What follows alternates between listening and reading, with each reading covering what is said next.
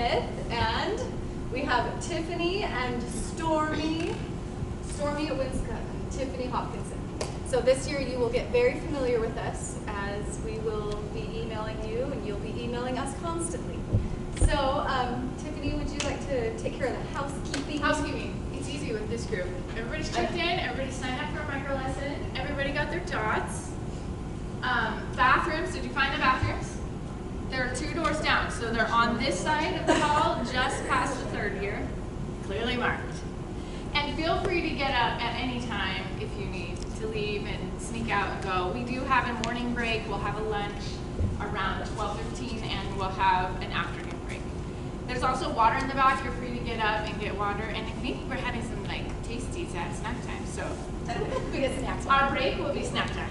And you can get your own food out throughout the whole day. A couple things about today, it's pretty jam-packed. As Shelly likes to say, get ready to drink from a fire hose. So you're gonna see a couple things by your setup. Can I use yours as an example? One is a notepad and a pen. And rather than taking questions spontaneously when they come to your mind, we're going to keep the pace on our presentation and our experience here. And if you'll write your question down here, we will address all of those. If we don't get to it in the training, we're going to collect these when you leave with your name, and we'll email you directly or call you directly to discuss it. So keep a good list of questions. In fact, I recommend writing my questions at the top. The next one is your turtle, and at the top of this, I would write things to think about. And throughout the day, we will get to subjects and we'll say, this is something you need to think about. This goes on your things to think about list. And you're gonna take this little turtle home and stick it on your fridge or your nightstand or whatever, and over the summer, you're gonna think about how you wanna do these things. So this will be your list of things to think about. You might be tempted today to say, well, how should I do this or how should I do that? And we'll say, you have to decide, you have to think about that. We have a ton of ideas and we're happy to talk to you about those over the email or directly to Info House.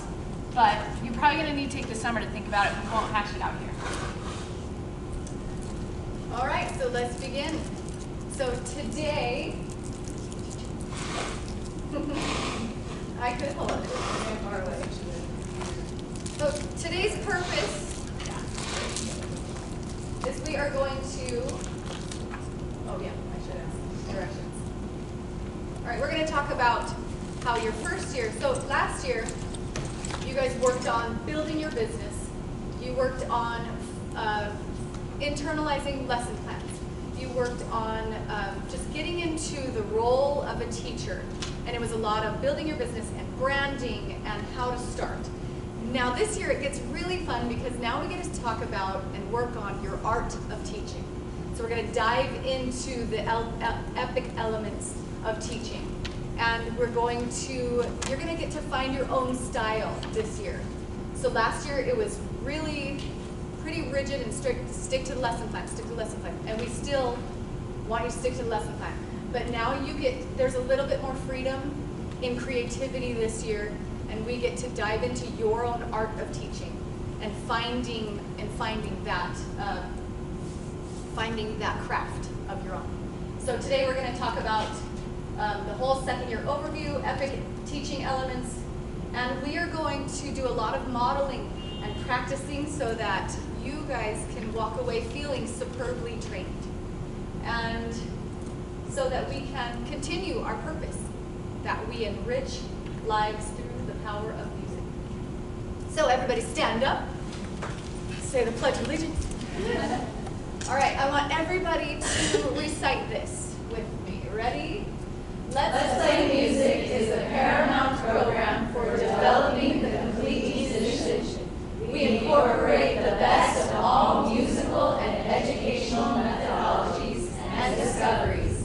Let's Play Music provides its teachers, students, and families with an enriched experience that holds the power to change lives. We increase confidence, develop talent, enhance intelligence, and bond parents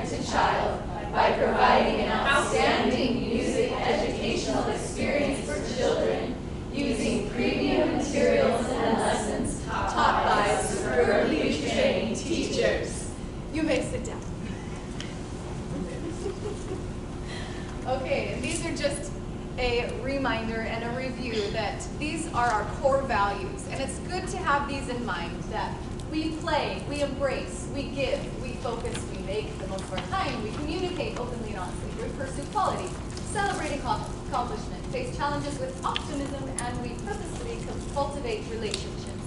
So these are just things that keep in mind.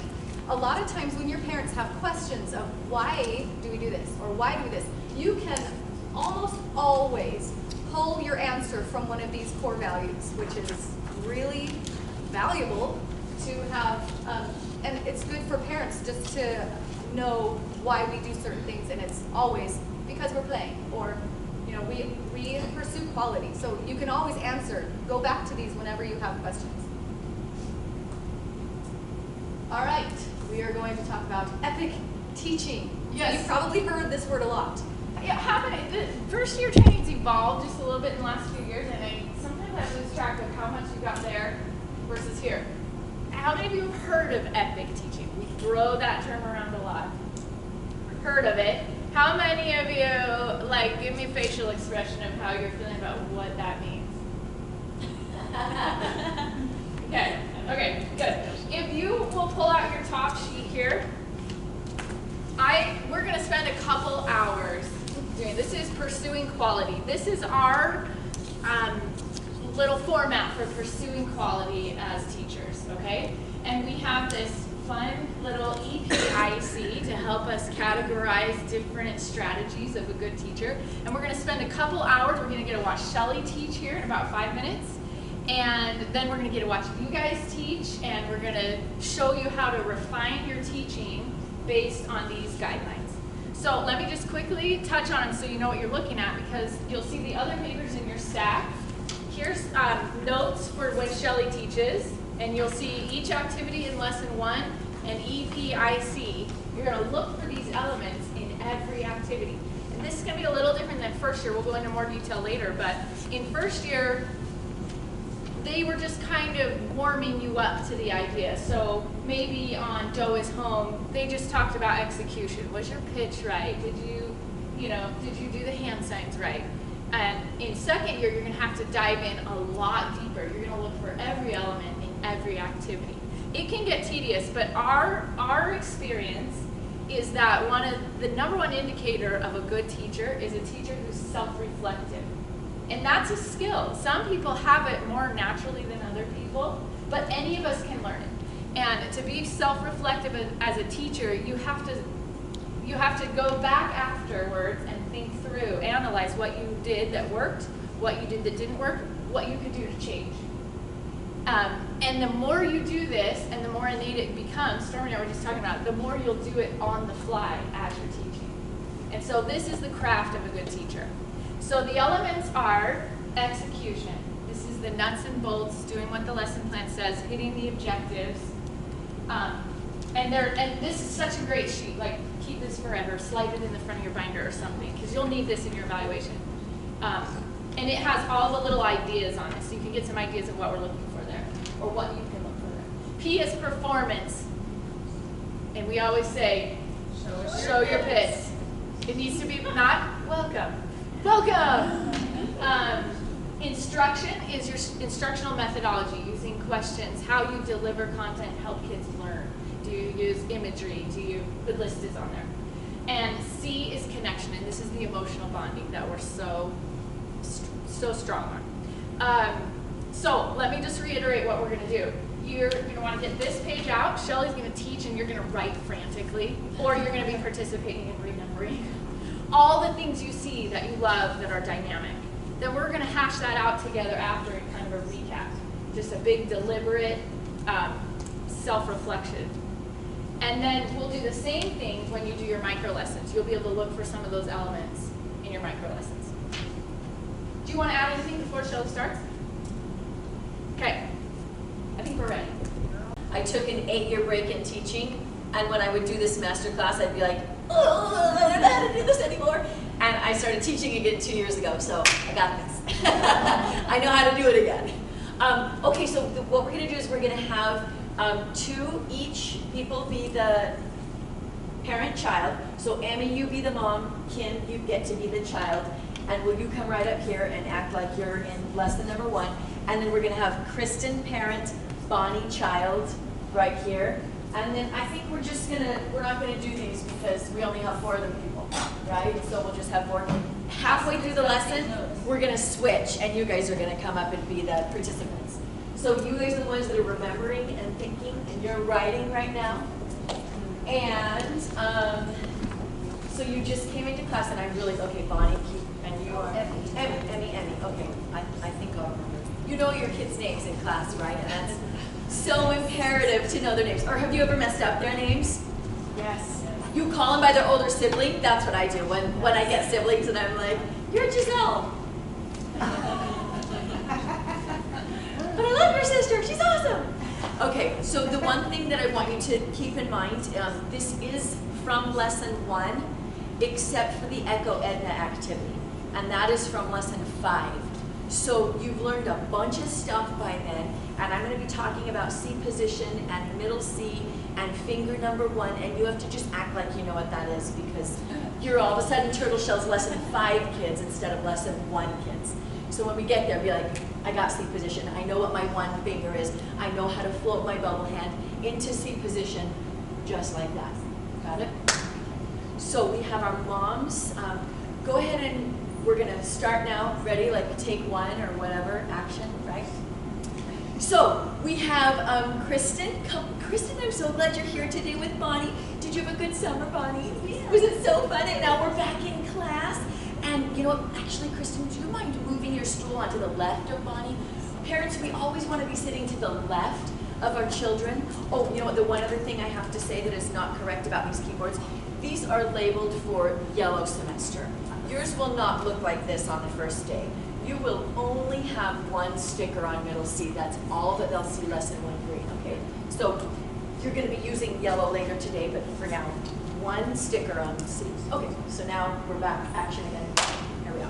And Kim, did you have a fun summer? I went to Disneyland! That's awesome! I did! So fun! I saw Mickey Mouse. I'm I saw so Belle. glad. And Will I you saw tell me Elsa. later about that? I love Disneyland too. That is super fun. And I'm so glad you're all here today. This is going to be really fun.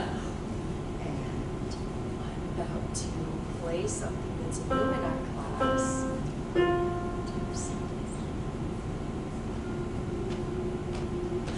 Let's play music, music, music. Let's play music. Here we go. We're gonna have a good time, good time, good time. We're gonna have a good time. What do you see? Whisper to mom. Steps or skips, going up, going down. What do your eyes see? Bonnie, do you want to tell me if you see steps or skips, up or down? Steps going up. Baby steps going up. Is that right, Kim? Can everyone do a dough bomb with your mom if you knew that was baby steps going up? Woo! Dough bombs! Good job! This is baby steps going up. And how did your eyes know that that was baby steps going up? What did your eyes see that told you baby steps?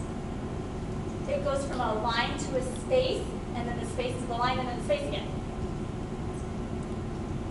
Line note, space note. You can sing it with me. Line note, space note. Close your eyes. Can you still see those baby steps going up in your head? Open your eyes. Is that what it looked like? Did it look like this? Did it look like this? No. Not at all, huh? Did it look like this? Yes. Let's sing our sol la ti do. Sol la ti do. Let's play music, music, music. Let's play music. Here we go. We're gonna have a good time, good time, good time. We're gonna have a good time. What Where's my cue? What is that? Baby steps, skips, or leaps going up or down. Bonnie, do you want to tell us what you see? It's none of those. It's the same. And then Same right there, same, and then same, leap up. Very good, do it with me. So, do, very good.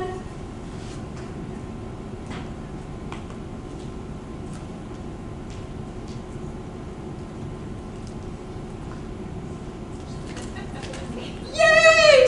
Same, leap. Very good. Let's play music. We're gonna have a good time. What is that? Down or up? Steps, skips, or leaps? Tell your mom. Moms, are they getting it? Okay, if you know it, I want you to give your mom a tea-tap. Okay, Kim, do you want to tell us what this is? it's baby steps going down, like me, Ray, don't. Baby steps going down. She even knows that it was a me, Ray, do. Even though she went to Disneyland, she still remembered that. Me, Ray, do. Very good.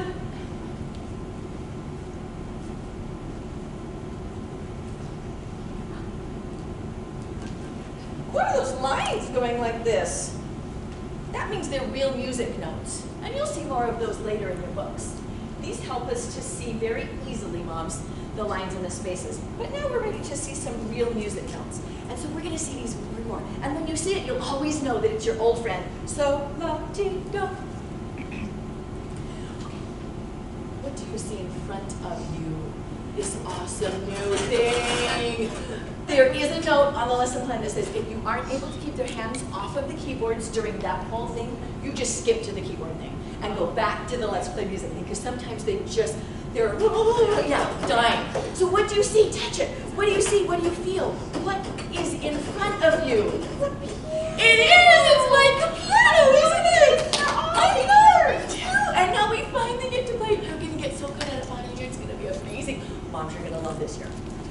What do you see on this keyboard? Tell me all the things you see. I see words. And numbers. Words, lots of words and lots of buttons. Look at all those buttons. Push all those buttons. They all do different things. They do amazing things. At this point, you'll get just about everything. Wow, this is so cool. The most important button is the off button. Moms, can you help your child find the on-off button? This is a really powerful button, and you get to use that button. Woo! Now I want you to feel it. Everybody feel it. There's a special way that it feels. Put it all the way down. That's off. All the way down. Now I want you to push it gently up one bump. Just one. Did you feel it go up one bump? Now push it up 2 bumps. Did you feel the second bump? Now push it up 3 bumps. There are 3 bumps on your keyboard. Push it all the way down. You'll feel the 3 bumps. Should we do it again? Ready? 1, 2, 3, and turn it off. Now it's important to know this because if you have it all the way up, you might think your keyboard is broken. It sounds weird. If you have it on 2 bumps, you might think it sounds broken. But if you have it on 1 bump, shouldn't see it there. It will work just right. Let's practice playing 1 bump. All the way off. 1 bump. All the way off. 1. Play the keys loud, loud, loud. 1 bump off. Give your mom a so snap. So snap. I am so good at the on-off button. The other thing I see on here are all those black keys. When I look at my keyboard, here's what I see. Little candy bars looking up at me. There are groups of 2 and groups of 3. I can play them off. Just look and see. 2, 3, 2, 3, 2, 3, 2,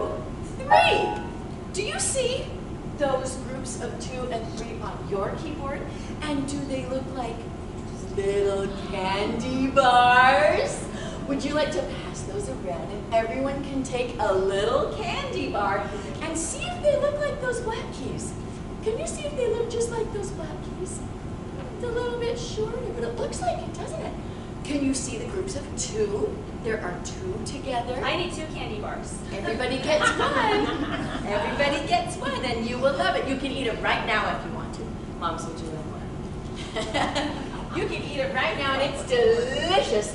While you're eating it, look for your groups of 2 and groups of 3. Moms, want to join me in the chant?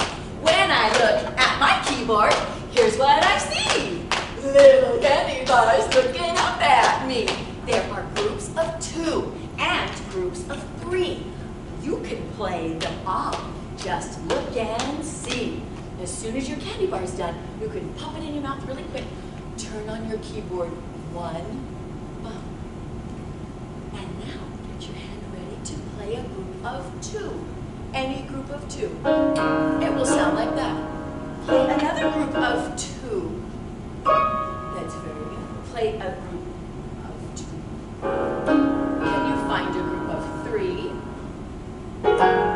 Excellent. Maybe moms can join too. Play lots of groups of 3. All over there's groups of 3. We see all those groups of 3. Hands on your head. And moms, it's really important for the kids to be looking at the keyboard. Lots of times in beginning piano we hear, look at the music, look at the notes. But at this level, it's very important for those eyes to really, really see the arrangement of the keyboard. So for about 9 weeks, we are staring at this keyboard. We want them to have a visual impression of what the keyboard looks like.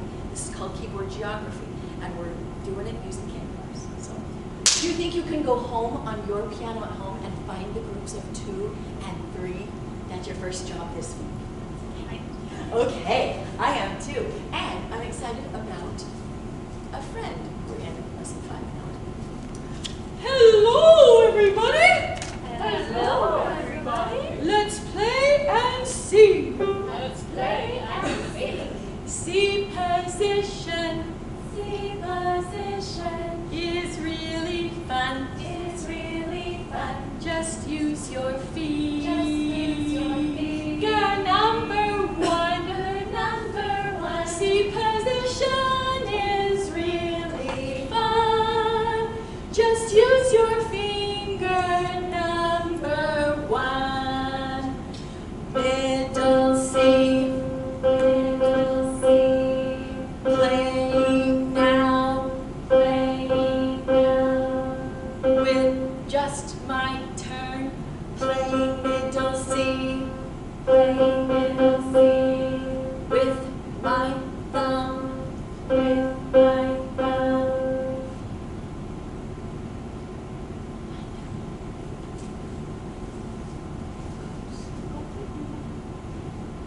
You played so well You played so well. and moved your lips. And moved your lips. Now look right here Now look right here. and learn some skips. And learn some skills. You played so well and moved your lips.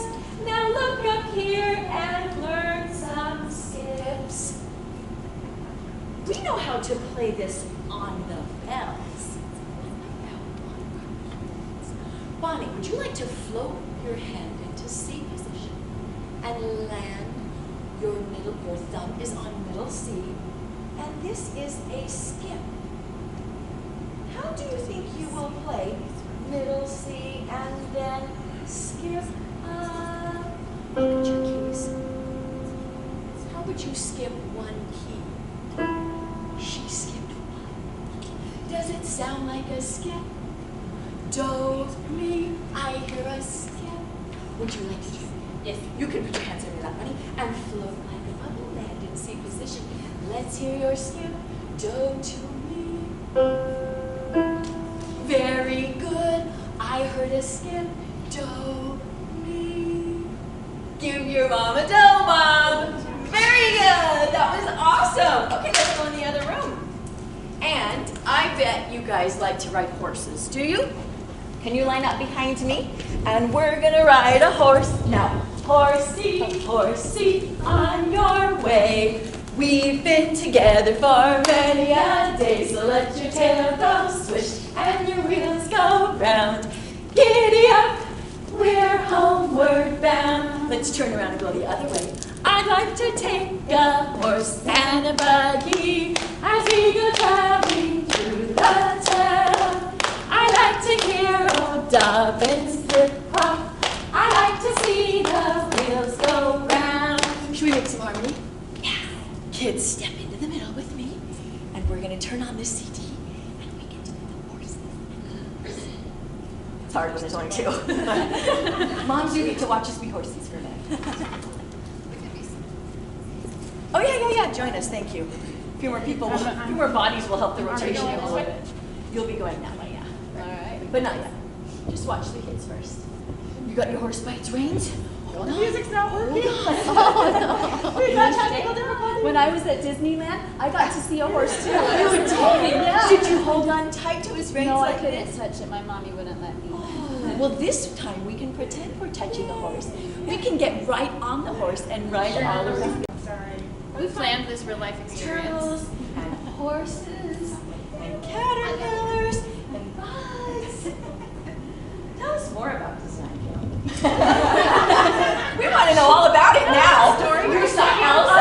I got now. This is time. And Anna, Oh, they're so beautiful. Did you stand in a long line to see Yes. them? Yes. And I was, my feet were getting so tired. But then I saw her and I forgot about my feet hurt. And you decided to fly. I did. And I pretended like there was ice all around. And I sang Let It Go with her. And I sang so pretty. I did, because I go to Love Sun Music, and so I know how to sing so pretty. Yeah, she did. She told me it was beautiful. That's wonderful. Yes. If we don't have it yet, we'll just show up Colin. We can post this. Okay, ready, horses? Just the horses. I worded in the wrong key, too. Horsey, horsey, on your way. We've been together for many a day, so let your tail go swish and your wheels go round. Giddy up, we're homeward bound. Ready, moms? The other way. I like to horsey on your way. We've been together for many a day, so let your tail go swish and your wheels go round. Giddy up, we're homeward bound. Give your mama a high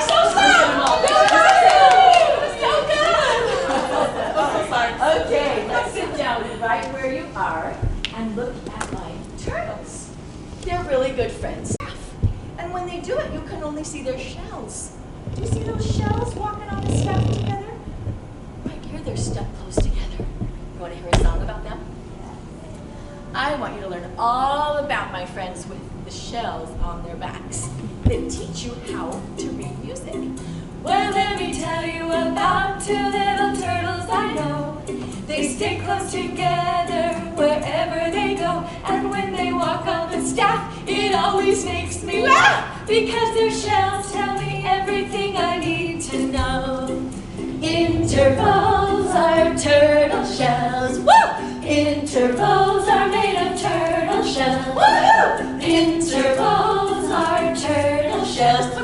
My intervals, I know them very well. Now when they're stuck close together, it's a second. When they're stacked up nice and neat, it's called a third. And with a little gap between, it's called a fourth. And that's the nicest sound I've ever heard. Oh, intervals are turtle shells. Intervals are made of turtle shells. Woo! Intervals are turtle shells. My intervals, I know them very well. Was that so fun to learn about Turtle Tom and Turtle Jim? I love to see them together, stacked, and a little gap between. Maybe that's when they're about to go home. Okay, we're gonna see those more later. And now we get to go back to the other room, and so we're gonna switch. I was Brenda. Where is Bubble Hand? Where is Bubble Hand? Here I am, rounded like a bubble, fingers flat are trouble, ready to play, ready to to play. Watch what we do with our moves. Where is Bubblehand? Where is Bubblehand? Here I am. Here I am. Rounded like a bubble. Fingers flat are trouble. Ready to play. Ready to play. Do you see that beautiful bubble hand? It's not squished up like this, like a tiger. That's a tiger hand. And it's not flat, that's trouble. And we want to have our hands somewhat close together at the bottom, and then fingers softly wrapped around in a natural position. Moms, can you see how this is the exact position to play piano? Isn't that fantastic? Now, what if we're rough with our bubble, we throw it, we crash it, what's gonna happen? Gonna break! We don't want our bubbles to break. We're so careful with our bubbles. So we're very, very careful. And when we take our hands off, our hands still look like a bubble. Could you take one hand off and make it look like a bubble and float like a bubble? You might even be able to float it and land on your mom's hand. Could you feel that, Mom? Maybe you can land it. Oh, could you even feel it? Can you land it over there with? I didn't even feel it. It was like a bubble. Can you land it on the keyboard like a bubble? So round. Where is Bubblehand? Where is Bubblehand? Here I am, rounded like a bubble. Get your fingers nice and soft and round. Fingers flat are trouble. Ready to play. Ready to play. Moms, I'm just watching your fingers so I know you have the position correct, so that when you go home you can make sure your child is correct. We want to see all surfaces of the hand touching all surfaces of the bubble. That's the correct modeling position, and it will actually model their hands so that they can hold it in that position. When they get on the keyboard, you'll see definitely some crazy things happening, especially when we start playing chords. But when we say bubble hand, they will be able to return to that position and eventually hold it while they play. Okay? All right, let's put our bubbles back. Let's put our bubbles back. Nice and fast. Nice and fast. Very good, very good. That is done. Okay, and now, do you remember our triangles? Your triangle song. Remember we learned it so fast? We could sing it so fast. Let's see how we can do me. Do, mi, so, do, mi, so, do, fa, la, ti, re, so, do, mi, so, do. Remember how our note, the pieces of our chord can switch around? What if we start singing on mi? It would sound like this. Mi, so, do. Would you sing that with me? Mi, so, do, mi, so, do. Fa, la, do, re, so, ti, mi, so, do. We switched them up, didn't we? It's still the same chord because it still had a do and a mi and a so in it. We just put them in a different order. I'm excited to sing them like that. That will be fun. Okay, and now,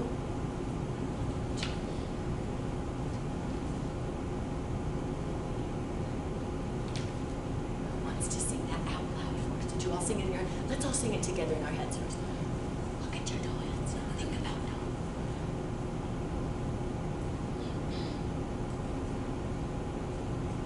Heard it in mind.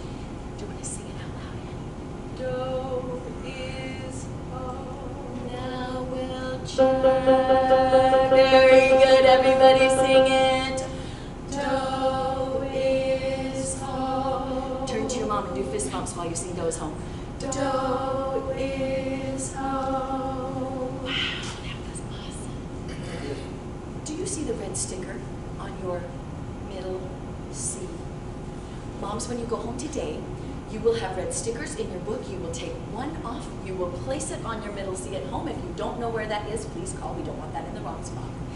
It is in the back of your book, so you can find it. But if you have any questions at all, ask. You want one sticker on middle C, and you will know that is Dough is home. Anytime you walk by your piano, you can go, Dough is home, and check it. And then you can run and play, then you can come back and you go, Dough is home, Doors open, and you could run and play, then you could come out. All week long, you could practice your dance. That'd be fun. Okay, now we get to do a puppet show. Come on over with me and get ready for fun.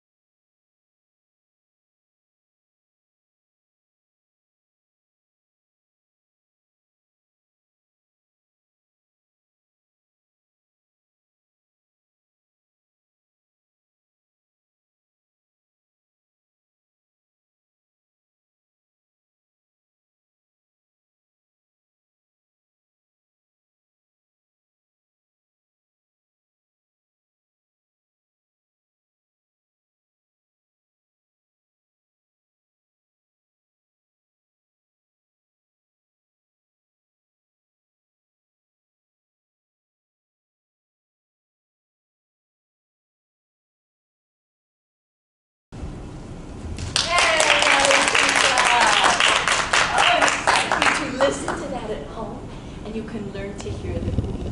You can learn to hear the mean bumblebee. You can learn to hear the loud and the soft and the major and the minor. Let's stand up and play a game. We get to hold hands. We're going to come into the middle. Let Jenny and Tiff, will you help again? It's just better with the bigger circle. Okay, we ready? Say, oh playmate, come out and play with me. Yell it. And bring your dolly tree. Climb up my apple tree, shout down my reindeer, slide down my cellar door, and we'll be jolly friends forevermore, more. What did you hear? So, la, ti, do. Let's do it again. Say, oh playmate, come out and play with me, and bring your dolly's tree. Climb up my apple tree, shout down my rain bell, slide down my cellar door, and we'll be jolly friends. So la ti do. Woohoo! Don't bomb in the middle, everybody. Boom! Let's say goodbye. Let's say goodbye. I'll see you next week. And you will know where your middle C is on your piano home, and you will know where your 2 and 3 counts of 3 on your piano arm, and you will know how to do a bubble hand. Okay. Done. We got our execution, performance, our instruction and connection. And I'm going to open this up, and then we'll see where we want to guide it from there. So tell me what you saw that you loved. What worked? That's the first thing we think when we self-reflect. Well, going backwards, the very last thing she did, You can go in any order. Okay, I loved how she reviewed the main points of that lesson at the goodbye. That's great. I mean, I haven't done that.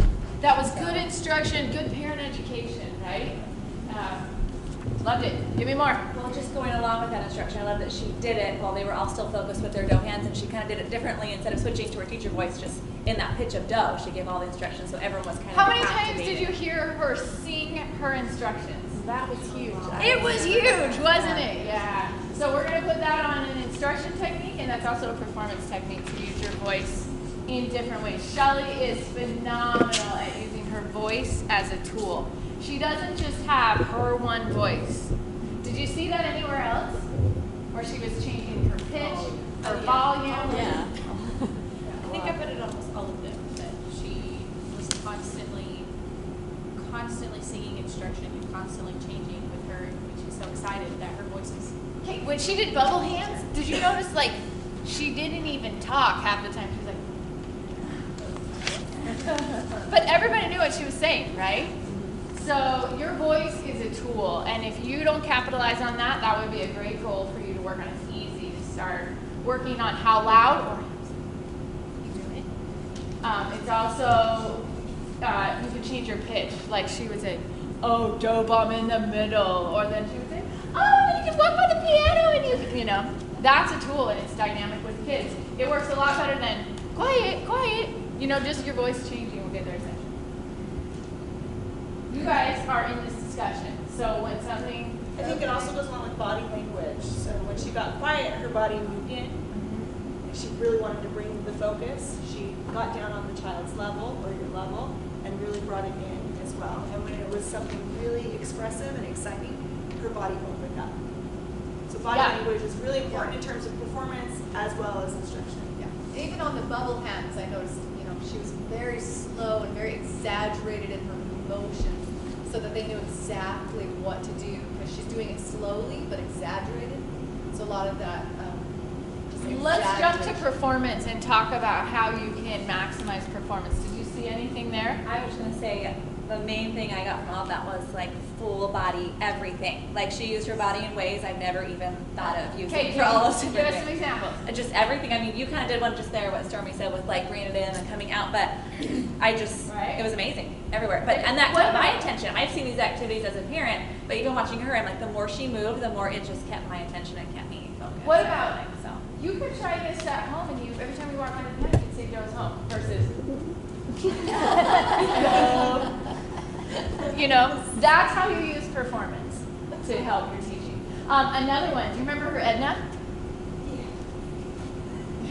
You know, it wasn't like. It was like. So everything bigger than you think is The going to puppet hold shows. it. I mean, that's her performance. I wrote down be the bee for that. Be the bee. Be one with the bee. I love it. Okay, good. Stormy, we got a good thing going on performance. Do we want to take that anywhere else? Ah, face. Face. I was just going to say facial I was expression. gonna say lots of facial expressions. Oh, of course. Great. But when there was a positive instruction, something to do, she was really happy. When there was something like, oh, do we have trouble? You know, it was like, you know, her facial expression communicated whether it's something, yes, do this, or don't do this. And you sympathize with it, right? Like you got emotionally involved. Like I'm gonna do whatever you say. You're right. Right. I love how she uses her the same kind of thing when she uses. This is gonna overlap. When she uses her lyrics to instruct. Did you love how seamlessly she went into when I look at the keyboard, here's what I see, little candy bar, and then she would just change the volume of her voice and kind of the energy, the inflections in her voice. Things that was the word we needed. Or again, you know, her turn. Like she could instruct or kind of teach things without, again, stopping to say things. She would just get them to follow along with the song or do what she wanted to do within the song. Yes, we want to see you master these tools for management versus gimmicks and wait time and all those other things that take up more time and get kids' brains just turn off when they hear that. So, awesome. Okay. One thing with performance and instruction, like she'd be keeping a fast pace singing, and then when she wanted to emphasize a point, she'd like, and sing it slow, and then go back to the beat, and I want to emphasize this point, and that was good. Yes, especially where she didn't just rip through that, and she didn't just rip through Bubble Hand, right? Yeah. She used the lyrics to instruct. I loved how we were constantly, there was never a pause at all. And all of a sudden I was like, oh, we're in the new activity. And it caught me off guard almost, and I was looking for him. And all of a sudden we were already. It's funny you say that because there was this big, long pause on the music. But did anybody care? No. She just made it work, right? Awesome. Okay, I want to talk a little bit about transition. Where did you see her transitions fast? Like you're talking about, where she would just move into the next one. Like right between which chord pieces in between whatever that was. Yeah. Now you know as a teacher, you've got this list in your mind, and we're gonna do this, and we're gonna do this, and I gotta remember to say it like this. And so I think a lot of times we finish one activity, like we're all compartmentalized. And we finish one activity and we usually say, okay. That means, okay, we did okay. This is going okay. Okay, what next? You know? Okay.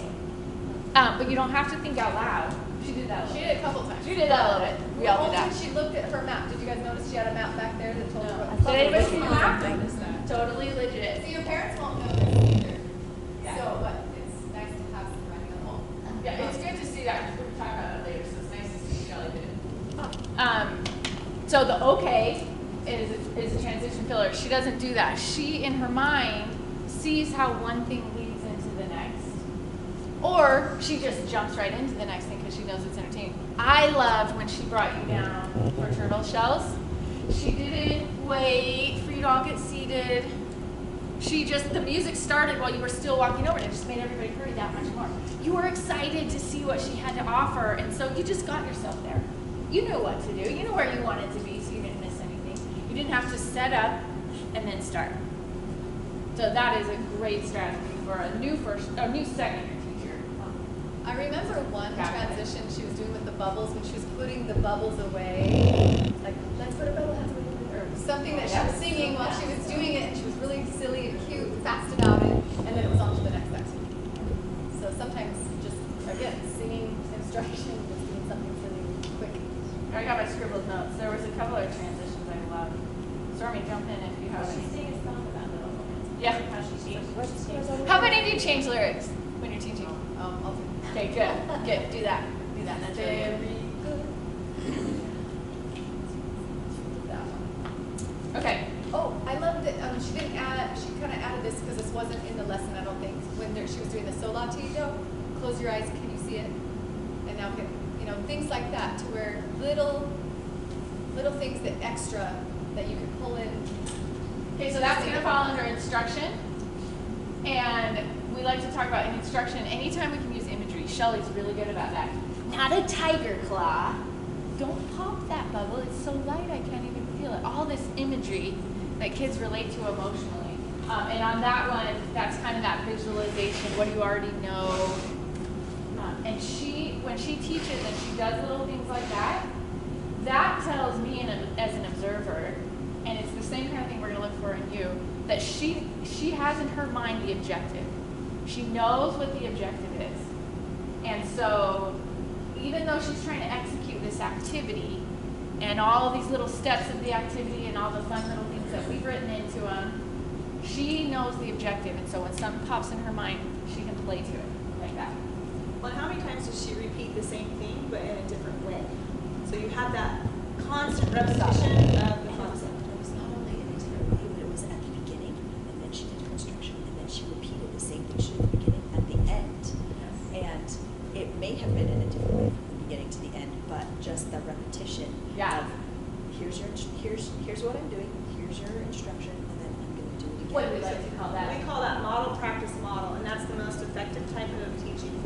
Model, So practice, model. Teacher models it, then we practice it all together, and then we model it again. 1 bump, try it. 2 bumps, try it. Let's try the whole thing again. 1, 2, 3. She's fast. But she does it without being wordy, which is key. and she doesn't have to use words because her performance tells you exactly, what.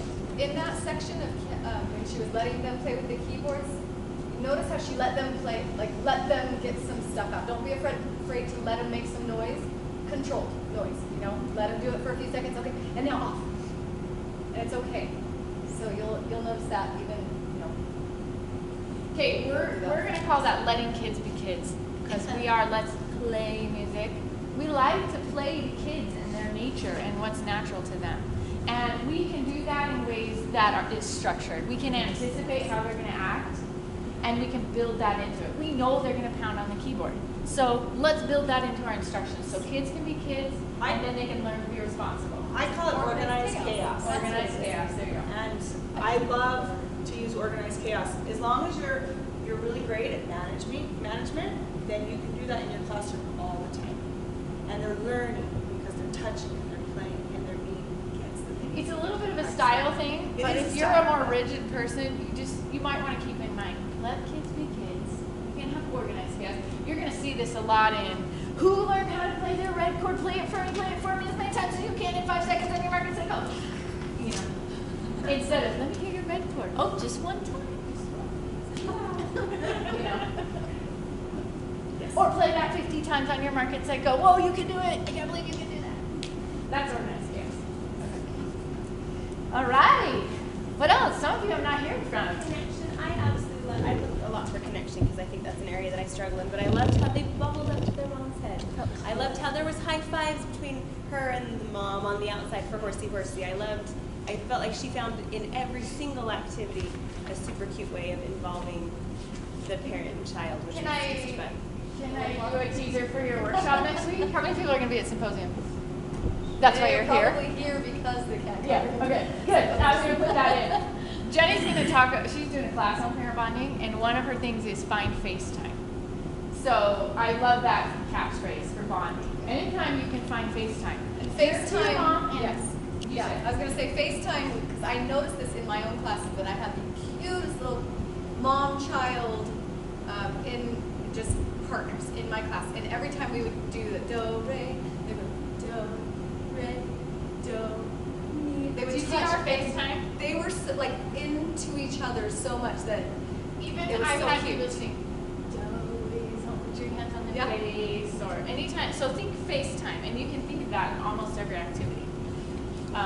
You want to give just a couple more of yours, because you have some good, you've got FaceTime, you've got turn taking, roll switch. Oh yeah, so you'll notice that she said, moms, go ahead and you try, moms. A lot of times in the lesson plans it'll say switch places with your child, and then the child checks them, make sure they're in the right position, and teach your mom how to play this chord. And so a lot of times you just find where you can switch places. If it's not in that parent lesson, usually it's in every parent lesson, but find where you can switch places. It's great in the puppet shows to do mirrors. So where in the puppet shows when the parents are there, I love having parents mirror their kids, and so they have to do whatever the kid does. Did you do that first year? Oh, good. I don't know what they do the first year. I can't remember what they had to do it together. Yeah. A lot of times it's just whisper something you love about your child into their ear. Or there's these whisper tubes that they're the ones that you can fly. Shelley uses them in her class, and they whisper things in each other's ears to each other. And they also use it for Doe is Home. Mom sing Doe is Home in her ear, or sing it to yourself. There's all these little just connection tools. I can't think of anything else on the top of my head. That's it. FaceTime, roll FaceTime's a big switching, and When you're studying your lesson plans, I like to write in ideas that come to me. Like, oh, this would be perfect to add for parent bonding. And so I write it directly in my lesson plan. So then when I write my lesson map, it's right there and I can just jot it down. especially when Julie always talks about setting a teaching goal every year. And one year I set a connection goal. Well, it took me 3 years to really feel like I had actually tackled that. And at first I would write it into my notes. I'm going to do this, and then it started coming more CBD. Along with that plan, looking for FaceTime, looking for role reversals, and I thought you were going to talk about invitations. Grab mom by the hand. Yeah, I always just, I use an active. So grab mom by the hand. Skip with mom. Whatever it is, it's active with mom. Do it with mom or dad. Yeah, especially because this year they're only coming once a month, so when they're there, you need to really utilize that teaching time with the parents. They need to know why their role is so important. Because last year they were there every other week. They were very involved. This year, it's a little less, there's more at home, but there's less in class. And so when they're there, utilize every moment with the parents. Okay, along with writing it in your lesson plans, I'm going to encourage you to sit down after your lessons and write down all the spontaneous things that come to you. You all experience that, where you're just like, it just came to me, brilliant. And then you don't write it down and you forget. So I found that really beneficial. Then the next year I'll go back and be like, oh yeah, I didn't do that. That was so magic. All right, let's hear some more of let's move on. Okay. After every instruction, there was, if she was asking the students to do something, once they did it, and then she allowed an opportunity for the moms to like praise the child for that. So it reinforced that they did it correctly more, that there was instruction that they internalized for them. You know, you would re-internalize that. Oh, what did I just do? Now my mom's getting the same congratulations, you know. Yeah, they're getting the praise on the parent bonding. You're kind of coaching your parents. They're going to go home now, and when they're sitting at the piano practicing, then that might be a little bit more of a habit. They might be more inclined to praise them because, oh, I did that in class. But it's that every time Shelly asked the student to do something, it was Now mom validate. Yeah, there was a validation, so it reinforces. Yeah. Instead of just, okay, good job. She's so positive. Like, it was like nothing in the whole thing annoyed her. No, not even Disneyland. You guys aren't that annoying, but you know how 6-year-olds are sometimes. Yeah. We didn't talk about parent instruction. Did we talk about parent notes? Did you notice how many times she I was going to see what came up, but let's do it now because that's great. Yeah. Go ahead. Well, they were seamless. Yes. So what she did is she managed the student, got their hands off of the keyboard and went straight into a parent note. Do any of you feel like admitting that you struggle with parent? I mean, that's not a fair question. Parent education is tough in class. Yeah, because there's this real persona switch sometimes. Like, you don't want to talk to them like little kids, but you want to talk to little kids. Do you have a hard time switching back and forth? How did you feel about how Shelly did it? I think once you connect, parents, did you see how your kids Yes. Then you can say they did that because of this, this, and this. Yes. You know, so You're hitting on the trick. You're hitting on the key strategy. Tell me what you saw over here, Christine. What was that? On Sorry, the I was scene writing transition. down the note. I remember it was cool, and I have to go back On the video. her How she explains it to her parents. parent education. Was middle C. She explained it. I can't remember exactly what she did, but it was cool. It was cool. parents, if You don't know. Keyboard Call me geography. because you don't want to get this off. Yeah. It was direct, but it was lighthearted. She didn't want to embarrass them, but she wanted them to have all the tools. It's in the back of your book. It's okay if you don't know this. This is where you can get answers. Yeah, that's good. So you need to acknowledge the things that might be challenging for them. And you need to reassure them that it's safe to ask. Or sometimes I'll say, or ask right now. You know, you might be thinking, oh my gosh, I don't know what you're talking about. Just ask me right now. We'll be fine. So the key, I think, between switching to teaching students and talking to parents is to maintain the enthusiasm. Because if you're excited about okay, let's talk about when she was talking about, what was she talking about? Piano and other geography, keyboard geography, that's the one I was thinking of. She was excited about how we were going to teach them, and this was going to work so amazing because they were going to be able to see it, and you know how that is. She had that enthusiasm, so she could talk to adults, but she could maintain kind of that energy of when she's talking to little kids. And I think you need that because, like, I'm always afraid I'm going to lose the kids if I just start talking to parents. So if somehow I can if you can enthusiasm make it, can keep them like, oh, what's she talking about? Like, oh, it's to the parents. if you can make it sound like the grown-up stuff is as exciting as the little kids. Like when they learn how to like play an octave, like really, the faster they go, that's like a really good strategy for seeing that distance and, you know. Okay. She was passionate about it. And if you can share with the parents that you're passionate about what you're teaching and how it's going to be so great for them in the long run, I always like to share with them, this is what we're doing right now because this will help them when they, blah, blah, blah, blah. When they want to play guitar someday, this is why this is important. So I like to pull out why. Yeah, the why is as exciting as the how, you know, or the what to the kids. The why and the how for the adults. I mean, it's how you feel when you're like reading the lesson plans and going, that's how we're going to teach them, that's so cool. That's how I feel. Okay. All right, anything else you saw that you want to jump into? You're hitting on a lot that I wrote down. I have one more. Yeah. Even though we talked about how quick she was and there wasn't a lot of breaks in anything that she did, I did still notice that she used pauses in instruction to allow that thinking time. You know, when she asks a question, doesn't just answer it, go right in, but It was it a would get dramatic pause. Yeah. So that was Yes. good. She always asks questions. It's never, with keyboard geography, it's never, look down at your keyboard, you will see 2 black keys and 3 black keys, and then 2. It's, do you see 2 black keys together? Do you see 3 black keys together? It's a question instead of just look down, do this. It's, do you? You know, it's a question so then they can figure it out. Discover. Yeah, the Okay. discovery part. I also feel like she communicated the instruction about the puppet show, which I don't think I've ever done. I feel like I normally do the puppet show and then we move on. But she did the puppet show and she's like, oh my goodness, they're learning all these things. They're learning major, they're learning minor, they're learning singing loud, singing softly, they're learning all, and I was like, oh, I've not done that ever. So See, there's that seamless, enthusiastic parent instruction, and you were feeling it as a teacher, and it didn't take away from the pace at all, did it? and it took like 2 seconds, and I'm sure that, like, I don't know, I think even kids would be like, oh, yeah, that's just... Okay, I'm looking at my notes that I frantically jotted. Go ahead. One thought I had with like probably execution is like her instructions sometimes were just pointing as she was like doing the song, you know, it's like, okay, everyone sit down. And I know sometimes I like telling them what to do, but she's showing them what to do. You know, as we were trying to sit in a circle, you know, she's like, yeah, and she keeps going, and it's like I get what she wants me to do, and she didn't say a thing, you know, for that one.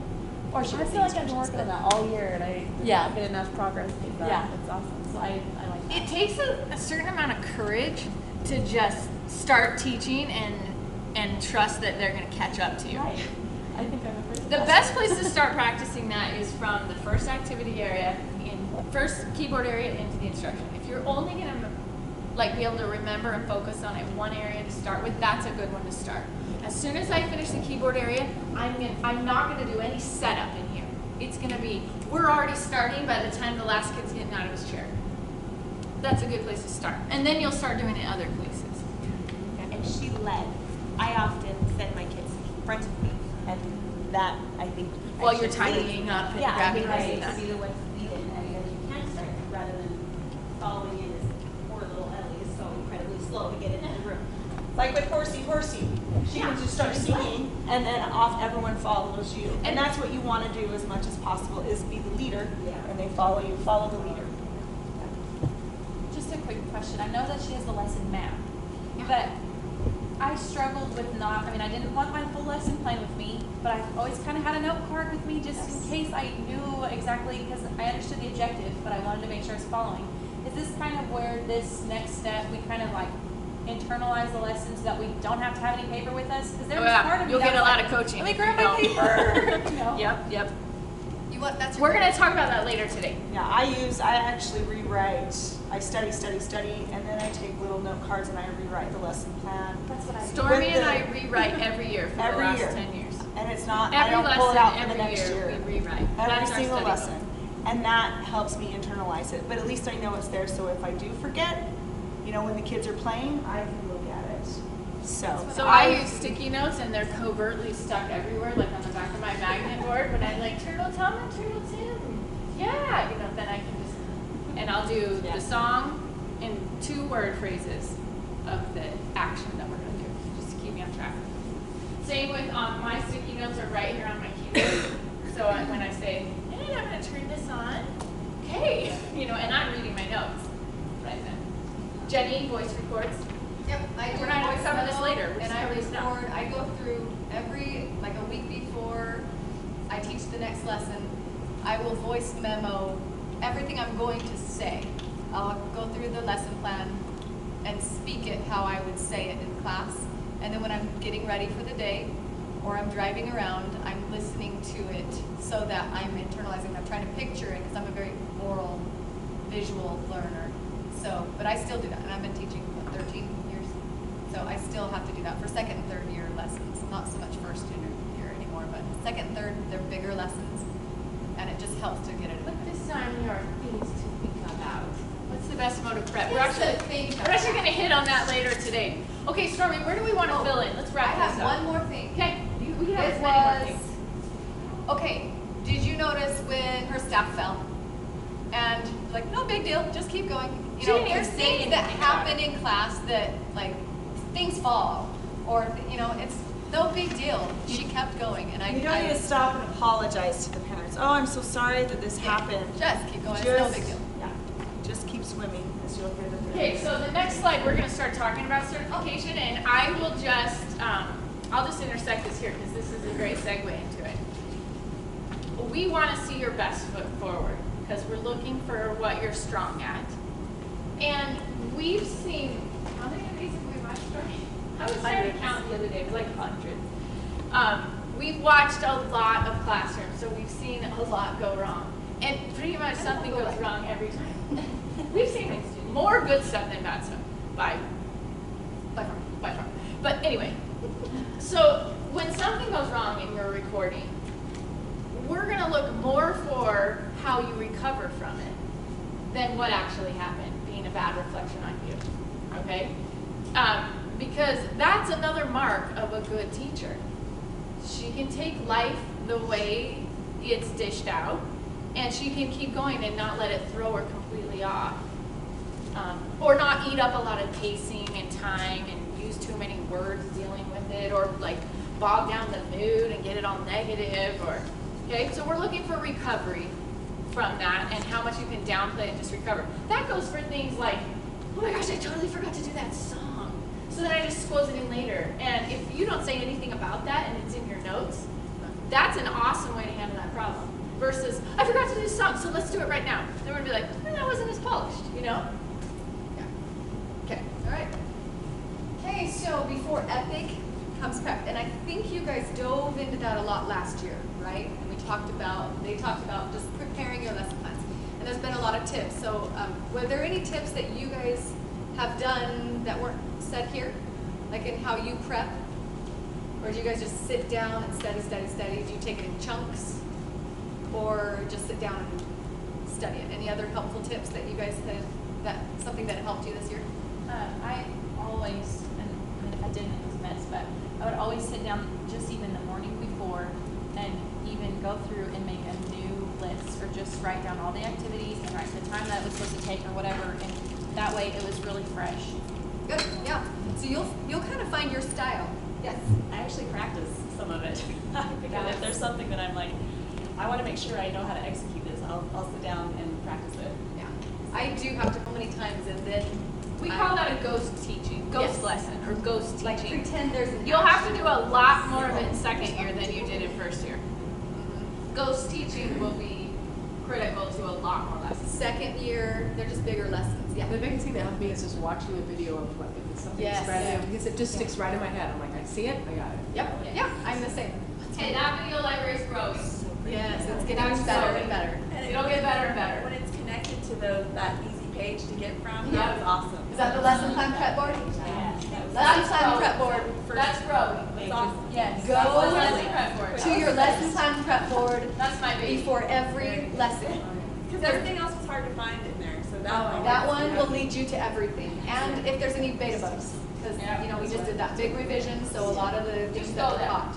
Just go there. Get in the habit. Yes. Which one? Once my group was set up in the morning, right before the class, I would literally I would take maybe 10 minutes and go through the whole 45-minute lesson. Yes. And I would like sing the song at each spot. And I wouldn't go through the instruction necessarily, but I would, okay, so here we are, I'm at my listening area. It's kinda like a walk run into, okay, then I'm here, I mean, literally in my head, and I would even sing out loud, like, the song as I'm going through. And it helped me so much in my transitions, not to practice the transition necessarily, but to know in my mind to anticipate what's coming next. Yeah. Because then I wouldn't do the, okay. Because I was so guilty of that for so much that. Okay. Yeah. That is so I bet 99% of our teachers do a practice session before. And even though I've taught it for years, I still have to do that because, I mean, there's so much. So preparing your lesson plans and just getting your mental, getting it in there and getting it internalized. And then the room setup. That's why it's so important. Before everybody gets there, run through everything so that you know that everything is right there. This was flawless because she was so well prepped. There wasn't room for misbehavior. And you'll notice, I'm sure you guys noticed last year, the more prepared you were, the smoother class ran. And I mean, you can have a nightmare class, and that's like 1%. If you have a nightmare class, I'm so sorry, but that does happen. But for a normal class, if you're prepared, you don't have management problems. So the key is in your prep. Eliminating distractions. Parent feedback, sometimes, you need to know how important it is that your kids don't come in, that you don't allow crying babies, toddlers in your classes. Parents care. They're paying a lot of money for babysitters sometimes, and somebody else brings a child and it wrecks your class. So eliminating distractions, phones, all of those things that can be distracting. What were some other distractions that we've seen? Any of you teach in a studio? Noise. Always noise. That's the biggest one. Yeah, just noise in the background. Something else is distracting. There was one when my husband came home early, and he didn't even come inside. He was just unloading wood and taking it into the backyard. Totally distracting. And I was floored. Like they heard nothing. Yeah. But they Yep. I lost him for 2 songs. I'm like, okay, never. Never. Do not come around this. It only is a happened safe zone. once, but I was like, this is just Quiet zone. Honestly. every day like that. I mean, and things happen, but if they're happening over and over, your parents are going to start questioning your professionalism. And we hear about things, we'll get the feedback, or so just be aware that, be as careful as you can about distractions. And then professional welcome. So when you're all prepped and ready, you're set up and you're not running around, you're welcoming them at the door and you're chit-chatting about something else, you're just being warm and welcoming so that as they come in, you're calling them by name, you're calling the moms by their names, and being very personable. So that really helps with How did you feel about Shelly greeting you today? At the door. Did she? Yeah, she's there by name, right at the door. Didn't that feel good? No, she's so good at that. Very welcome. So I have a quick comment about prep and room setup. Yep. In my active area, this is such a little thing, but people usually like it when I mention it. I'll set my materials out in the order they go in. So I rarely even need sticky notes there. I just go to grab the next thing. That's what we're doing. Because it's like the next thing in line, Okay. Nice. Okay.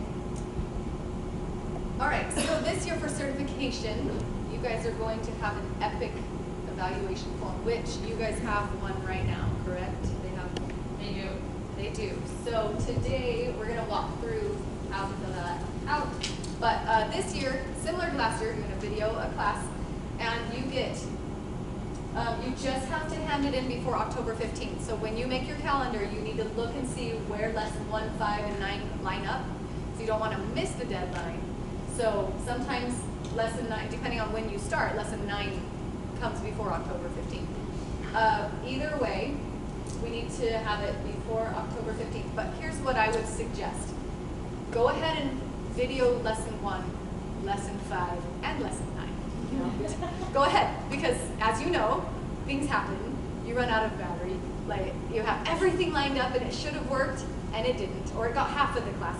So I would just suggest to plan on videoing lesson 1 and 5, and then send in your favorite. Okay? And then you are going to identify epic quality in each activity that you do. We want to see like what went well and what you'd like to work on each activity. So it's a little bit more specific. And then you're going to complete that, the epic form and the video before October 15th. If you run into any difficulties, please contact us before October 15th and we'll work with you. After, we'll find you. After you may get a little fee. We don't want to, that just is motivation. Get it done, okay? We're very nice, just yes. so you know. Communicate with us. Until you miss the deadline. We want to, no, we want to work. After the deadline, we are mean. No, we're not mean people at all. Never, we are never. But we're compassionate and understanding and understand life. But we value open and honest And communication. efficient use of time. And the later you are, the less Christmas celebrations we have. Yeah. Oh, yeah, there is that. So you guys are going to integrate epic feedback into your studio. So just like first year, you're going to hand it in. We're going to watch it. We're going to give feedback. And everything that I saw so many good things. So you guys are really, really great teachers already. So we are just here to coach you into taking you to the next step. Because, I mean, even after years of teaching, there's still things that I'm improving on. And it's kind of exciting to see just possibilities of, we can always get better. So it's nice to have little coaches on your team. All right? So Some things you never see from this perspective, and it just takes an outside perspective to see it. And that is really why we go through this whole as painful process. as it is. It is painful to watch yourself. I've been videoed many, many times. You've probably seen a lot of videos are great. Stop it. It's painful to watch. I know. No, do you want this? Anyways, No, but I what was is gonna this? say, as painful as it is, I hope you guys last year, as painful as it was, did you find it helpful? Like, okay, it was a nightmare to do that, but I'm glad I did it. Were you guys Get something out of it. That's kind of what we saw this year, and teachers just probably cursing us. But then Year when we after were done, always the feedback afterwards was like, I know why it's important. I'm so glad that I did it. It was worth it in the end. So Year after year, people hate us. So come And we October, still make them do it. Come And then they're like, October. actually, I kind of got some good stuff out of that. So that's what you're going to go through. We're going to use these for our micro lessons, but this is what this form looks like. And I'm going to take 2 minutes here and just point out just a couple manager expectations, okay? This will take 2 or 3 hours on average for the average teacher to fill out our evaluation. Did you spend that much time on your first year one? The first year one is much more high level, and it's much more checkbox and fill in the blank. You'll also notice their feedback is kind of here and there because they're just giving you the gist of it and kind of warming you up. They used to do a big one and we scared too many teachers away. So they're backing off a little. Your responses were a little bit more fill in the blanks, checkbox, here and there is what I saw. In second year, we want you to go deeper, and that's why it's going to take longer and be a little more painful. There's an E. We want you to look for an E, a P, an I, a C in every single activity. And we want you to say, what went well, and what might I try different next time? And some of them are brief, and some of them, every now and then you don't fill out everything. But you'll also notice that our feedback is going to be in almost every box. So can you see how this is a little more involved? It's a little more in depth. And that's because these guys were teaching you professionalism, studio policy, and business. And we're trying to dive into teaching craft and really mentor you and coach you on these kind of strategies. So, get all that? Yeah. Brace yourself for it. Oh, and I'm going to add, there's a certain segment of you who we always say, if you want to film one and send it in, great, because that gives us a leg up. That spreads out the 40 we have to do, and we put 2 or 3 hours in each one. So if you want to do one, there's a certain group of teachers that are like, oh, that's such a stressful lesson anyway, and then to record it and then to have it. But then and you can do 5 or 9 if it's before October 15th. But if there's another group of teachers that's like, oh yeah, I'm putting all this energy into one, I got to research that totally extra and plan it extra, and sure, turn a video on, let me just get it out of the way. If you're one of those, you just act on that because it does help us a ton.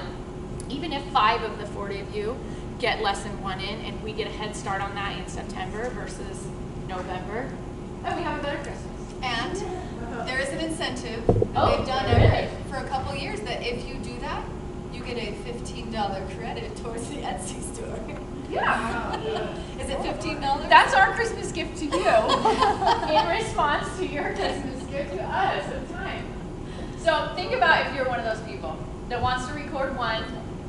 The part that takes discipline is sitting down and getting this done and actually turning it in because there's no deadline and no fee by September. But it does help us a lot if you decide to do that. Are there any questions about this form that any of you have? So where is it just easy to go to email? Tell me. If you do record lesson 1, do you have to have it by a certain time, or is it still just October 15th. October 15th is, but if you want the but if we want our incentive, incentive, the incentive, we need to figure out a date for that. It's October 1st. So Oh, you've got to October get it by the 1st. end of September. Yeah. You may even have 5. It's only 5. You might have 5 done by then. Go You're for starting it. in August. Send it in. Get her done. All right, so all of you have the opportunity to get all of the micro lessons, and we wanted you to look through all of those micro lessons because it's specific to each aspect of EPIC, okay? And then Tiffany had you sign up. Is that correct, Tiffany? Oh yeah. Okay. Committed right So here. you guys are all committed to one specific micro lesson that you're going to work together as a group, and you're going to determine who's going to teach. And if you can work it so multiple teachers teach throughout, that's most helpful for you because we're going to give you real-time feedback as you're teaching. It's very, very helpful. So you're going to integrate the EPIC ideas. You can look on the board right there, or you can look on our boards right here, or you've got your paper as well. And like I said, you're going to determine who's going to model, who's going to be the student, and then you're going to practice together to prepare to teach in front of everyone. So are there any questions about what you're going to accomplish? We're going to have a break, and then a break now. Now. And then you'll work together with your groups, and you can just spread out throughout the classroom. All of the materials that you need are right there on those 2 tables. And if you're doing Johnny's Hammers, then for sure you want to be at the keyboards, okay? And Joe is home as well. Will you assign which group is meeting in which corner, just so they know where to go after they eat snacks? Sure. Okay. So we'll have Joe is home. Initially, we'll start here, okay? And then Johnny's Hammers we can have right here in the center because you need to do Johnny's Hammers and then transition to the keyboard. And then we'll have Seiseo Playmate. Sally, go around. Sally, go round. We're not doing Seiseo. Sally, go round, just right there. Okay, Annie. All right, what about right there? Will you jump over to Johnny's Hammers with Annie? Sure. Okay. All right, get some snacks. We have 20 minutes to kind of.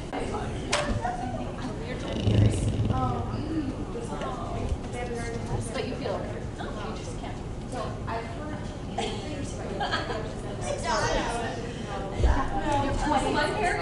You'll be fine. I need to go run. So, yeah. I have a sweater. I mean, it'll like drown you. I just And it lowers our cortisol, which is the stress hormone. And when you do this for 2 minutes, any pose that's open, okay, it's going to help us feel more confident before we teach, okay? So stretch some poses, feel powerful, and we're going to lower that stress that we're feeling inside to teach in front of everyone.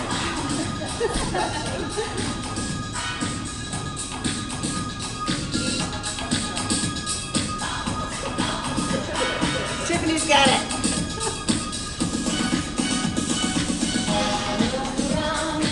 I can't just not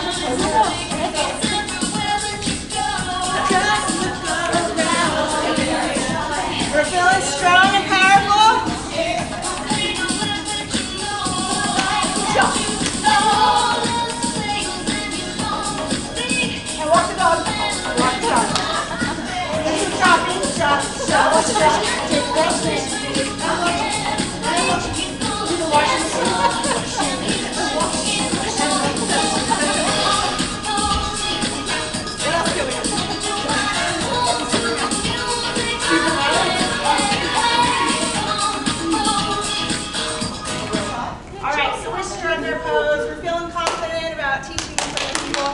So on parent days, if you ever get nervous, this really helps. Or if you're going to an interview for a job, I've done this, or before teaching, it really helps. You feel more powerful, more confident, and then you own it. And that's what we want you to feel when you teach today, and also when your parents attend. Because sometimes it is a little nerve-wracking when parents are there. Even though you know you're the professional and you know all the content, it's still sometimes a little scary. So, but we want you to feel confident in teaching. So we're going to start with Dough is Home, which is execution. So we'd love to have our Dough is Home friends come on up.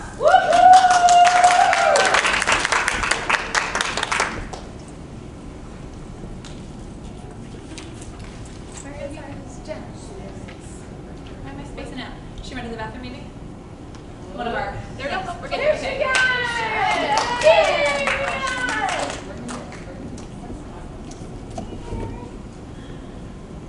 Welcome to class today. Oh, wait a second. We'll wait for her to Okay. come, because then we'll do our action. Oh, this is like, This is like, big deal. you are totally being I got this. Let me just one more of those. Okay. Welcome to Green Turtle Shells today, Christine and Jenny. I'm so glad you're here. Try to whisper to your moms. Thank you so much for coming today.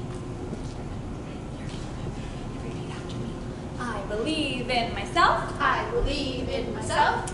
I can do anything. I can do anything. It's time to play. It's time to play. Hands in the lap. Hands in the lap. Quiet as a mouse. Quiet as a mouse.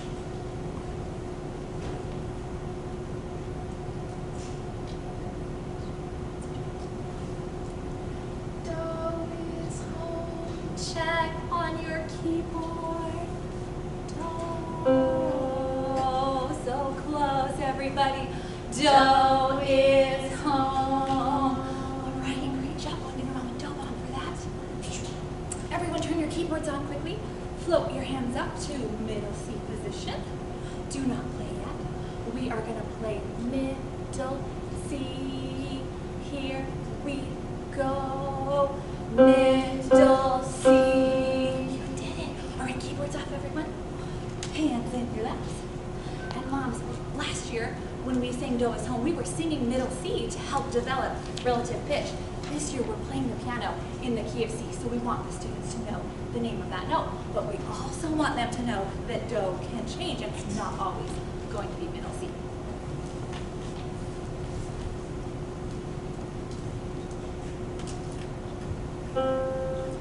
Do, re, do, re, do, mi, do, mi, do, fa, do, fa, do, so, do, so, do, la, do, la, do, ti, do, ti, do, do, do, re, mi, fa.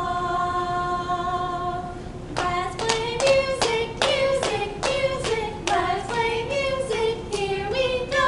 We're gonna have a good time, good time, good time. We're gonna have a good time. Mi, re, do. Good. Are these baby steps, skips, or leaps? Think about it for a second. Don't tell your mom. Yes. Okay, say it together. Go ahead. Baby steps. Baby steps, that's right.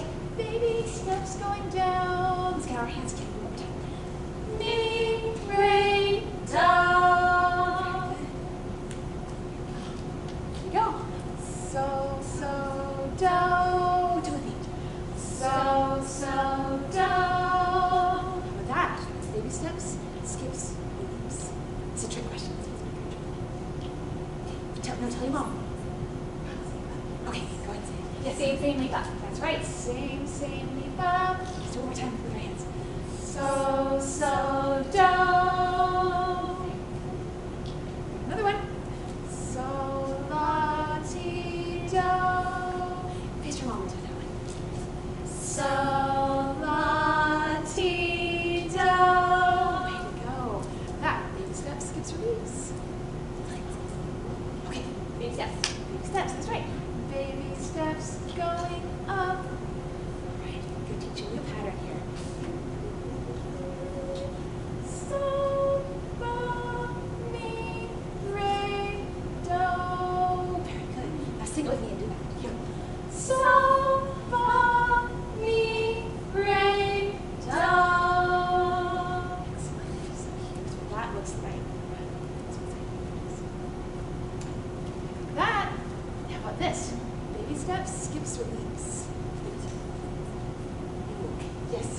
Baby steps. Baby steps, that's right. Baby steps going down. Excellent. Okay, let's do that one more time, everybody together. So, fa, mi, re, do. Way to go. Give mom a go.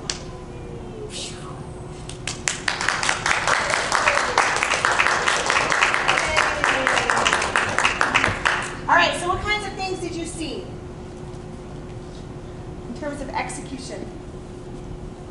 There was some good singing of instruction. I liked that. Yes, that was very nice. Excellent. And did they explain things or did they just jump right in? Jumped right in. Like when Jennifer was doing her do, re, she just showed the hand signs and that was their cue to come in. And if they don't get it at the first time, you can always gesture with your hand or your ear, move your body in. Okay? That's very helpful as well if parents don't catch on. But you don't have to stop and say, I need you to sing along. Just use your body language to gesture for people to join with you. Or a big smile and this. It's very helpful too. Okay? Yeah, excellent. Anything else that you saw in terms of execution?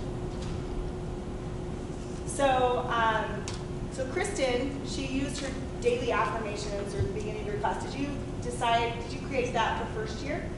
No, I had different things for first year that Melissa suggested. I got that from watching a couple different second year teachers that had really good ones and then kind of just piecing together what I liked about theirs and throwing Yeah. things. So that's such a great way to start a class. So she welcomed everyone, said thank you for coming. That is very important. I look for that all the time. To make that initial connection with parents, that they're taking time out of their schedule to come and be with their child. And I know as teachers we think that should be a priority, and it is a priority for parents, but it still is, it's an hour of their day. So really making that really personable connection with them from the very get-go is important. And that is the beginning of execution for your lesson 1, 5, 9, 13, 15, okay? Because we only see them once a month now. So make sure that you do that. And then she did that and then just jumped right into her daily affirmations, which was awesome. So whatever you choose to do, it's up to you. If you want to do something like that to review the rules of your class, or if you want to just jump right in with Do is Home, you can do whatever works best for your personality, you decide. And that's one thing you probably should write on your turtle, like, how am I going to start my class? What is going to be the execution of how I begin every single week? Is it going to look different when parents attend? Or are we going to do the same routine every single week? And children thrive on an established routine. So it's probably a good idea to keep it pretty similar every single week. Okay? Excellent. Also, you guys didn't really say much in terms of what you were going to do. You just did it. Show, show, show. Show and do. Okay? Instead of show and tell, show and do. Show and do. Very important in terms of teaching, because the students will follow right along, and that's what they did. Excellent. What else did we see in terms of performance? They were animated. Big expressive faces. Yes. That was from watching Shelley today. They wouldn't have been as big if I. See, Thank you. so you learned, and then you implemented it, and did it feel awkward? No, because I watched her do it first, and I'm like, she's awesome. I can do this. That's right, and you did. And it makes it more energetic and more inviting, okay? I really like how you stood at the side, Christine, is it Christine? And you were looking, your eye contact with them was perfect because you were right here, but they were right here, so you just moved so you could look at them. Now, we're going to talk about setup, but you want to be able to walk around your classroom as much as possible so you can get to your students, all right? So if you need to move, then you need to move so you can get close to them. And so I really liked how you literally moved over here so you could have direct eye contact. That's important for connection and also getting at their level. That's another thing that I really loved about them, is that their bodies were moving as they were teaching. Melodic patterns, that full body involvement. Mi, re, do. If their whole body can move with their hands, then they're going to feel it and internalize it even more. So then when we go to play it, their fingers can go down as well. Plus you get a good thigh workout, which is awesome. Okay? So that was excellent. Anything else that you saw there? So saw lots of smiles. Yes, they were enjoying it. And we want to enjoy our job, right? Okay? And the kids need that as well. And even though it's a repetition and every week we sing these patterns, and for you it's the same thing, for them it's not. It's just once a week. But you've been doing it, you know, if you do it 4 times a week, you're teaching the same lesson. You still have to keep that energy and excitement throughout and show the kids that you love this and you love that they're learning it. Okay? Excellent. Yes? I also like their parental connection with doing this, a Latido facing. Yes, that FaceTime. Yep, that was excellent. And then the touch, the appropriate touch as well. It was very, very nice. Let's see. Let's see right here. The more parental involvement you can use, the better. So if anytime a child plays on the keyboard, invite the parents to play next. Okay? So for example, it's your turn to play Doe is Home. Now moms get to play Doe is Home. So always have your parents play after the child or with the child. Rarely is it before the child, but sometimes it is, okay? So, but they need to be playing on the keyboard as well, so they're learning with their child. Very important. Stormy, I actually had a parent this year that sent me a video of her playing, she's just barely, she's learning along with her child, so she was so proud of herself. She's like, look what song I learned, and she's playing very slow, but it's very kid-like, and it's so cute that they really can learn along with their kids, and it's so fun. Great. Excellent, thank you. So the reason we had you do this for execution was that because you do it every single week. So you have to have an established routine, and it needs to go fast. It can't be slow or bogged down. And you guys implemented it very quickly. So that pace needs to be rapid fire because it is consistent, it is repeated. So we want to make sure we have it down and that those kids are really hearing that pitch in their mind as best as they can, and that we're into it really quickly after we welcome everyone, okay? So we look for that with Doe is Home. Super fast, how are you going to connect with the parents, and then let's move on to the next activity, all right? Excellent, that was a really fabulous job at Doe is Home. So let's give them another round of applause. And let's move on to our performance, which all of us are going to come on the floor together, and we're going to do our puppet show.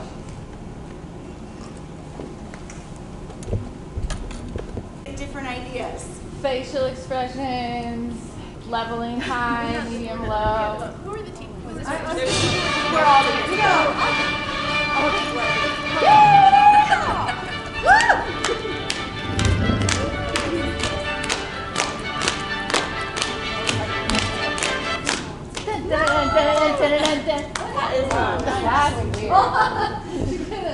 Don't send it. Don't send it and don't quit on me. Oh, it's holy crap. Okay. What? That is so cute.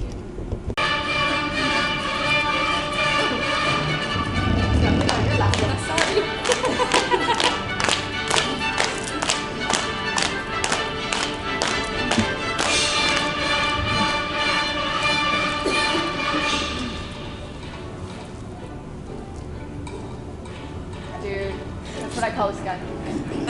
Dude.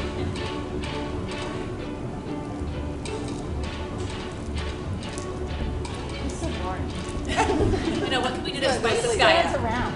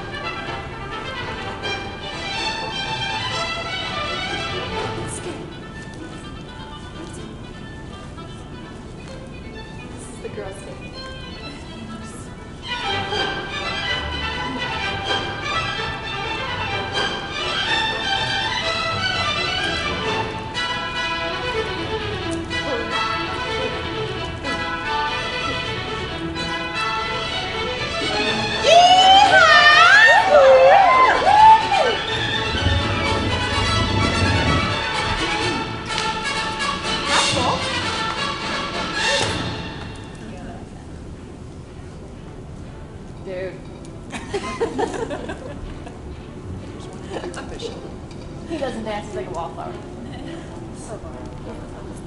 So boring? He's going to sleep on this nice, comfy rock.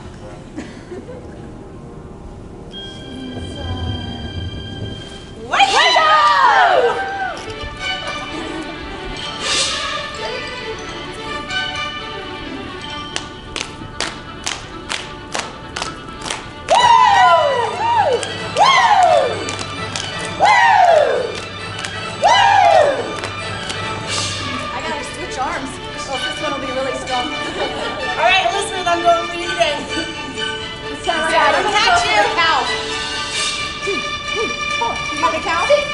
Pull her cow. Pull her in. I caught her. All right, so with all your puppet shows, you know, the first time they can't really see them if you're like waving them around. So you want to keep them just a little bit smaller and just in a little more of a box so they can just see the puppet, okay? And then the next time from there on out, it's just for fun, okay? Just be hog wild as much as you can. So the more performance, the better on those. So really just get into it. The kids love it. You know that from last year. This is one of their very favorite parts of Let's Play Music or the puppet shows. So just really, really get into it. Would you recommend doing the actions for the first time you show it or doing the puppets, so it's smaller? Yeah, I would do both as well. I do both. Yeah. So you just show it, and then, so I always, the kids want to see it first, and then, this is so repetitive too, that they each theme repeats enough that they can at least see it initially, and then you can just totally get into it. Yeah. Great question. Anything else you guys want to add to that? I mean, even watching, I'm sorry, even watching your video, for instance, doing this online, like my kids were already like excited. They're so excited. So it's fun, or my daughter, you know, so it's fun to, We were all watching you. Yeah. I did that? Yeah. It's been long time.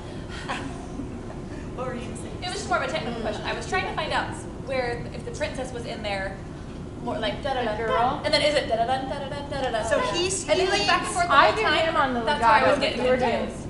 doing, like I only do her on. And then I go, So I do him. Dun, dun, dun, Yeah, dun, dun, dun. I know that part. And then but then it seemed like you together. were bringing her more than just a swishing skirt. So maybe I'll just keep listening, making sure I know her parts. And maybe I did it wrong. No, it's Because It that gets a little happens. fuzzy. And that's okay. Okay. Not perfect, a little Because they're having a dance, and really that's what Yeah, matters. I mean, So, Here's Okay. a little Just wanna tip make sure. too, is you could always have parents, if you want to open up to the character map, oh yeah, and then you can have yours right there if you Yeah. need a little bit of a Right. reminder, but right. that's Okay. I had trouble with that for the on first time. Yeah. Like where it was like it would get foggy for me, and it was foggy for the parents, and you're like, which horse? Yeah, which horse? I mean, we're doing the best I can. Okay, but Take it this is what's happening as you go on. They're getting more complex, and that'll happen even more Oh, next year, third like year? Royal Problem They're and Monsters. two at the same time. Yeah. Yeah, The so circus. it will just progressively get more complex. That's the beauty Okay. of it. Yeah, I'll learn to listen. And that's the challenge of it. It's fun. Yeah. Even my parents, like, isn't this getting harder? This is so cool. Yeah. Okay. all right, excellent. Let's move on to instruction. And we'll do more puppet shows later. And I want you to face each other, and let's do our hammers. Johnny works with one hammer, one hammer, one hammer.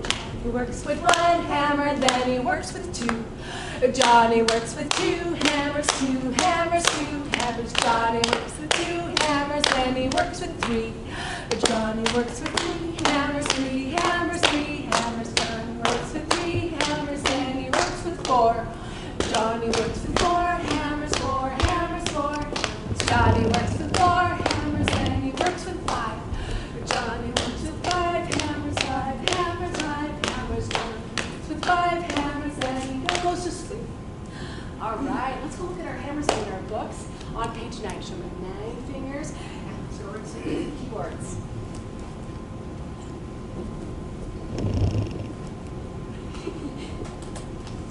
Do you have your keyboards open to page number 9? Great. Now take your number 2 finger, and I want you to find on your book the red chord and point on your book with your number 2 finger a red chord. Great job. Now moms, I want you to also find a red chord with your number 2 finger and point to a red chord on your book. Excellent. You see a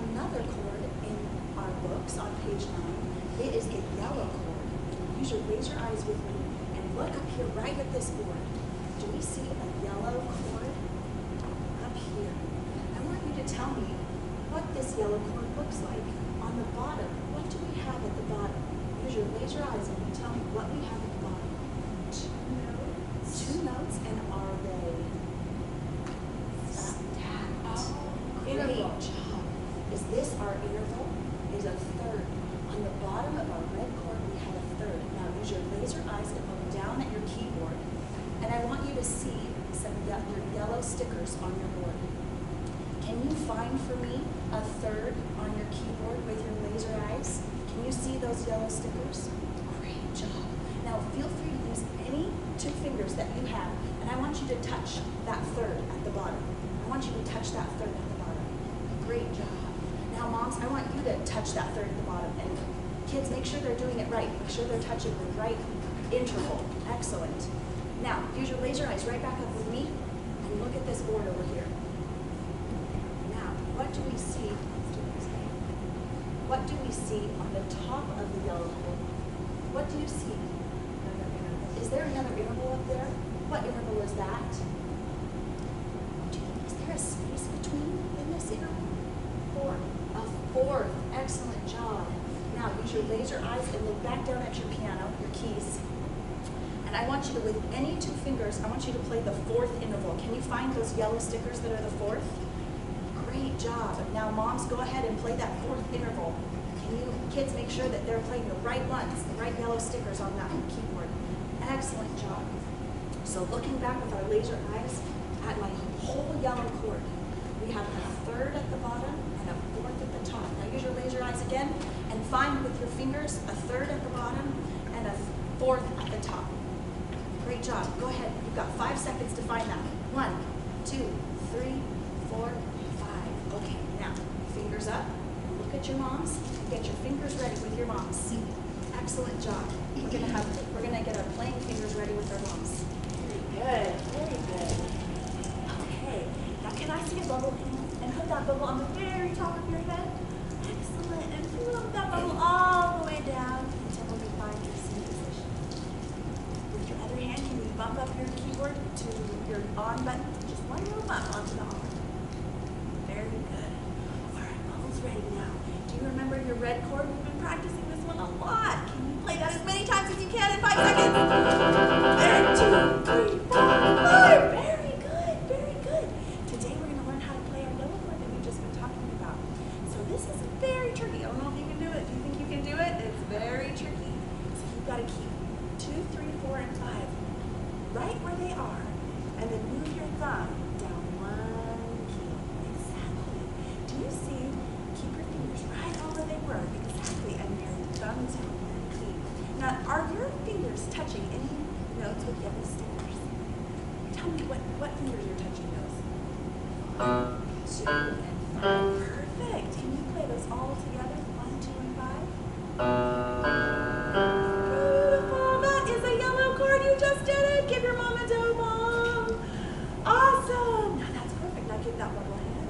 Come all the way down to your C position and play your red chord, your normal red chord. Beautiful. Now move just your thumb. Keep all those fingers in the same spot. Move your thumb down 1 and play the yellow chord. Very good. Now go back to your red chord and play that 3 times. Red, red, red. Very good. Now move your yellow, your thumb down, 1 to the yellow, and go yellow, yellow, yellow. Very good. Give yourself some claps.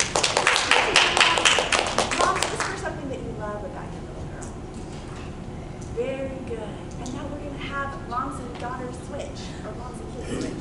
Do you want us to do that right now? No, but I do want you to stay right here, okay? Because what I want to do is have more teachers, so I want you to play as well, okay? And let's see, let's have a couple more students here, because you're going to be the teacher. So what are you going to do when you have 8 students in your classroom and you're trying to teach this chord, okay? So what can you do in order to have them all learning, but you're monitoring them all?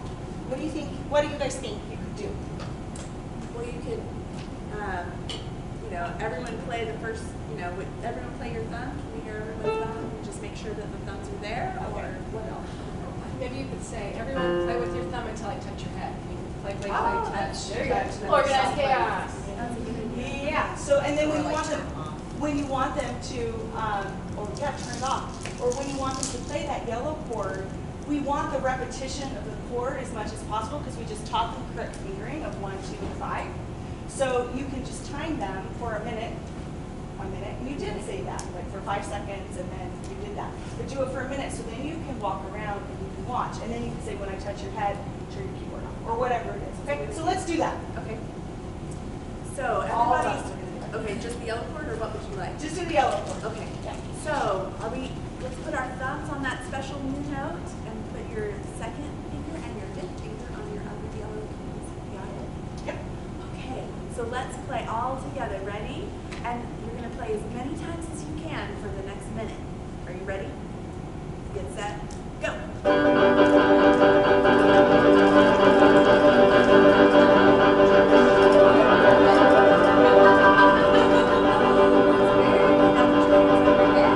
Very good. You guys did perfectly. Okay, so did you see how that we were able to play it a million times?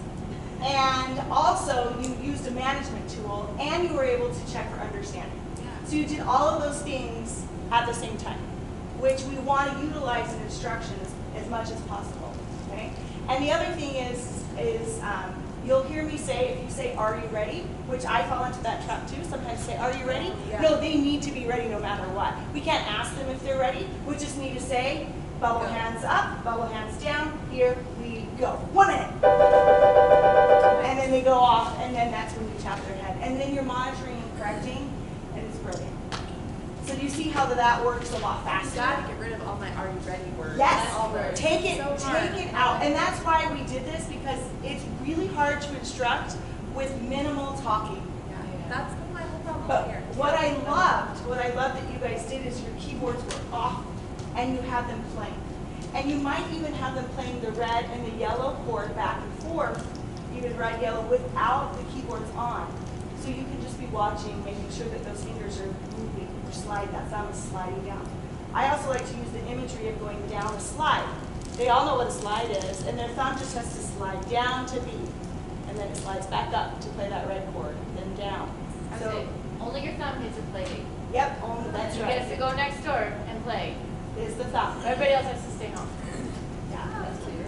So I really like how you had the keyboards off first, and then you turned it on. That was excellent. But I wanted just to show you that how you can, because you're going to have so many students playing, and you want them to play as much as possible, but you also have to monitor to make sure they're playing the correct fingering, because the parent note right there stresses the importance of using that correct fingering. And it is critical that they're not playing it with 1, 3, 5, because that's what they're going to want to do, because they've been playing that red chord with 1, 3, 5. So go with their whole hand down to 1, 3, 5. So, but the thumb is the only play date. Okay. So when you do Johnny's hammers, we really want you to exaggerate like crazy. Bring those hands up as much as possible, like you guys were doing. Just really, really exaggerate it, because it's super funny at the end when you guys are doing like. When you're out of everything, it's so incredulous. What am I gonna? Yeah, so it's really great. I loved how you got up your fingers and you moved that way. It's also fun to hammer into the other room as well. So I liked that as well. The hammer imagery is super fun during that stretch of lessons with Bunny's Birdhouse and Johnny Hammers. You can play up that imagery a ton. So when you were asking on the board, you were trying to have them figure out what the interval was. Instead of saying, what do you see, ask a more direct question. Show me on your fingers what interval you see. That way they're using their full body as well. And then you can see, do they understand what this interval is? Okay. So as much as we can check for understanding by utilizing children's bodies, or that's really helpful. So, or build a yellow chord with your mom in your hands. Is that right? There's a third on the bottom. There's a third. Do you see third on the bottom? And what's on the top? See a little gap. Yeah, so we see that 4.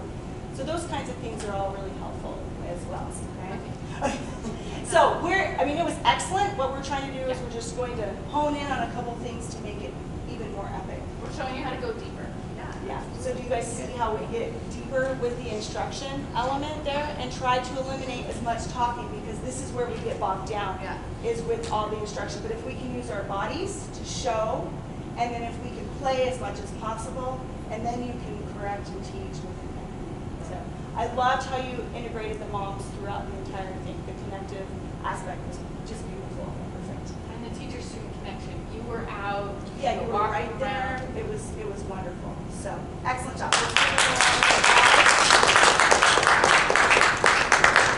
I'll add your hands. Yeah. Oh, okay. So just Build a like- red cord with your mom. We're gonna do that later, Okay. and you'll do it with partners. Yeah. So, yeah. Another connection tool. You can experience that instead of just watching. Yes. So excellent. Nice work. You guys are fabulous teachers. Way to go. Okay, we're moving on to our connection, which is Sally Go Round. So those that are, Do you want to start there where we're practicing? we want you right here. Up here. If you can. Yes, we want to see you in action. If you need more people, you can pull more We people. will need more people. Yes. Do we have a volunteer who wants to be first? Do you want them to be your students or your parents? I will tell them. Oh, perfect. Excellent. All right, so we'll have you two be the students and we'll have you two be the parents. How about that? Does that work? Okay. All right, I'm gonna have everyone stand back here. Awesome, awesome. Now let's see. You are gonna be mommy and we're gonna have you be the son. Look at your daughter and say, hi, Miss Sun. I'm gonna step a little bit more this way. Very good. Let's go and have you come over and you can stand by your mom, but you're gonna be the moon. Woohoo. Perfect. Awesome. You guys are standing so nicely. Let's have you know. Let's have this mommy. We'll have this mommy come. Okay, I'm gonna need a little more space. Let's push just a little bit more this way. Here we go. Here we go. 'Cause I'm gonna have to be going around you. Everybody clap with me. Here we go. Sally go round the town. Sally go round the town. Sally go round the town. Every afternoon. Boom! Did you see what I did at the end? Did I go boom? Or did I go boom? Or did I go boom? Woohoo! Did it look good when we landed on the boom? All right, do you think you can do that? And everybody land on the boom. Everyone's gonna jump up, okay? We're gonna have Candace go ahead and here's our son, and you can say hi as you go past your mom, all right? Ready? Here we go. Sally go round the sun, Sally go round the moon, Sally go round the chimney top every afternoon. Boom! Woohoo! Jump up to the middle, we did it! Boom! Yes, that was awesome. Moms, we are experiencing kinesthetic energy, which is like the energy of movement in time. The kids are learning how to go up and land right on the boom, which their hands are going to need to do as they're learning to play that piano. They're going to need to learn to up and land right on the boom to stay on the beat for that chord. You guys did awesome. Woohoo! Give your mom a smile. Awesome connection there. Excellent. You're really dynamic. You're a very dynamic teacher, okay? Now, when Candace went, let's use Candace's name. Let's go. Candace go round the sun. Candace go round the moon. Candace go round the chimney top every afternoon. Boom! Every afternoon. Boom! Every afternoon. Boom! Okay? Yeah, so you have that repetition right there, which I like how you showed, you modeled the different ways, and you're like, which one was the best? And that was awesome how they all worked together with there. That was fabulous, okay? And Candace had one more idea, and I apologize, I did not include it. She had the idea of having the moms join hands together, so who was home? I don't remember. So joining hands, there we go. And say, every afternoon, boom, and jumping together. So that was her idea, and I forgot to like Great, that. excellent. Let's have the other teachers come on up because I want to model a couple other things with this activity that are really fun with all the moms, okay? So we'll have, okay, you two will be together. And you get to hold hands. Okay, and you two will be together, and you hold hands. And you two get to be together, and you get to hold hands. This way. So this is parent-child. Sorry, move this way. So one thing that I really love though before we move on is you literally placed them. And that's what you're going to have to do in your space. You're going to take them and you're going to place them because it's got to go fast. And she instructed really quickly. You move here, you're here, you're here, you're here. Off we went. Okay? And she modeled it beautifully. So then Annie's going to go. Here we go. Annie go round the sun. Annie go round the moon. Annie go round the chimney top every afternoon. Boom! And then you boom together. Okay? Or then you can add your dough bonk. Okay? So like Candace was saying. So now we're going to do Candace, but you're going to dough bonk at the end. Here we go. Candace go round the sun. Candace go round the moon. Candace go round the chimney top every afternoon. Boom! And try and dough bonk this every afternoon. Boom! Which is hard. It is hard, okay? Another thing that's really fun is Candace's hand, and you're just going to go together. And you go around the sun, and you go around the moon, and you go around the chimney top every afternoon. Boom! So mom and child does it together. So that's really fun to really add that connectivity point. And then your parent note was awesome. It was seamless. You just jumped right in. It was brilliant. It was very energetic. Okay, so those are different ways to execute that activity with lots of parent connection. And you want to utilize the parents. They can't be standing on the side. You want to make sure they're with their child playing. Okay? All right, bravo.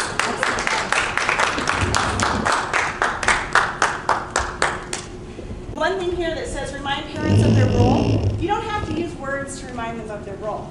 You can just grab them by the hand. You stand with mom here. You stand with mom here. Grab mom by the hand and off we go.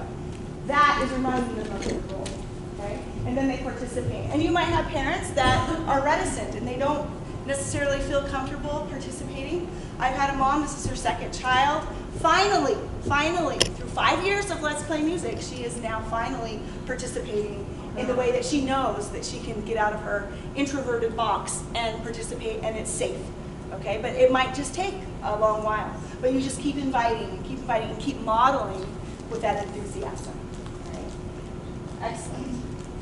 Any questions or thoughts that you would like to share in terms of EPIC? Do you feel like you have a better understanding of what EPIC teaching is?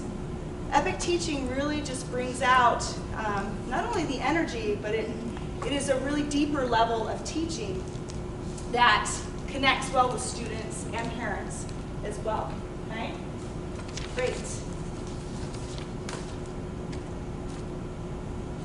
So we are so excited that we have keyboards in our classrooms, right?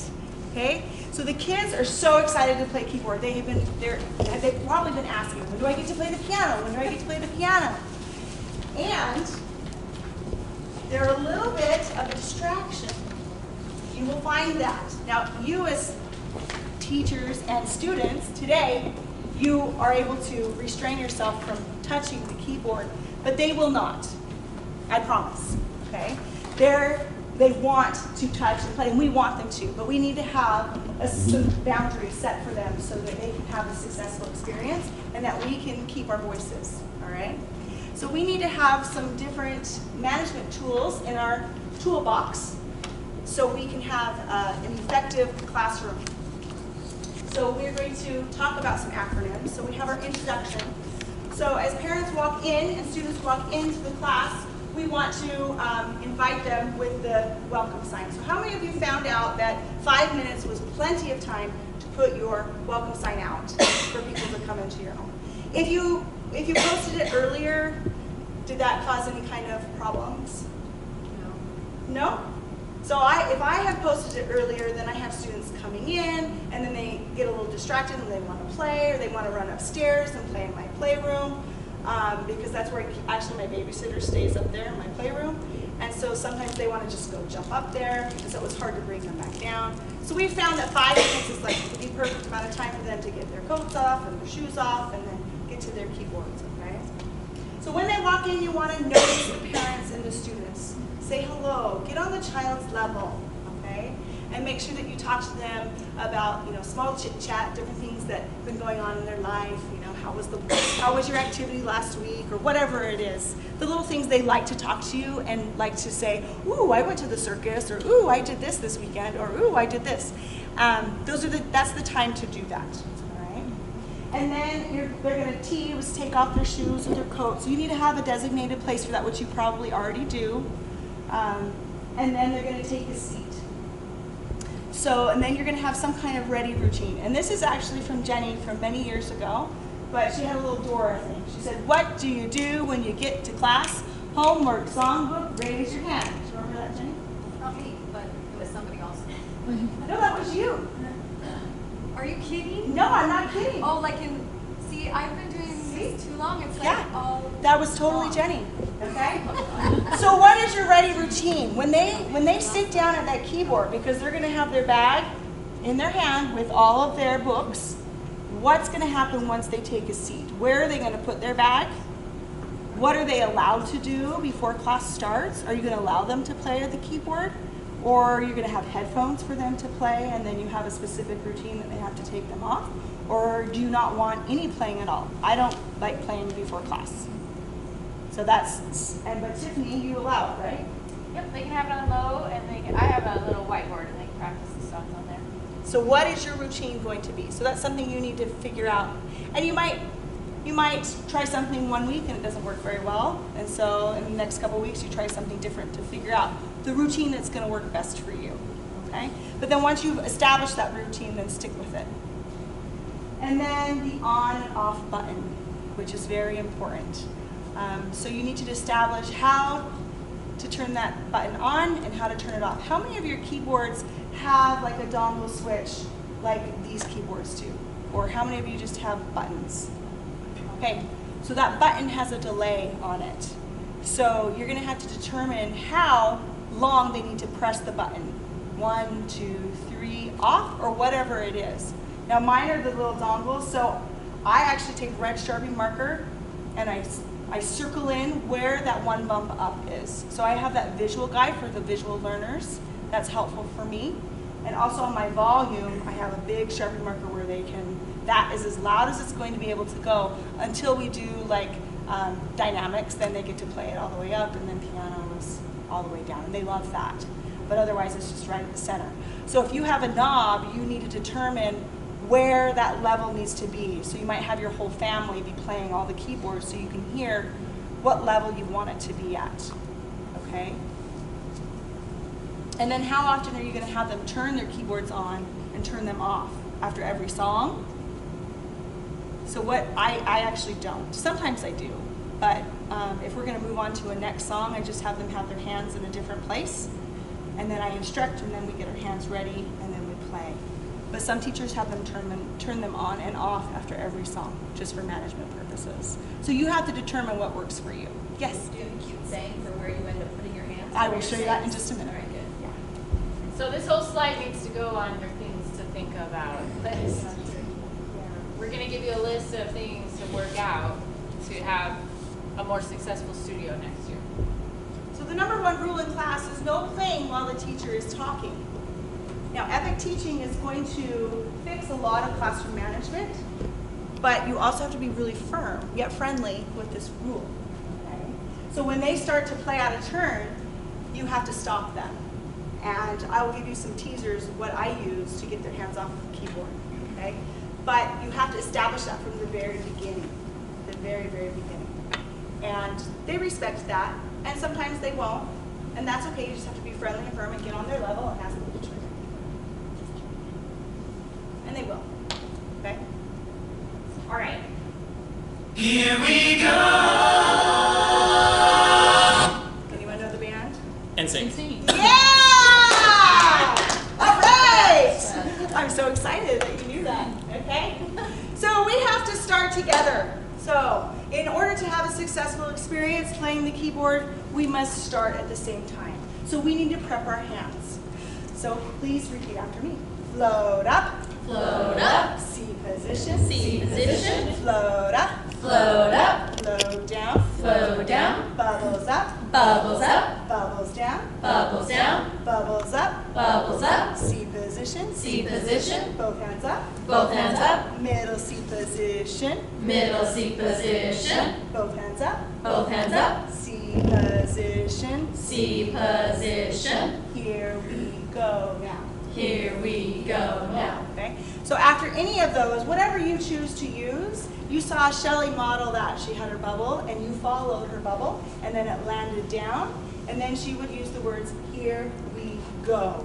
You can use here we go, or here we go now, but it needs to be in time. And you learned that with I Like Bugs last year. And that is to prep for this year. So here we go. You have to use it before you start every single song, okay? So just make sure that you prep their hand. You can't just say go. That doesn't work. That's not planning, there's not setting them up for a successful experience on the keyboard. So make sure you get those hands up, and then down, and then here we go. I usually say float up, and they do float up, C position, here we go now. That's a Here we good go. starter because in third year you can say F position. as we move, our hands will move dependent on what key we're playing. I sing the Here We Go. So On the if we're pitch, playing, here we go. I'll sing the first measure of the song, Oh. so they can hear that. So I'll sing. What is it? Johnny Sanders. John Cameron. I'll sing. Here. Here we go now. Is that Right. Okay. He's not coming. But yeah, I'll sing the first line. Here we go. Three blind mice. Three blind There you go. mice. That's it. So that's another great idea as well. Okay. All right. So when we're done, we need to end together. So after we finish, see how they're answering. Three blind mice. Three blind mice. Reach for the sky. And then all this. And I model that. These are all things. These things I model, and then they do. Okay. Hands in the air. Give yourself a round of applause. Right. Hands up. Pat on the back. Reach for the sky. Give yourself a silent cheer. Okay, they love that one. When moms are there, we like to do this. So that gets their hands off. At different times of the year, I like to use different things. So Tiffany's going to help me here. Okay. So I'll say apple. Crunch, crunch. So their hands have to be off. Crunch, crunch. Boom. Ah! Turkey. Gobble, gobble, gobble. Santa. Oh. Snowflakes are falling, falling very gently. Down, down, down, down, down. Yes. And love. Aww. So it gets their hands off doing something.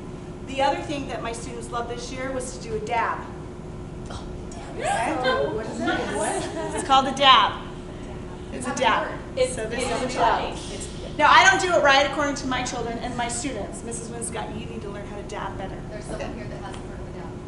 Oh, a dab is like a sneeze. Like you're going into sneeze, but your hand goes up. Like it's like sort of like a John Travolta kind Teenagers. of. Okay. It's some teenager made it I've up. been told I don't do it right either. It's kind of like there's a nuance. Yeah, there is a nuance with your head and how it like goes in. Yeah. But anyways, my students love to dab after, so we would dab. And that got their hands off the keyboard, and they loved it. Okay? But what I like to do is get their hands off, and then I like to celebrate their accomplishment or instruct while I have their hands off. All right? So we started together, we end together. I praise them for how well they did. Reach for the sky. Give yourself a round of applause. That was terrific job playing that C chord. Okay? And then float up, C position. You know, we move on to the next song. Are you showing freeze right here? Oh, I didn't show freeze ray. Gotta show freeze. The verb Despicable Me, I'll say freeze ray. Look at their guns out. Okay. So I like to do that as well. Or like the fingers on fire, and then they have to get their, the flames off of their fingers and blow them out. That's cute. So those are all just different things that I've come up with. There's lots of ideas on the info house or things that you might see other teachers do or that you already do that you can get their hands off the keyboard. And that will help with management. So you can instruct quickly because we need to keep moving really quickly. Oh. Yeah. Oh, my turn. It's my turn. But that doesn't work. Or the yes.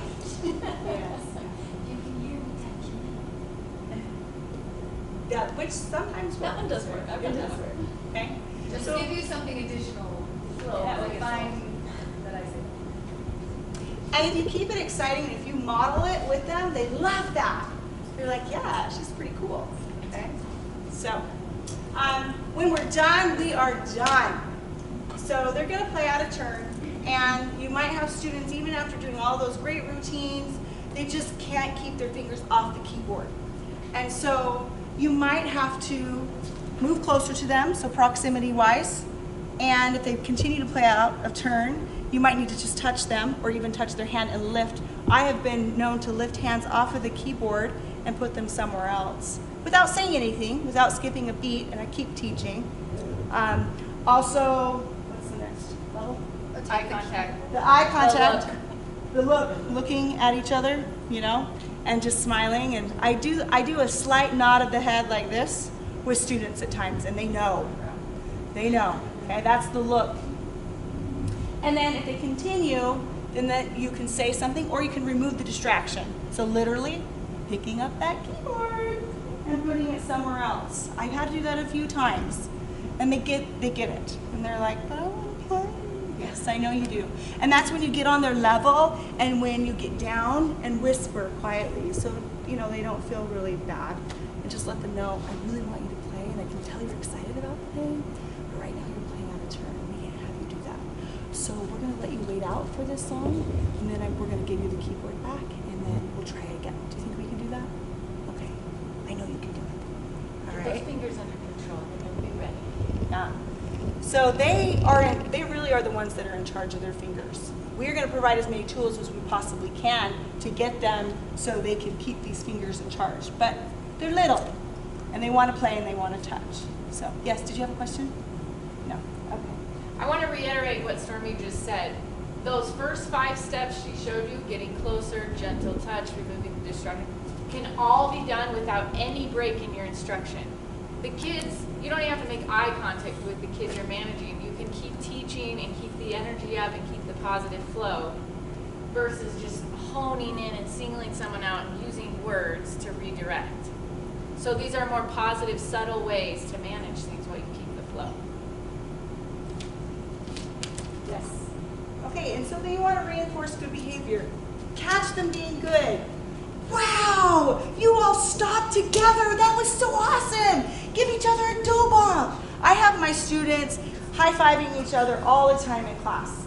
I'm always trying to have them connect as well, okay? When parents are there, it's between child and parent. But when parents aren't there, then I get them involved with one another. And so we can celebrate together. So notice what they did well. And tell them specifically, wow, did you guys hear that? We sounded like one keyboard. We all played that red chord with old paint together. It sounded amazing. And when you're genuine about it, they like that, right? And then, yeah, you can move on. Okay. So praise is a really important form of empowering students. And verbal praise are the words that we use. So each of you have this colorful 100 words, ways to praise. What I want you to do is I want you to go through this and circle 5 words that you would like to implement into your classroom. Okay, so I'm going to give you a couple minutes to do that.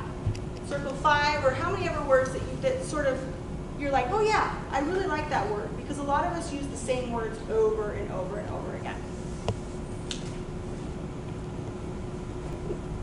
Start with Kim. Dynamite! And the way she said it, wasn't that exciting? I loved it. Okay, Emmy. I like you. Yes, and it was genuine. I loved it. Bonnie. You brightened my day. And she used her hands too. Fabulous. Kristen. Now you're flying. Oh, yeah. Robin Hood. Yes, Robin Hood. That's fun. Yeah, we also, I forgot to share with you that I like to have them pull out their bows and arrows, and then we hit the bullseye. Okay, so that's another way. In second semester, I get their hands off their keyboard, and then they love to be archer. Elizabeth. You deserve a big hug. Oh, and then they could give themselves a hug. Yes, excellent. Annie. That was so good. Yes, and then so you have that touch as well. Fabulous. Hip hip hooray! Yes, and we saw your hits. Yes, woohoo! Christine. Hooray for you. Oh, and I loved how you pointed to that. So I'm not a big fan of pointing unless it is with praising. It's like hey you, like that's how I guess from my childhood, maybe that's what I feel like. I don't like it. But when it's praise, that makes a big difference, doesn't it? Like you are awesome. Yeah, fabulous. And Candace. Terrifical. Terrifical, yes. That's a word I use all the time, okay? Now, you will find that you will get in a rut where you use the same words. We're trying to get you out of the good job phase, okay? So that's why we want you to incorporate different kinds of words. Now, praise words are really important, but also there's a lot of gestures that we can use that you guys just modeled. So I want you to think about the different gestures that you might use in your classroom to exude and to show that you're proud of your students. So we're going to go around and do a praise, a gesturing, nonverbal praise wave, right?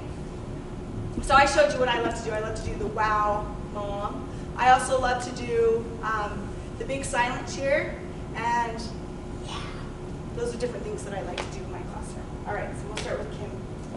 So I kind of use the X-ray as like, it reminds me of X-Men and superpowers. We go X-ray! Sweet. Like that. How fun.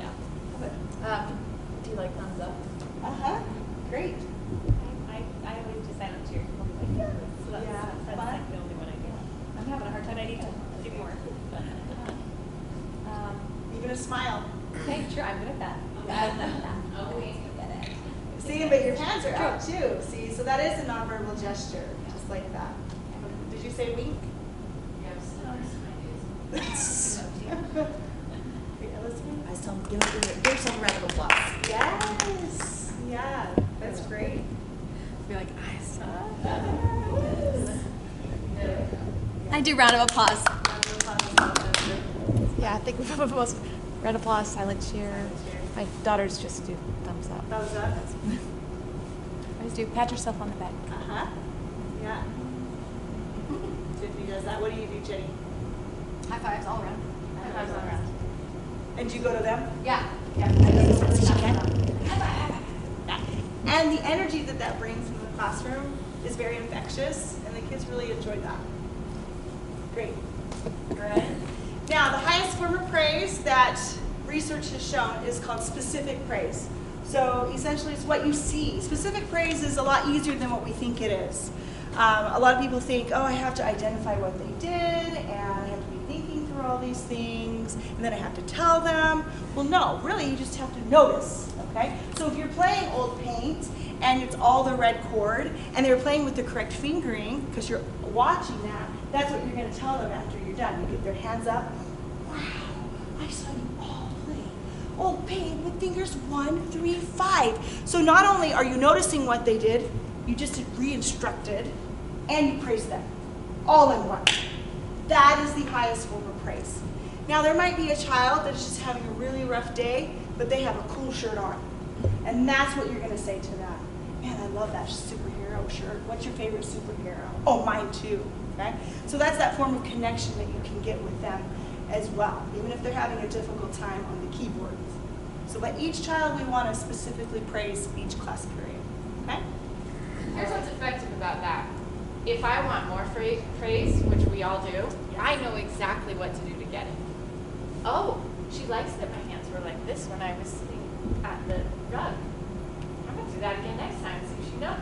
You know. Tiffany, I wanted to share something that Tiffany does too. She has her kids literally sit on their hands.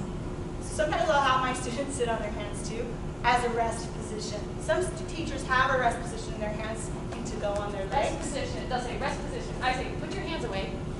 Yep. And so, I do that too. Yeah, especially second years. you have them sit on their, Put your hands away. put your hands away. So there's another way to Watch. get you. Okay? All right.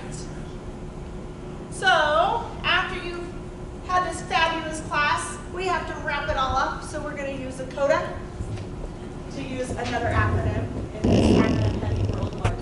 Okay? So you're going to check the students' homework. Now, you might check the students' homework before class. If they're arriving early, you might do that before class. Or you might decide you want to do it at the very end of class. But how are you going to organize that? Are they going to keep their books and their bags at their keyboards, or are they going to bring them all the way into the active room while you're doing your puppet show and your game? And then you'll have your stickers there, and you can check homework there. Or do they just leave them there, and you go back to that room to check your homework?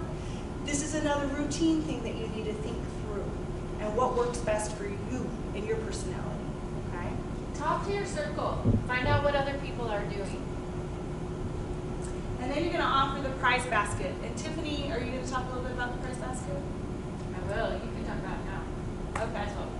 All right. So the prize basket is an incentive, and it's for the students practicing 5 times a week. That is what their expectation is. And parents need to sit with them, and we'll go through that in just a little bit. But they need to practice 5 times. And we use a prize basket as an extrinsic motivator to get the students to practice. Now, Some people do not believe in extrinsic motivation. That's totally up to you. Some teachers, it works well. They use different things as motivators for their students to practice. You need to realize that they're little. And extrinsic motivation works with little kids.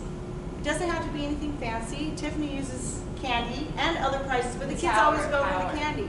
Okay? It's a big column full of candy, like a giant baseball candy. Yeah. And I just have a little treasure box.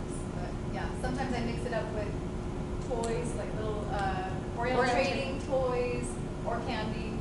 They always go for candy. I don't. I have both. I have a treasure box and I have the Tower of Power. And every week they dig through the treasure box, then they grab a candy and leave. Every week. So should we be encouraging parents to buy keyboards if they don't have them?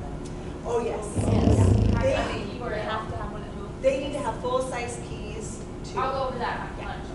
Yes. So if they don't have a piano, they need to have a keyboard at home so they can practice every day. Yes. Candace. Just really quickly, I had a family buy a keyboard without full-size keys without talking to me, and they bought it specifically for class. How can I manage that? Yeah, for real. Like, that's a great toy. So like a little Let's talk during Casio lunch. keyboard. Let's talk over lunch. Sounds good. Okay. Yeah. So it's totally up to you. There's a lot of different ideas on the info house about prize basket. For green turtle shells, my students get beads for their practicing. So they have like a little turtle bead and this big old long string, and then they just fill it up. They get 5 beads they get a bead per day of practice. And then I, throughout class, just will sprinkle their keyboard at times with different beads. Like if we all started and stopped together, sometimes I'll just sprinkle them with beads. Okay? That's what their prize is. They keep it at my house, and at the end of the semester, they get to take this huge necklace home. And the kids, they loved it. That's all that I did for green semester. For yellow semester, we just bought a bunch of arrows, and feathers, and I made hats for them for yellow arrows, Robin Hood hats, and they got to change the color or keep adding feathers to their hat. I had one student that had like 10 feathers. It was really impressive. She's like, my hole's not big enough for all these, so her mom cut a bigger hole. So she just had anyways. That worked, and it was cheap because it can get a little pricey. And so my parents don't want sugar. That's what they've asked, is no sugar. And so I try to make something that's easy because it can get bogged down, and it can be, you can have this elaborate thing. Just try and keep it simple. Bonnie? So when you do the Robin Hood hat, they got a feather for each day to practice? No, just per week. Like if they practiced all 5 times, they got to choose a new feather. Oh, okay. Yeah, so they had could you imagine? 5 times 15? That would be a lot of feathers. And they're sort of expensive too. I mean, unless you buy them for Royal Training. Okay. So after you've done that, you're going to thank your students for coming. And also if parents are there, you want to thank them and ask them if they have any questions because you only see them once a month. Make sure you ask the parents after you finished your game. Thanks for coming. Parents, do you have any questions? If they don't, then off they go. Okay, you have some kind of exit routine. Now, a teacher named Joni Wells, she has an acronym HAPPY, and what they had to do was, I have it in my We saw this on video. It was mind-blowing. We really should put it up. Yeah. So what she did is her students, she taught second year, and then she had to get everything organized to do a first year class. So what they had to do is they had to get their homework checked. All of their books and their puppets were in a bag. They had to get to the prize box, put their shoes coat on and line up, and they had to take their stool and stack it so she could have more space for her next class. Then they had to run outside. She turned the timer on and they had to do it in 5 minutes. And if they all did it in 5 minutes, they did this huge cheer outside of her house, and then off they went. And this was with parents. It was brilliant because it got the students and parents out of the house, and then she had to get ready for her next class. So if you teach classes back to back, you might want to consider doing something like this and train them with some kind of ending routine that works for you, okay? So it's called HAPPY.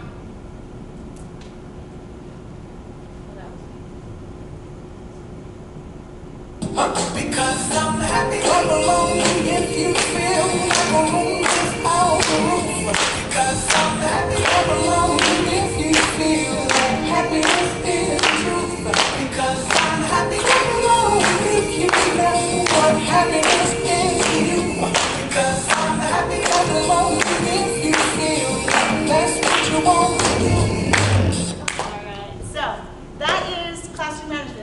questions about classroom management. It's very different with keyboards. It's going to be the same when you go into the active room, but in the keyboard room it's different. Kristen? I'm just curious, if you, when we talked about welcoming them all, do you keep them all together kind of in that doorway room until like right when class starts, and then you all move together? Or do you kind of start moving into the keyboard room and then as people come and they join you? I'm just curious what you found works best. Well, my keyboard room is right off of my front door. Okay, so they're kind of already in there anyways. And so they're already there. But say you have Mine to will go in be your upstairs. basement or yours are upstairs, then you all congregate together. But at whatever time you start, that's when you walk up those stairs. All together. So Lily Height, she used "Make your feet match the beat of the tambourine," and they marched up together all the way, or they marched downstairs because of her studio's in her basement. But that's what she did. Waited till they were together. And then Yeah, they were together, and that's how they all got down together. So that was a great routine as well. Excellent. Yes, Annie. I was going to ask you about, did you like to survey the parents beforehand? Like, hey, do you mind if I give candy? Or Yes. they just kind of Parent orientation topic. Yes. You just, that's where you asked We, directly? we talk about the prize box at parent orientation, and then I ask the parents if there's anything that they want or they do not want their children to have, and that's when I hear we don't want any sugar. Okay.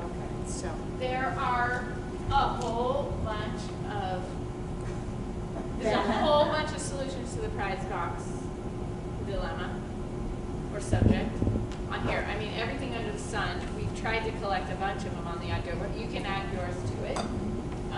I think the most important principle to keep in mind is that it needs to progressively get more enticing. So in first year, don't give any prizes. Sometimes we get teachers giving little prizes or candies in first year.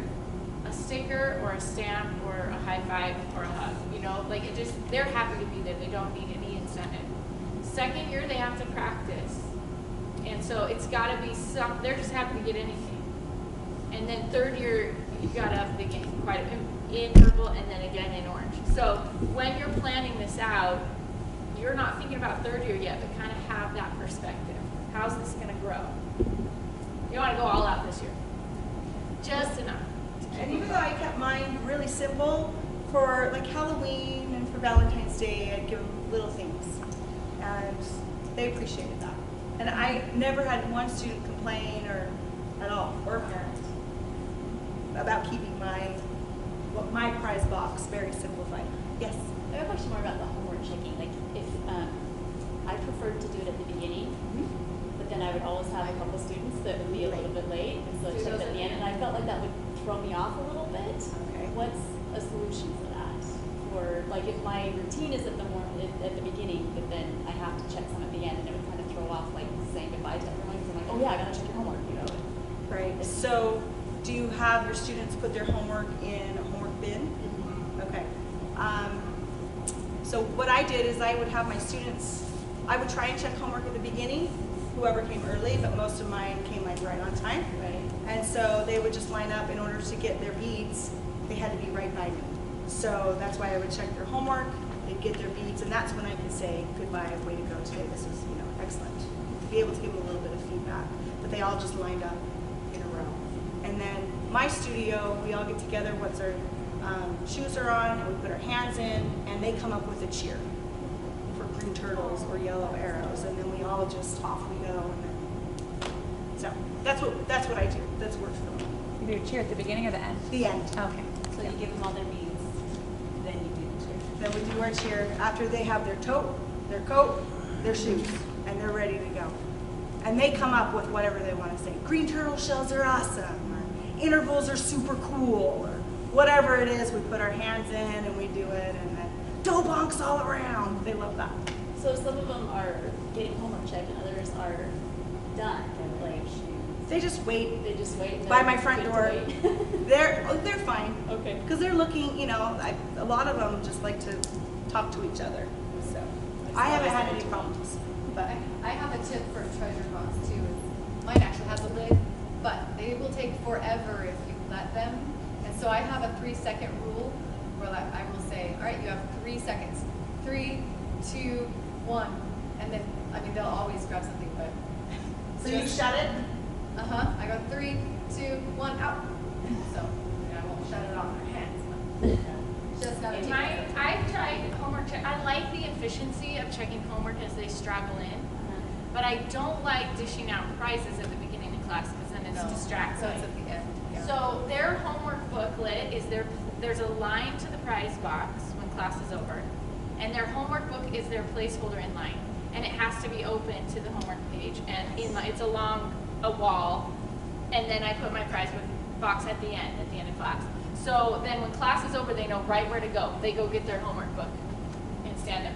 If they get there early and they're getting out their homework book and putting it in line, then I can just check it, and then it's in line. But then at the end of class, I get one-on-one FaceTime with each kid because they all run and get in line, and some of them I've already checked, so it's just like, get your prize, awesome, way to go. But I get that FaceTime, that individual praise, and then the next one comes up, and then the next one comes up, and he didn't get there early, so I actually check that off and mark it, and then he gets his prize. So it just paces it out. Half of them I do check before, but I get to check in with everybody at the end, and I only give out prizes at the end. So homework book is placeholder in line. I guess this is the key idea there. Okay, I think it's us. They ready for us? Yeah, if you're ready, they're ready. Your classroom setup.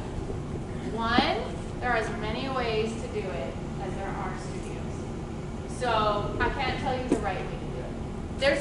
There's just a handful of ideas of ways you can set up your keywords. You have to look at your space, and you have to think about your classes and your teaching style, and you have to do it. Don't be afraid to experiment. If you get it set up a way you think will work, and you start teaching a month or so, and you're just like, it's not working, don't be afraid to change it. They'll be flexible, and it's better that in the long run you find something that works really well. Another thing to keep in mind is that a lot of teachers have a different setup for Parent Day. They like it one way when they have just their students, but when they have to fit all those parents in there, they set it up just a little bit different.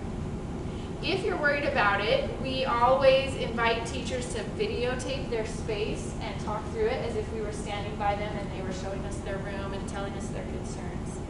And then we'll give you our opinion. We've seen hundreds of setups, so sometimes we might have an instinctive idea on how to do it. So do you have 16 stools, like in front of there?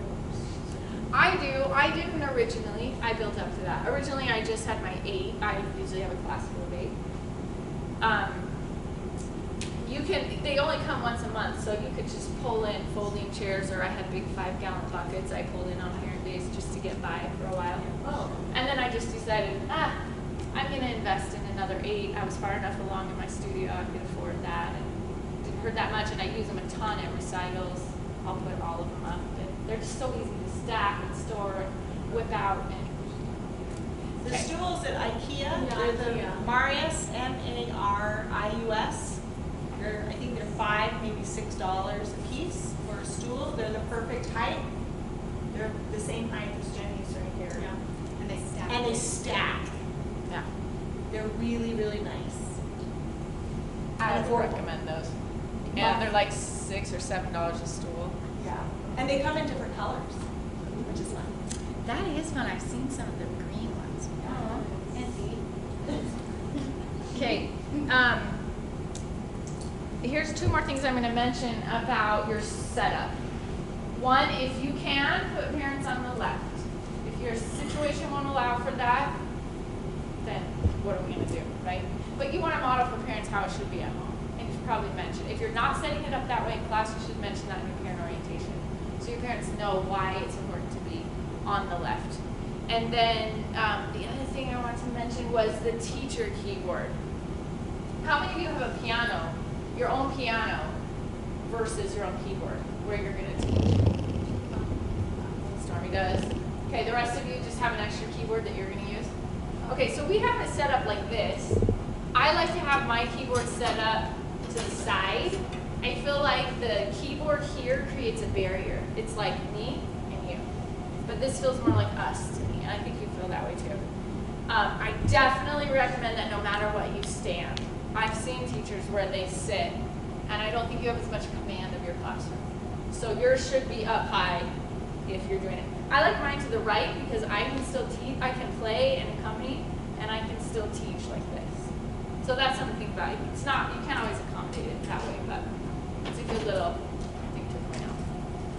If you have a piano and it's against the wall and your kids are here, you know, this isn't ideal, but you can do this while you're teaching, and it works just fine. You can do this while you're teaching. I've seen a lot of teachers do this, you know, and that works. A piano sounds wonderful in a classroom. Okay. I'm going to go through all this blah, blah, blah, nuts and bolts. Actually, and then I'm going to sit down and be quiet. I just want to, do I have students? I'm going to go a little out of order, but all the slides are there, so you just jump around with me. I want to go here to your student materials. We talked about getting your dots in your book. We talked about how bubble hands don't come to class every week. You have your own teacher set.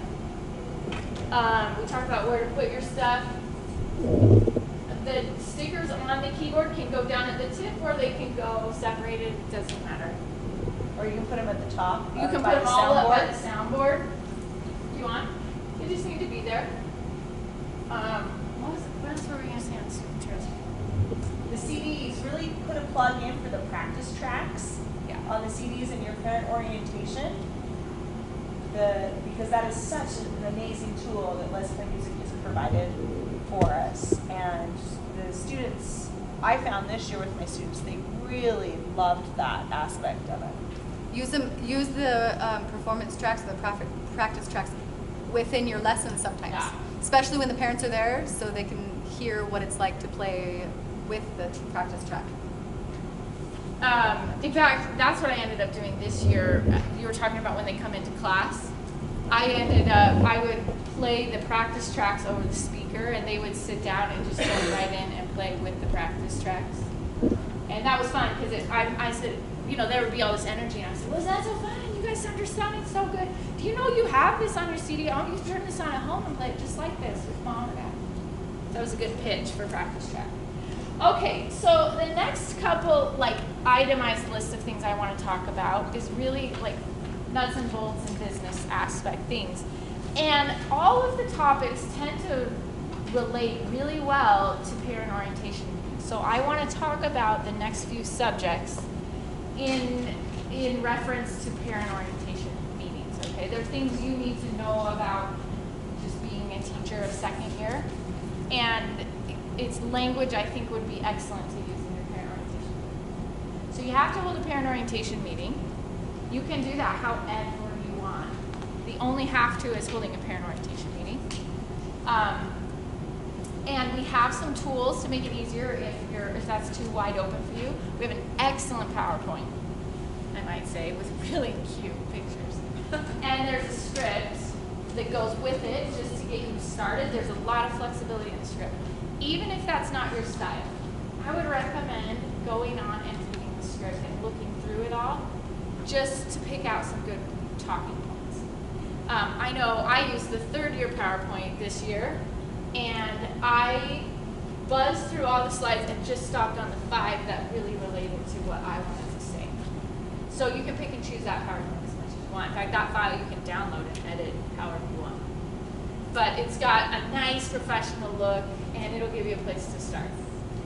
The very first thing you should start any of your parent, I use the word should there, which is dangerous, but any of your parent orientation meetings should start with the message that we are not just piano lessons. We are a complete musicianship program. That's important in first year because they're not going to play on pianos. What? You know, why aren't we using pianos? That's important in second year because it moves really, really slowly. And when parents of little 6 and 7 and 8-year-olds are comparing their kids to the older siblings or their peers, and why aren't they going as fast? Why aren't they learning as fast as the private lesson kids? They need to understand, oh, that's because I'm getting more than piano lessons. I'm getting a complete musicianship education. And that's important in third year because you're going to see such differing results. And we get into more intermediate piano playing, but we aren't just piano lessons, so kids aren't going to perfect their pieces. So that's the message overall, and they'll teach you more about third year and the message there. But the idea is parents need to understand they're getting so much more than just piano lessons.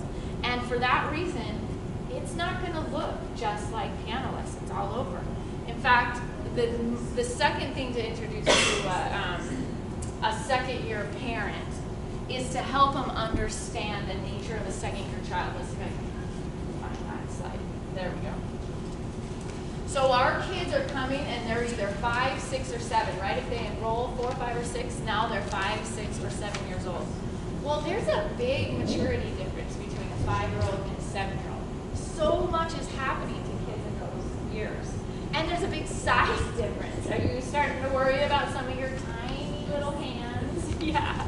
And then some of your older kids that know all the answers and they're almost bored. And there's a big range of ability and maturity in 7-year students especially. And that starts to show up. There's some of the reasons. We accommodate that in 2 ways. One, Green moves really, really slow. And that's on purpose. And if parents don't have a heads up for that, they get kind of bored and frustrated. And they start thinking, oh, I think we're going to drop out and do private lessons. But if you can give them a heads up at your parent orientation, look, Green is going to go slow. So just be ready for that. We're going to play a red chord for 8 weeks. And then we'll learn a blue chord, you know.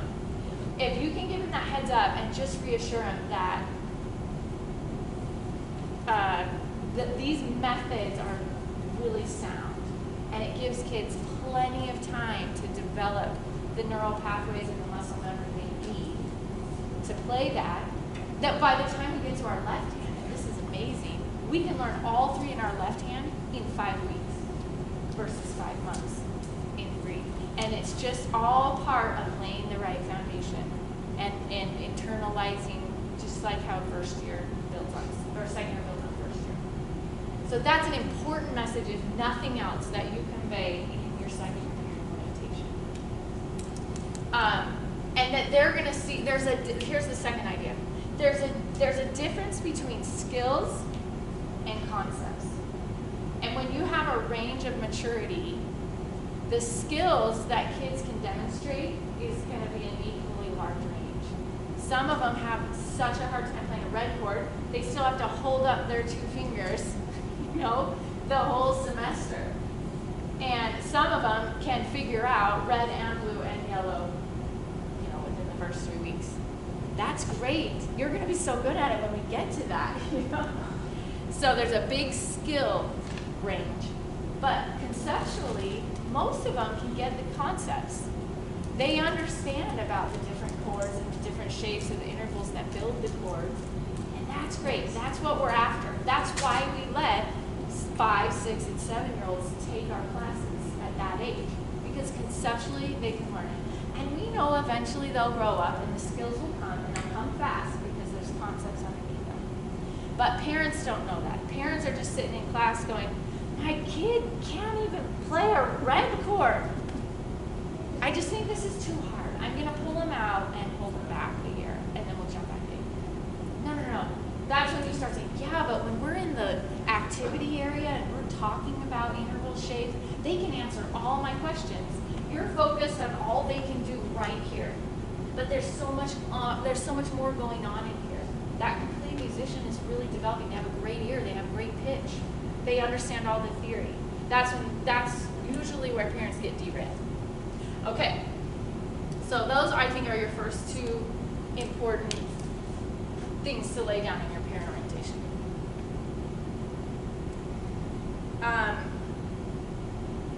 Okay, I'm just going to hit really quick on parent involvement. Okay, so parent orientation. What if your parents don't want to come and it's required? You try to get them to come. Do you have them have paperwork and just have them sit down at the end of class and go through the paperwork? I mean, I have these 3 parents that. Are you going to my symposium class next I week? am coming. Cha-ching! Okay, we'll talk about that later. It is required. So you just set that expectation from year 1. You have to be at that. If you can't be at that, we have to go to extra measures to make up for it because it is required. I can't just let that go. So you're gonna have this worksheet to fill out. Maria charges a personal consultation fee. Because those parents are going to be the ones that are your problem parents if Yeah. they don't go. Yeah. I'm sure you noticed that this year. The ones that, if you ever had any parents that didn't make orientation, you'll notice they were your problems. So I don't know where any of my slides are now. I gotta fix this. There we go. Let's talk about this one. You're gonna reiterate again to parents. This is all in the parent section of your main handbook, and you can go through that page by page. I think that's a little insulting to parents to just read it, but all that information's in there, and it'll give you some good language to say. But again, you want to just help parents understand you're here to model and encourage your kid. This is about you strengthening the relationship with your kid through music. It's such a good way to bond. And you're here to do that. You don't need to keep them on track. You don't need to harass them or pressure them or correct them. I'll do all that. I'll keep them moving. It's okay. And you reassure your parents that whatever skill level their kid is on, you have the tools to adapt to that. We do have a whole thread on Super Green Turtles, which are the advanced kids. And we have a lot of tips for simplifying for the kid whose hand is too little is usually the problem. And then I love to say what you put into Let's Play Music is going to be the biggest determination of what your student gets out of it. Because they're too little to get something out of it themselves. They're too little. They need a parent to nurture them along and help them. So if they're having fun in class, if they're showing up, if they're helping their kid practice, if they're playing the CD and listening to the songs, they're going to be more successful. At home, the biggest issue you're going to run into, well, let me just say, as a matter of principle, we like to tell parents to practice at least the first 2 days with their kids. They can practice all 5 if that works in their relationship, but at least sit down the first 2 days and make sure they're on the right track. Second year's easy enough that after about 2 days, they pretty much know how to do it on their own, and then you can just listen in and praise from afar, pop in and play a game, or you can turn the music on for them. So that's their role at home, about 2 days, the first 2 days. And then another thing you might want to work through, there's an excellent slide on the parent orientation about coaching your children through practicing. There's great blog posts on that. We are happy to help and give you language if you're working with parents on practicing, but they have to practice. You have an excellent curriculum. You've been trained well. You're going to put your all into preparing your classes every week, making that hour super fun and dynamic and meaningful and bonding with their kids. But they're the ones that are going to go home and make it happen every other day of the week. And so without that, everything awesome that you do only can go so far, and you're just not going to get the results out of it that they could. They need to understand that at parent meeting.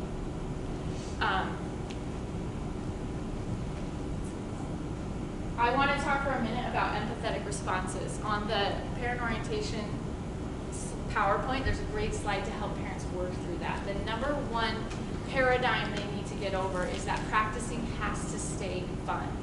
They've got to think through when they schedule practicing so they're not competing with more fun things like playing outside or getting a snack or having some unstructured time.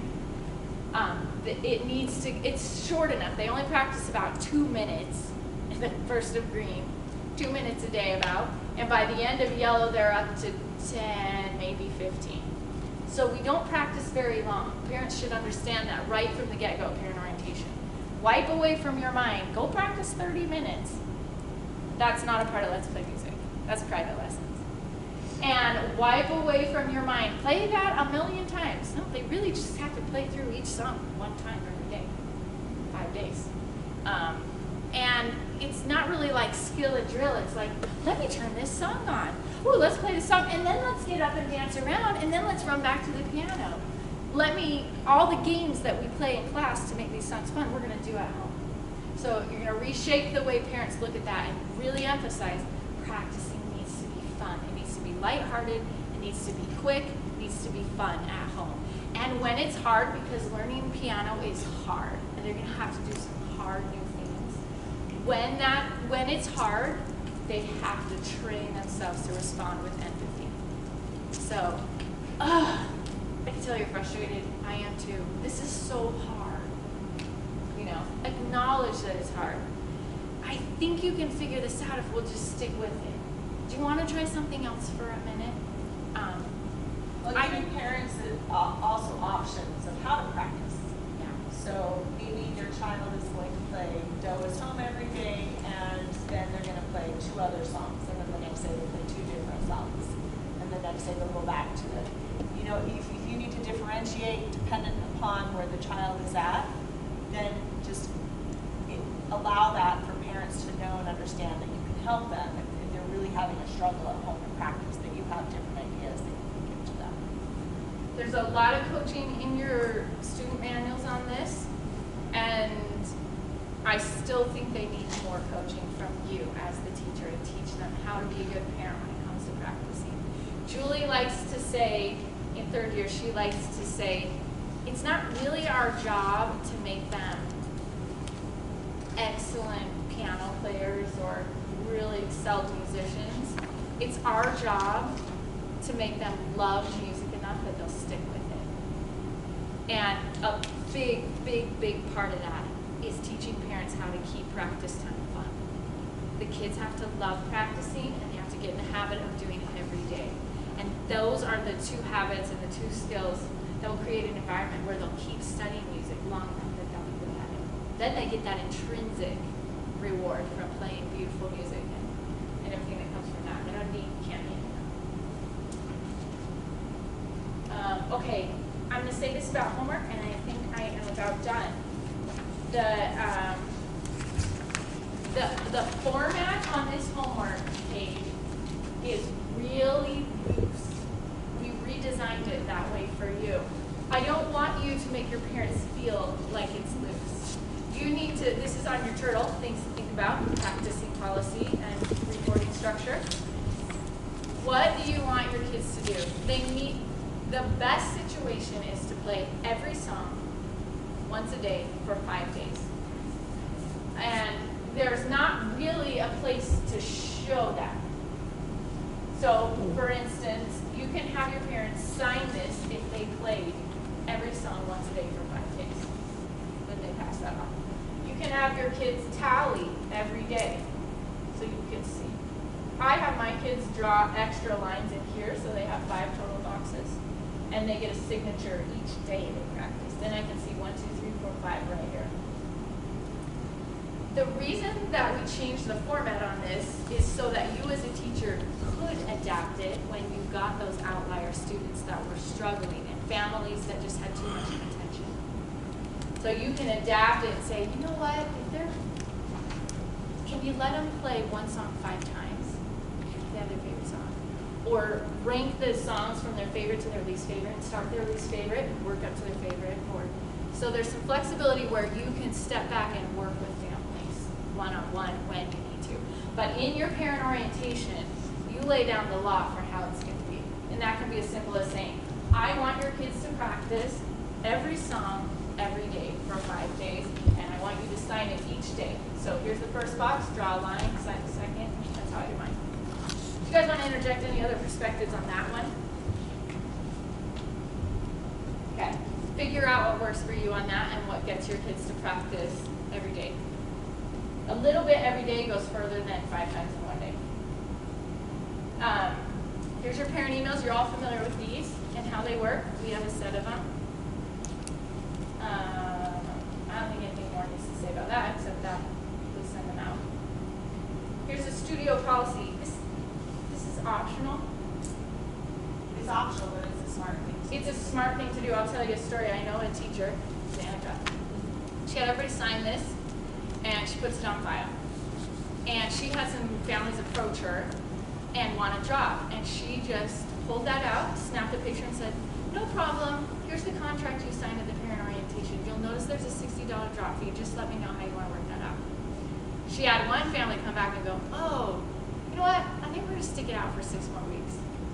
And she had another family come spend a little bit more time and it'll just help you know. Like I like using the progress reports to show the parents okay, this is where there's a little hole here. We need to just focus on this for a little bit. And so Station Day, one of the parts of Station Day is to celebrate. We want to celebrate the kids. So you're going to tell the parents that each station is the parent and the child. And it is a time when they get to play with your stuff. That's something that they can't do at home, that they can only do in class. So they have your visual aids, they have your instruments, and so you're going to set up, however many stations you need. So we're going to go through a little bit of a setup, and you want to keep in mind how each station can contribute to the child and parent bonding. And it is really fun when done right. So we have examples of station days. So do my stations facilitate bonding between parent and child, and do they provide families with musical experiences they might not have access to? So this progress report is required, and you will find that you can either, I have some examples so you can see. Okay, I grabbed these. These are really nice. You can order them from the web store. This is really nice. You can fill it out, and then you have a copy. What I like to do is have a class master sheet. So as you go throughout the semester, there's pass-off days, and you can write down how they played it at that time. So if you're doing scales all the time, you're doing intervals, so you might as well track it how they're doing it at the time when they should be doing really well at it. So you'll see there's a scale from 1 to 4. 4 is they exceed their age expectation. So most of my students will get a 3 unless they are, they have it with their eyes closed and they are beyond perfect at it. So most of do you guys do that too when you rate them? Most of mine are a 3. If they're still working at it, it's a 2. And if they totally have no clue, then it's a 1. But most of them are at 3. Have you ever given a 1? Yeah, for the ones that don't practice. Sadly. They don't practice and only come to classes. Yeah, they just, so that the mom, it's kind of an eye-opener for the mom, we'll kind of have a sit-down talk with them. But so you're going to fill out the class 1 throughout the semester. That just makes it, when you go to fill this out on each individual child, this will save you so much time. Okay? So these are available. You can download them and print them out, or you can order the carbon copies from the web store. So this year I didn't do that, and I just printed them, but then I just took a picture of each one before I gave it to them. So those are, each semester we have those. But if it's on your master list, you technically would need a copy for yourself, or? Yeah, I want it for myself so that I can kind of see how my classes are doing. And then, so I know if there's somebody that I need to follow up on, or just to contact the parent, hey, you'll notice on their progress report, they're lacking. No, how would you say that nicely? They need to get a little bit stronger in this area. Try and find positive ways to tell them they need to step it up a bit. And then I really like this teacher comment section at the bottom. So there's a place where you can put a little fun note for them. And there is a post on the info house, just write down Jody Blackburn. In the info house, she has a whole list and post on compliments you can say that will help you here. They are really excelling in this area. Or I just love having them come to class. It's a whole list of 100 things. That's the reason I would say Smash She has some funny ones. She has some jokes at the end.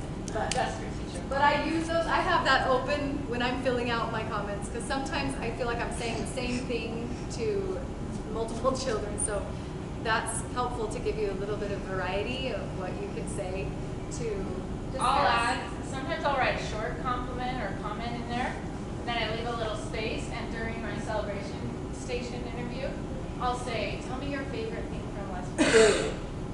Or something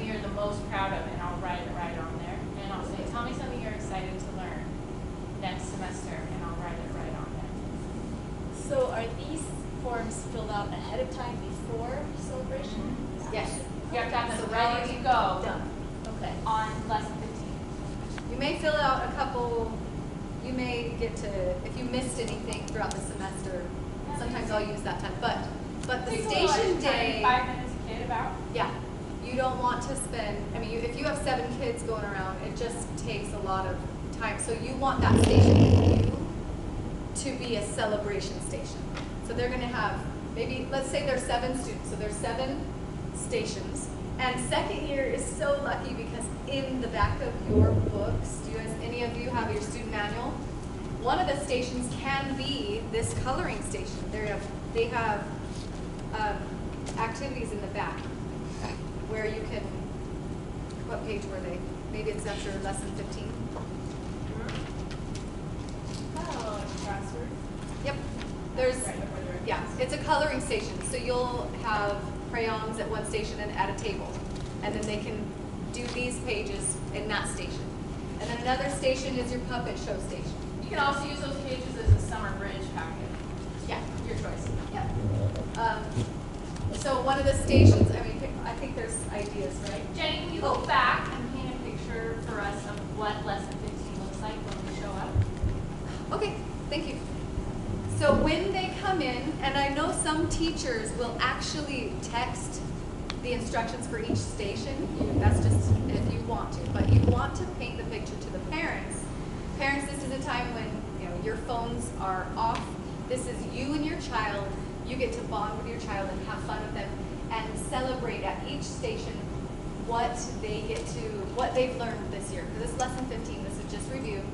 And so each station has a different theme. So what are some of the stations? There's the puppet show station. There's the rhythm station. So they get all of their green, you have the green rhythms, and then you have the rhythm box. And they get to do like mom puts out the rhythm and they both get to play it. Or the child makes a rhythm and they both get to play it. But every station, they're doing it together. And then so if you turn to page 72, GT 72 is a list of all the stations that we've provided for you that you can use with the materials that you have already for second year. You don't have to do any extra legwork other than set them up. it's on the back. It's on the back of each lesson 15, right? For green and yellow. Yes. And it'll give you a list of stations to do. There are additional ideas of stations on the info house as well. And then, And if a parent has more than one child, they just go together with all. yeah, It usually works. They have fun. Yeah. All playing together. Yep. And you'll put it just depends on your spacing, where you will put each station, but you might have, you might use a couple, your studio rooms. I use like 4 rooms in my house just because of the way it's organized, so I don't have tons of kids in one room. We just rotate between. And some teachers use like a bell and only allow like 5 minutes per station. I have just an open house style where once they're done with the station, they get to go to the next station. I actually print it out and have it on a clipboard. So it says station 1, station 2, station 3, station 4, has their name on it, and they just check off once they're done with each station. I was just saying, my most important station is the celebration station, which is with us as teachers, right?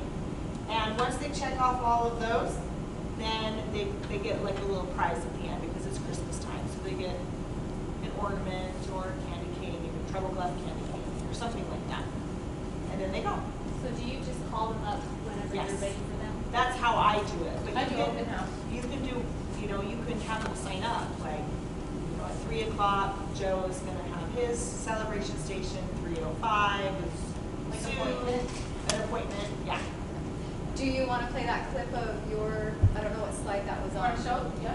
Okay, do you Yeah. remember which one? Okay, let me explain these really quick. These are some other optional logs. Tools. These are tools you can use if they're helpful. So this one on the left shows their theory assignments. They're practicing if you want to keep track of that, and if they came in on time. That's a lot of tracking to do, so do not feel like you have to do this one. This is just some teachers want to know. They have all of one They want student's everything. information on one page, and then they transfer it all to the progress report and hand it out. It's structured almost exactly like a progress report with homework and attendance on the bottom. There's no space for notes on that one. That's one difference I see on that. Is there? Do you see it? I don't see that one. So that's just another optional tool. And then the one, the whole class on We one have- sheet. do you want to pass these around? Hey, I brought you my sloppy coffee. Like these, this is real life. And I brought my third year too, because it's kind of the same. Look, I peeled them off the clipboard. They still have tape. I have a clipboard for every class. Front side has their attendance, and the back side has a class progress log, and I tape it to that. Front side, I can track their homework and when they were at class and if they paid their tuition. The back side, when we hit certain things, I can mark off if I saw that skill. You're gonna see how hit and miss. It's not filled out thoroughly. It's just a place I used to keep track of what I saw when I saw it. And sometimes I didn't see everything or I didn't track everything. I'll just lump them all together. They're all kind of the same, kind of messy. These are on the file cabinet. You can choose which one you like and print it off. I just printed these right from the file cabinet. Not my class roster. I just made that on Excel. If you really want it, I'll email it to you. But it's not that hard. All right, here are some pictures of some examples of what it'll look like in your house. So these, you have all of these in your manual, the 1 through 8, I think, inside your manual. You'll see those. And then on the info house, if you want to find down here with the number 4, there is instructions for number 4. So you want to have some sort of instruction on each station so that when parents get there, they can quickly read what to do and then know what to do. It's self-directed. Yes. Yes. So you don't have to explain things. And that doesn't, like, that says flashy flashcards, that doesn't have to be number 4. It can be whatever number you want. Yeah. So they're not given a number. You just decide what number you want for each station. Or type up your own. Stormy shared all hers for you. Yeah, so here are some ideas. So there's the rhythm station, and then there is the white keys, like that one, they must have been. Color counters. And so puppet station. It's nice if, okay, so Tiffany was saying with the puppet station, if you have one room you're working in, it's nice to have headphones for the puppet shows, but have a splitter so the mom can also listen. And then she even upped the game. Oh yeah. And had them in a tent. I put like a little teepee house up, and they had to crawl inside it. The moms were like this. They did the puppet show inside the tent. Those headphone splitters are $5. Yeah, they're great. They're awesome investment because you can plug them in a keyboard and plug keyboards in, and they can play together, and nobody else can hear it. Yeah. That's So fun. love that idea. So you just want to make sure that they're doing something together, and so when you're prepping the parents on when they're coming, you just need to explain those things so that they have the expectation of this is FaceTime with my child. Okay. And then one of the stations is also a place where the parent is going to fill out an evaluation. The evaluations are helpful because it's going to tell you how you're doing as a teacher and how the program is doing as a whole. And this is their chance to let you know if they have any concerns or if they just want to, most of the time it's just, I love you, you're amazing, blah, blah, blah. They think these are going to corporate because I always have people fill these out like, Jenny is so great, blah, blah, blah, blah, blah. And, or it'll be some kind of quote that I'm like, they obviously think somebody else is reading these.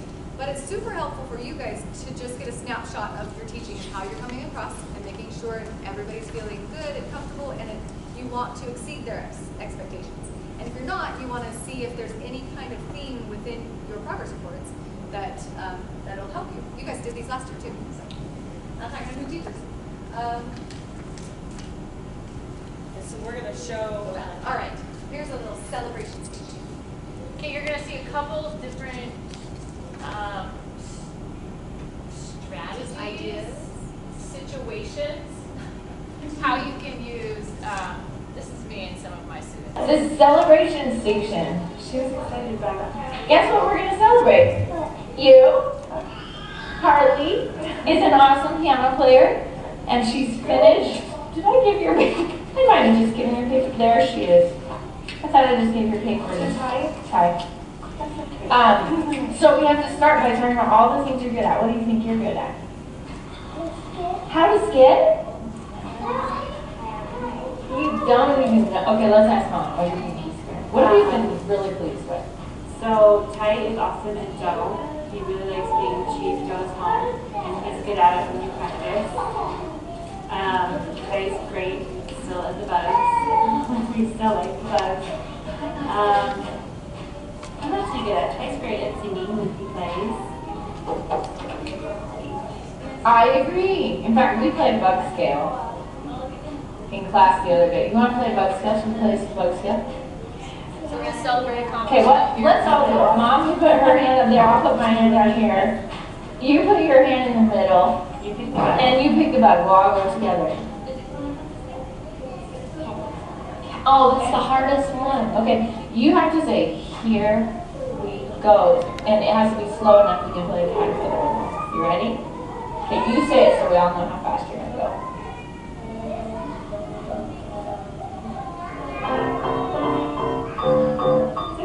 Do over.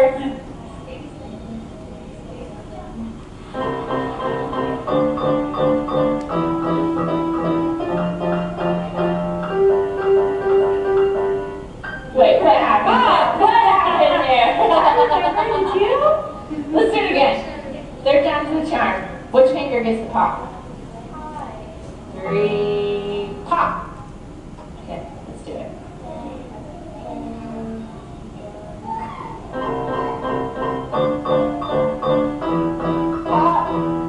Perfect.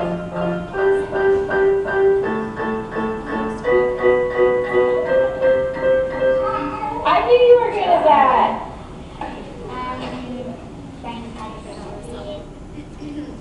All right, so this is a chance for you and the parent to kind of build up their self-esteem and get them excited about what they can do. I'm trying to think if the rest of that is linked. I remember seeing it somewhere. Do I have it linked somewhere? Yeah. If you watch the rest of those interviews, you'll see one where I have to talk down a parent who's a little over anxious about their kids. You'll see one where I have to encourage a timid kid. So you kind of just see some different scenarios. Yeah. In page 30 and 31 in the beginning of your books, in teaching practices, you can review that station day. It's a whole section on station day, planning it, what station should I include, your teacher station, and just logistics. So you guys can review that but get ready. This is just a fun party day, and everybody leaves happy. All right, okay, we got that. Parent evaluation. Anything else on parent evaluation that you would add? I mean, you guys have been through it before, so you kind of know what it's like to be evaluated. It's like 99% positive, right? It's what? Oh, second year? Yeah. Actually, is it one page this year? Is that it is two? Okay.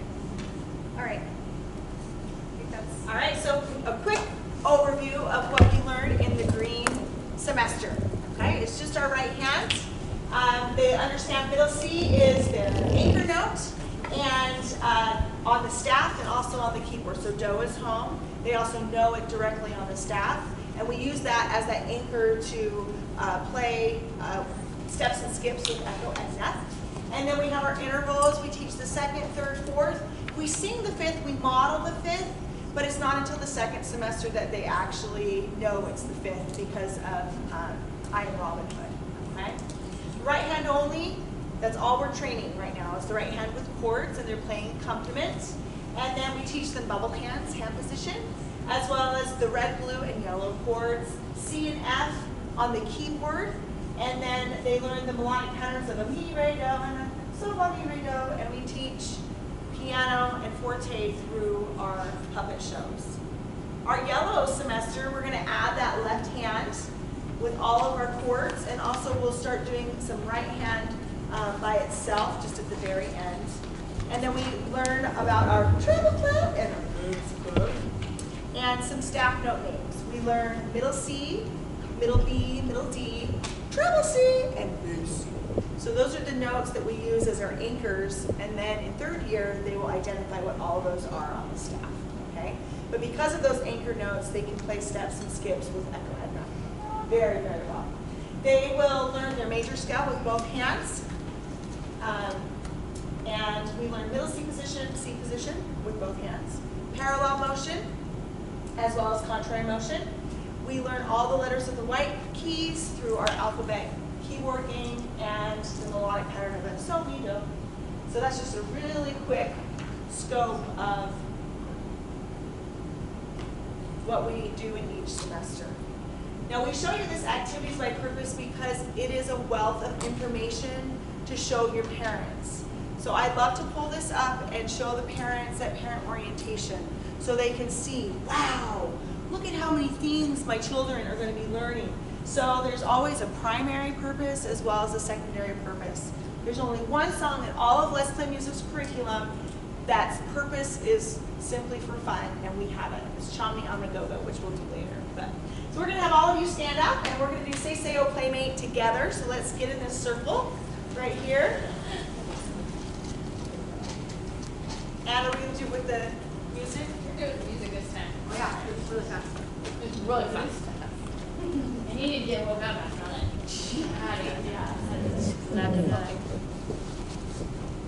But we had to overview all that stuff.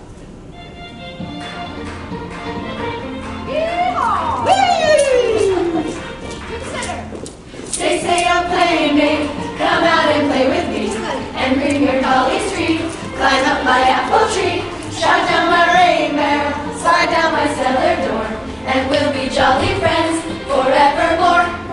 Say, say, oh playmate, come out and play with me, and bring your dolly's tree, climb up my apple tree, shout down my rain barrel, slide down my cellar door, and we'll be jolly friends. So lofty, do, do, do, do, do.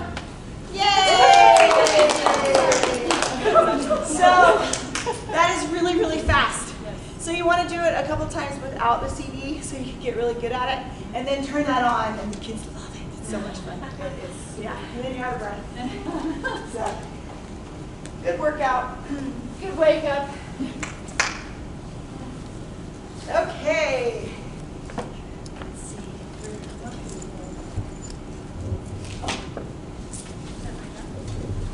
It's time to play, play, play, play. Piano! You gotta say it. Piano! It's time to play, play, play, play. Stop playing. It's time to play, play, play, play. It's time to play, play, play, play. Here we go. The keyboard, the ideal music teacher, okay? So why is it the ideal music teacher? Because it relates directly to the staff. So the step-by-step and key arrangement relates, directly to the staff knowing elements of music at the same time, melody, rhythm, and harmony all together, so which is a very powerful teaching tool. And also it connects the child's sense of touch and sight, like solfege connects to the voice to the ear and mind. So when a child sees, what does that mean? When a child sees a so, fa, mi, re, do, and they hear it, and their fingers are playing it, all of that is working together. So it is the ideal music teacher. So what I would like you to do is to close your eyes. We're not going to fall asleep, but we're going to close our eyes. And I want you to picture a favorite keyboard or piano that you played on. Maybe it was a recital, or maybe it was growing up as a child. You had to practice on a piano, okay? And I want you to find a B. Now find an F sharp, G. Now a C, D sharp. Okay, go ahead and open your eyes. How many of you found those immediately? That's because you all have formed a visual conclusion from studying the keyboard. So this is what we call keyboard geography. It's where we study and study and study it. We have this mental impression in our minds of what the keyboard is. And that is what this song teaches. When I look at the keyboard, stand up, hear what I see. Little candy bars looking up at me. There are groups of 2 and groups of 3. I can play them all, just look and see. 2, 3, 2, 3, 2, 3, 2, 3, 2, 3. Okay, and you saw a Shelley model that you can play 2s anywhere. 2s, 2s, 2s, and she's really, really big, right? And then 3s, wherever you want, okay? You can do it any way. What she did show you was the pancake or high five hand, which is really helpful for kids because they're going to want to take their 2 finger like this, 2, 3, 3, and that's really hard for little kids. It's hard for adults too, but to do that. They like to do that because they hear 2 and they think, oh, I need to show 2 fingers. So if you show them the pancake hand and model that, show me your pancake hand or the high 5 hand, then that's easier for them to do, okay? So we need some chocolate, so you can pass those around if you'd like one. All right, so what's really fun is really to literally have them open that up and put it right on the keyboard so they can see that those Kit Kats really do look like the black keys. And we show them that the black keys really do influence the white keys. If I was to hide those, the black keys, we really couldn't tell what any of those white keys are. And you will model this in class. So the black keys really do influence what the white keys are. So let's stand up again. I want to see lots of epic. Hattie is what it is, okay? When I look a little closer, what do I find? So many white keys, it just blows my mind. My little candy box will help me know the names of all the white keys. Here I go, find a group of 2. Down one says C, and a group of 3 leads to F. Yippee! We want to see your pencil now. Okay? Yeah, excellent. So we will see Kit Kat Keyboard on your videos. We want to see an epic performance of that. Really do lots of vocal inflection, big pats, really get into it, okay? Because it's more than just about that Kit Kat that they get to eat. And we've had teachers ask if they need to provide Kit Kats for their students every single week. No, just the first class. Just the first class, okay? All right. So we are going to come back up here, and we're going to learn more about the manipulatives that we use for teaching this song. This is how you'll Everyone, stay come awake. on up. We're just going to keep you awake. No, that's Jen, you can come. This is if you want to.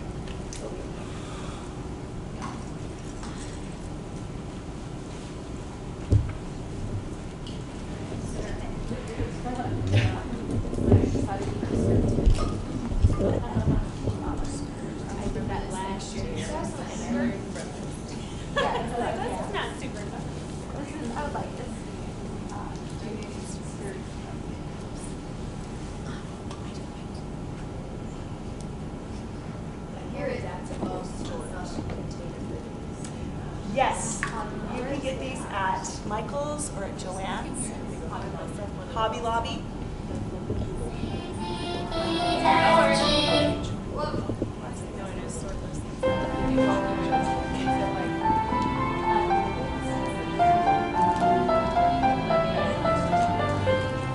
A, B, C, D, E, F, G, C, D, E, F, G, A, B.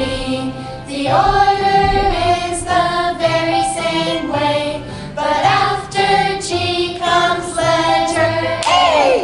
As I sing, how smart I'll get with my music alphabet. So the music alphabet is like our regular alphabet. Tell your mom, what are the notes of the music alphabet? Tell your mom. So what note does the music alphabet start on, class? C. The music alphabet starts on C. Oh, and what comes after the letter G? A for what? A for awesome, because you guys are so awesome. Let me see a big A for awesome. Woohoo! Excellent job, okay? So you're going to show the differences of the regular alphabet and the music alphabet, all right? And the reason we start on C is because that's our anchor note. Do is home, so we start on C for the music alphabet. I was going to say, is that unique to us in music? Because I hadn't heard music that started with C. I know, Shelly? Yes. Yes. Oh, I didn't Oh. Is it unique to Let's Play Music to have the music alphabet start on C? No. Okay. That's everybody. Because other people were saying they've heard it start on A. I have seen a method book that starts with A, and it drives me nuts. The first key of the piano is an A, but it's very typical to say music alphabet starts on C. Because C is the middle C is the anchor note, right? Right. So that's It why. made a lot of sense to me. I was just Right. like, Okay. I was going to have my theory class in college. Yeah. So That's what that is. Okay, so then after you introduce that, what you'll do is you'll give each group, each person one of these, and they will put it in music alphabet order. So go fast, go ahead and put it in music alphabet. Start on C. One of you can be a parent. I'll be your mom. And make sure that mom knows that you've got it right in order. You can sing it in your head if you need to. C, D, E, F, G, A, B, C, D, G, D for dynamite. Okay. All right. So then what you'll do after they've done this, and you do this a couple of times, and you might start on different notes. You'll let them choose, like, or you'll start on the C, you'll be on D, E, F, etc. All right. So that's the progression of the lessons. So that they can see that really we can build the music alphabet on any note, which helps with scales, right? Okay. But for us, they will remember it starting on C because they're going to be singing it in their mind, and that's what they're going to be listening to. So then the next thing that we do is we make this big alphabet rainbow snake. So keep your letters out, okay? And actually, it only works with 6 people. So if you have an odd thing, then I do different. Oh, go ahead. But you do a rainbow. I do a rainbow Gotcha. one. Do you make Sometimes when we just do them, and then we go C, D, E, F, G, A, B, and then they get to choose to point to theirs, and then but there's different variations of doing that, but I like this one too. Yeah, I use this one too. This is the rainbow alphabet snake, okay? So what we'll do is we'll have each person come up with their letter. So the music alphabet starts with what, Kristen? D. Bring your C up here. Okay, and what comes next? D. Hurry, hurry, hurry. D for dynamite. And then what comes next, Elizabeth? E. E for Elizabeth, yes. And then what comes next, Candace? F, yes. Then what? G. G. And then what comes after G, class? A for awesome. Get your A out. Get your A out. Good. And then what comes next? B for bodacious. And then what? C for cool. And then D for dynamite. Woo-hoo-hoo. Then E for excellent. F for fabulous. Fast, fast, fast. G for great. And then what comes after G, class? A for awesome. And then what comes next? B, bravo. C, cool. D, yes. E, excellent. F, fantastic. Then what comes after F? G. Oh, then what comes after G, class? A for awesome. A, and then B, then C, then D, then E, then we're back to F. We gotta go fast. Oh, you guys are so fast. F for fast. G for great. G, what comes after G, class? A, then B, then C, then D, then E. Then F, we can bring it this way. F, look at this cool snake. Then what comes after F, class? Wow. G, where's your G? G, we need G. Yes. G, then A, then B, then C, then D, then E, then F, then G, then A for awesome and B. Again? Yes. Oh yeah. Okay, and then you point with your laser eyes. I have my students point in their seat. Okay, so they're going to point to each note. Point. A, B, C, F, G, A, B. C, D, E, F, G, A, B. C, D, E, F, G, A, B. C, D, E, F, G, A, B. As I sing F, G, A, B. C, D, E, F, G, A, B. Now why I add this element into it is so that they remember that what comes after G, because they'll look at you like, I don't know, but they like this because it's awesome. A for awesome. Okay. It does. It works with 6 kids. So if you have more than 6, that's okay. Still play the game with it, and you'll just sing. You can just sing. Well, we just keep singing is what we do. So, but it works perfectly with 6 with the CD. Okay. Other fun way that Jenny was explaining is all the students have theirs, and then they just point to theirs and sing it. That's another fun thing. Or if you have, I'll have my students sometimes stand up, and then they rotate like to the next color. And that's fun too, just to get them moving. Yeah, just to change it up, okay? So go ahead and gather your colors, and you can put them back into those little containers, which are jewelry holders. Yes, you can get them at Walmart or Michael's, Joanne. I think it's by Darnie's. Is that the brand? I don't remember, but I love them. And they even have little ones for your counters. I use those for a lot of storage.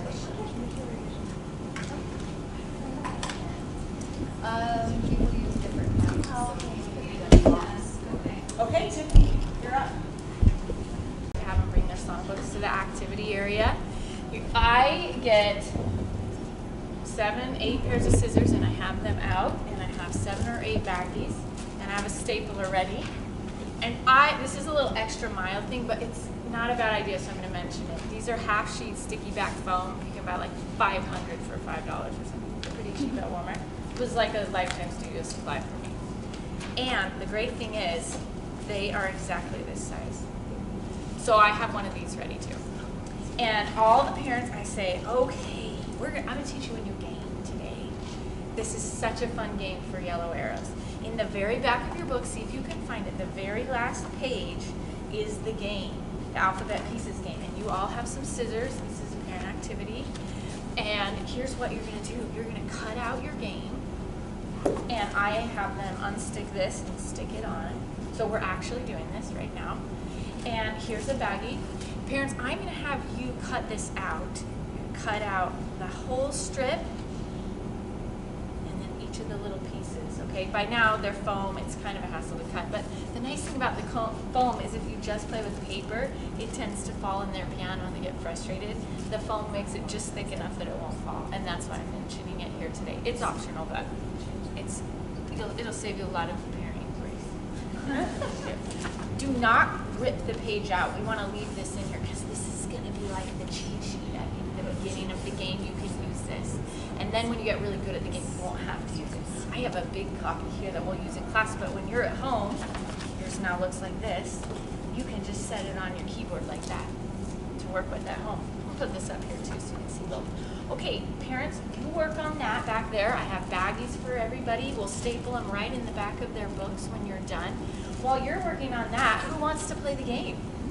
Yeah? Okay, come up here. Let me have all the students right up here close to my keyboard. Can you make a little rainbow for me? And I will teach you how to play a game. I'm going to give everybody a little tile. Turn them over in front of you. I'm going to show you how to play the game. I like to have mine already made. If you want, you can print it. There's a copy of this page right here, straight out of the handbook, the songbook, on the file cabinet. And you can print a copy, and you can actually cut it up right there in class. I like to have a student copy already made. The first few times we play this game, we're going to bridge the idea that the music alphabet repeats itself all the way up the keyboard. And so we're going to start by putting all the C's on first. Okay? So who thinks they have a C? Look in your pile for a C. I'll give you a hint, it's a black. If you have one, we're going to go in order, and you can come put it up here on a C. So you ready, Kristen? Put one up quick for me. Elizabeth, do you have one? If you have one, get ready to put it up there. Elizabeth, Kim, okay, Emmy, Bonnie, put it up there. Did we miss any C's? Who still has a C? Yeah. If you have one set, it's going to fit on here perfectly. Okay, did we get all our C's? Look for the groups of twos. Did anybody see? We got all the C's. Okay, we don't want to go in order because we're not going to encourage counting up. And I'm going to mention that to the parents. With the beauty of this game is that it teaches the randomness. Learning the white keys, the names of the white keys, totally random. And that's what makes this such a powerful tool. Good. Yeah. It's fantastic, and it's going to be random. But the first few times we do it, let's put all the C's on at once, just so we start getting that relationship of this repeating itself. Okay, so let's try the other black one. What's the other black note? It's F. If you have an F, find your F's, and we're going to fill it in. Let's go the other way. Bonnie, you go first this time. Okay, Emmy, Kim, Elizabeth, get them up here. Did we miss any? Double check for me. A group of 3 leads to F. Yippee! And I'm double checking. It looks to me like you got all of them. Did we get all of them? Okay, let's pick a new one. Elizabeth, pick one of your letters. Your white letters. Awesome. A for awesome. Find your A's. Find your A's. Okay, put them up. How's that going, parents? Are you having a little tricky time cutting the foam? I know. You'll be glad you did it now because you know you'll never get to it during the week. This has got to be done right away. Okay, got all the A's. Good. Kim, will you pick a letter for us? D this time. Find your D's. Let's put all the D's on. We're purposely not going in order because we don't want, this is what I'm telling parents, we don't want our kids to get in the habit of counting up the scale to figure out the letters. We want them to just know it based on a group of 2 or a group of 3. Now, when we're hunting for those letters, I'm going to give the least amount of hints as possible. I think you can figure it out because we're getting to some of the hard ones. Like we have E and G and B left. Which one do you want to do, Emmy? B. B. Okay, everybody, look closely. Does B look like it's with a group of 2 or a group of 3? A group of 3. Parents, when you're playing this at home, try to only give that hint. Don't give them any more hints. Don't tell them what it's next to or anything like that. We just want them to see it in relation to the geography. It is a group of 3. It's at the top. Okay, put your B's on. Let's see if you get that right. This is great. This game can take like up to, it can like almost double your practice time the first 2 times you play. But parents, I want you to make the investment. I want you to practice it at least 10 times in the next month, okay? That's not too much. And if you do, I'll have a little prize for you. But it's so important. It's gonna, just beware, it'll probably double the amount of time you spend practicing. So emotionally, you might need to separate that from your regular practice time. Just play it before bed real quick, or play it real quick in the morning, or when you get home from school, separate from practice time. Otherwise, it might bog you down too much. But the learning curve on it is steep and fast. So you'll really labor through it at first, and then it's gonna start clicking. They'll go really fast. I can't wait to see how fast you get. We're gonna play it in class, so I'll know if you're getting good at it. We're missing a letter. What is it, Bonnie? E. It's E. Let's get E on there. Quick, quick, quick. Once you play the entire keyboard, you have enough pieces to cover your whole keyboard. You should take a picture of that and send it to me when you do that. It will look amazing. Okay, and the last one is G. Let's go. Get your G's up there. Everybody at once. Don't knock any off. Wow, everyone has a letter. C, D, E, F, G, A, B, C, D, E, F. Is this just like our alphabet snakes? It is. It just goes over and over and over. It's so fun. Once we play this 5 or so times and we start getting really good at it, parents, if you want to shorten it and just play a few octaves or modify it a little bit just to kind of reiterate the idea of learning these groups not in order. If you want to learn in order, that's the idea. There's a whole bunch of fun variations of this game on the blog, and there's a link to that in the parent email I'm going to send you tonight. And so you can link to the blog, and there's all playing with candy, playing with toy cars, playing with all kinds of fun things on there. And another fun way to play is I'm just going to reach in the bag, and I'm going to pull it out. I got a C. I'm going to put that on. And now you reach in the bag and you pull it out, Mom. You got a C again. A C again. You're going to put that on your octave, and whoever gets their octave full first is going to win. So this is a fun game. There's lots of variations. If you start getting bored with it, you don't think you're going to make it through 10 times, call me and I'll give you some fun ideas. Okay? Or if you can't find it. One more trick. When you clean this up, guys, don't make your moms mad. If you just swipe these all off, they go hide in between the keys. It's terrible. So there's a little trick that all the students know. This is how we clean it up. Brush them this way so they don't fall in the keys, okay? Yours are going to have foam, so hopefully that helps with it. But it's nice to know that they might run away from you. Cut. Now your copy won't have 8 billion pieces. That's 16 years of training right there. There are a few extras on there. There are a few extras. In case they slip between the cracks. But if you give them the foam, they will thank you. Yeah. It's kind of worth it. Yeah. We don't like to have extra things for you to buy, but think about that one. Plus you get your 40% off coupon, and you get a lot for a little amount of money. All right, we're going to go back and get our bubbles.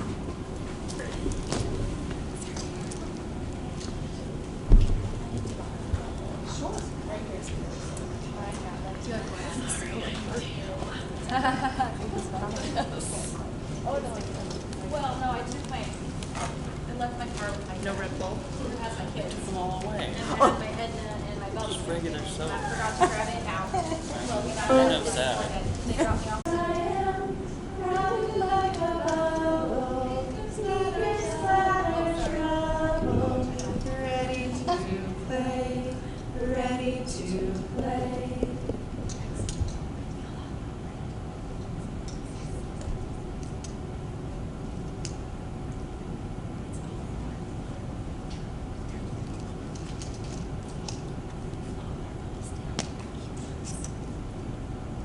we're pretending this is a keyboard.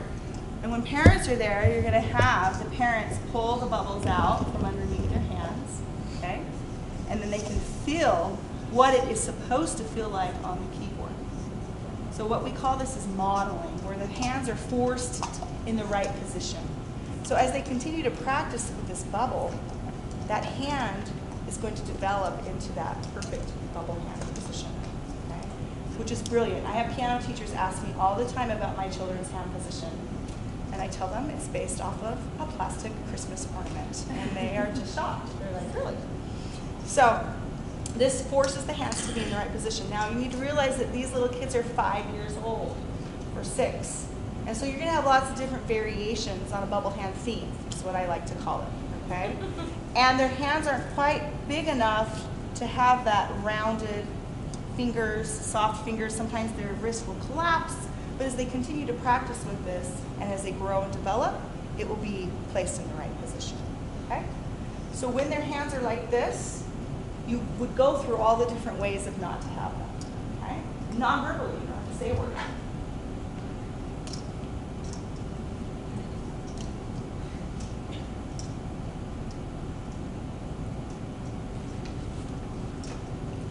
Where is bubble hand? Where is bubble hand? Here I am. Here I am, rounded like a bubble, fingers fly for trouble, ready to play, ready to play. Where is one? Where is one? Here I am. Make sure you sing on the right pitch, okay? So that's middle C. Where is two? Where is two? Here I am. Look at your fingers. Where is three? Where is three? Here I am. Oh, the tricky 4. Where is 4? Where is 4? Here I am. You got it. Here I am. Yes. Where is 5? Where is 5? Here I am. So that's going to strengthen each independent finger, okay? And then we take it, we pop the bubble again. 1, 2, 3, and we float it down. Parents take it out. Then we do it right on the keyboard. Okay? And they will play with each independent finger so they can strengthen those fingers. So this bubble is a very powerful tool to get the hands in the right position by modeling and then get that independent finger movement and strength. Okay? Oh, sorry, I need to be on bubbles. There it is. Okay? So let's look at our yellow songbook so you can see the progression of our keyboard technique.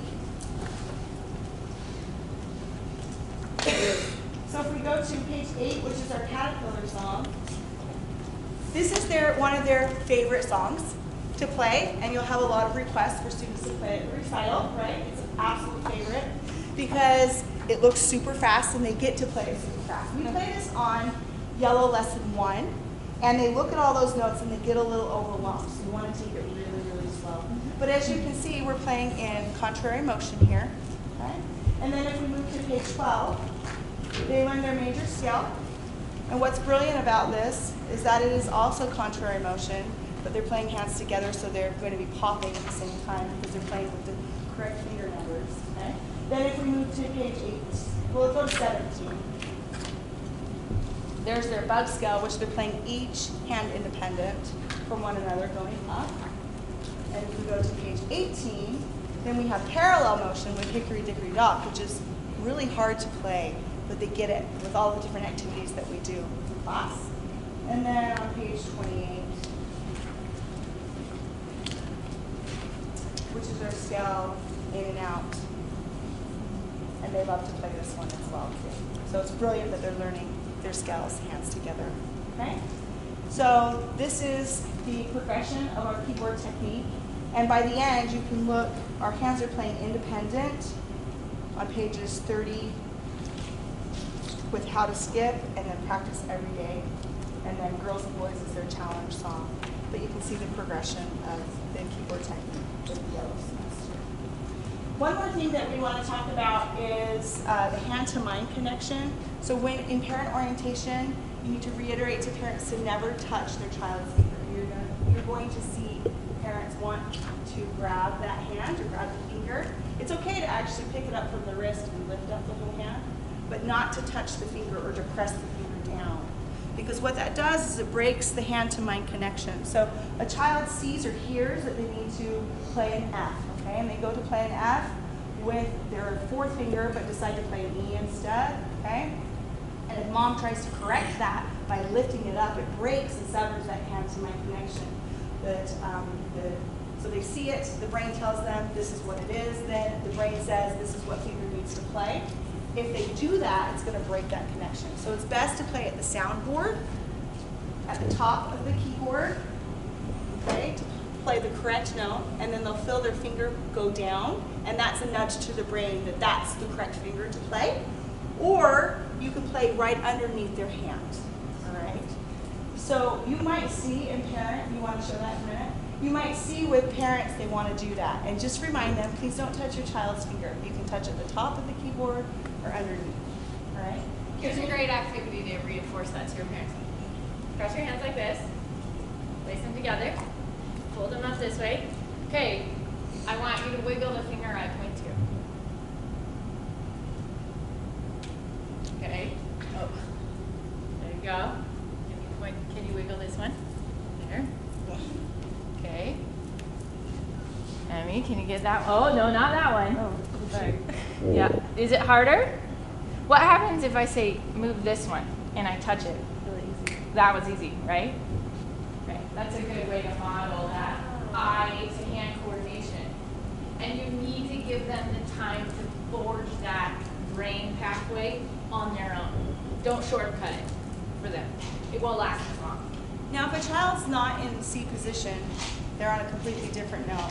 You can lift the entire wrist. So you can lift right here their hand and place it in the right spot. That doesn't break that connection. It's just touching the fingers, all right? Okay, awesome. So I believe it is time to take a break. We're gonna take a 5-minute break and reconvene for puppet shows. All right? Woohoo!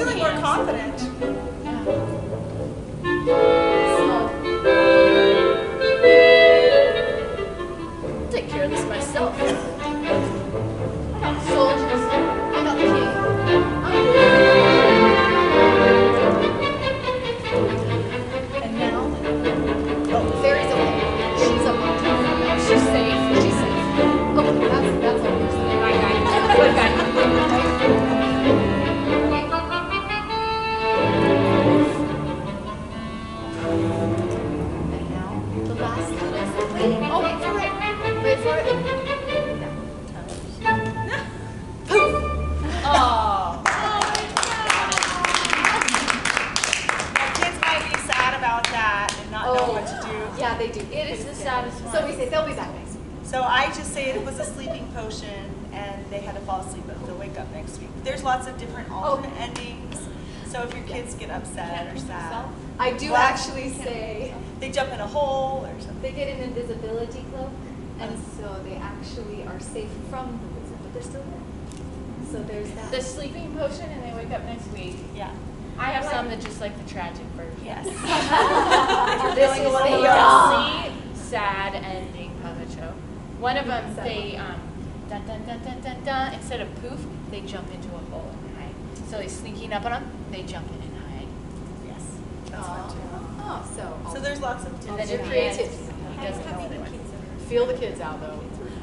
They get scared. Some of them get upset about If it. they were scared of the genie, Yeah. They thought he was Then they're gonna want the you'll be tragic fine. You'll want the version. tragic version. And one little girl, she came to the fox and she's like, I can't do the puppet show until I know if the fox is doing. He does. Okay, let's do it. Oh, I know the ending. She did the happy ending. The book at the end. Yes. Just version. There are lots of versions, and today we'll even write your own version, okay? So here's a version that I did the other night. So, ready? Just welcome to class. Welcome to class. I'm glad you came. I'm glad you came. I'm Echo Ed. I'm Echo Ed. No, that's my name. No, that's my name. Let's find some notes that step and skip. Let's find some notes that step and skip. Look very careful or you'll slip. Look very careful or you'll slip. Okay, so Echo Edna is our tool that we use to help them to learn how to sight read and sight sing. And so you will be putting up melodies on the staff board. And first you will be doing solfege and sight singing. And then you will be having them play steps and skips. So it's a gradual, it gets more difficult as you go on. And then they'll be doing lots of different melodies with Echo Edna. So let's do a couple here. Can you, Stormy, can you come and move this? Let's go closer. Do you want a keyboard? Close. I don't think so. I'll just use this for now. Okay. All right. Here's another version. I said a boom, chicka boom. I said a boom, chicka boom. I said a boom, chicka boom. I said a boom, chicka boom. I said a welcome to my classroom where sight reading is so fun. I said welcome to my classroom where sight reading is so fun. Oh yeah. Oh yeah. Uh-huh. Uh-huh. One more time. One more time. But this time, let's use hand signs. Let's use hand signs. I said a do. Hold on. I said a do, re, mi. I said a do, re, mi. I said a do. Holy cow, that's hard to do. Do, re, mi. I said a do, re, mi. I said a do to the re, to the mi, re, do. I said a do to the re, to the mi, re, do. Oh yeah. Oh yeah. Uh-huh. Uh-huh. We're done. We're done. That was fun. That was fun. All right. I'm going to start you at page 28 and 29. If you remember reading that in your book, you can see the week-by-week progression that she was talking about, how it increases in complexity. And she's going to demonstrate a couple different weeks. Yes. Okay. So first, you'll start with a very simple. Is this a baby step or a skip? Baby step, and we'll sing do, re, and then they'll sing, and then they'll play it on the keyboard, do, re, and then we'll do do, mi, we'll do skips, okay, and then by the end, they could do skips and steps, and D's and D's. So you can do, it gets gradually progresses, okay? So I want you guys to get out your Echo Ednas if you don't have them yet. The purpose of Echo Edna is also just to give them a new state change.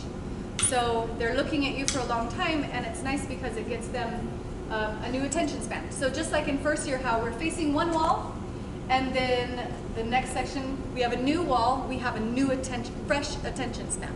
So same reason. And she's a lot more fun, and sight reading can be a little tedious. And so this puppet is a great tool to just spice it up a little bit.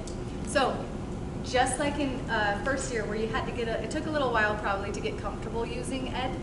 Okay, this persona is a little bit harder. Right, girls? How long did it take to get comfortable with Echo Edna? Actually, it took me like 13 years until somebody came up with these call and response chants. So there's a lot of these different, like Shelly did one today that I'd never heard. That was really fun. So gives you something fun to do. Say that again. Are there chants on Info House by chance? Yep, there are some. There's more and more and all the time. I'll put some more. This is something we saw in a certification video last year, and we were just like, yeah.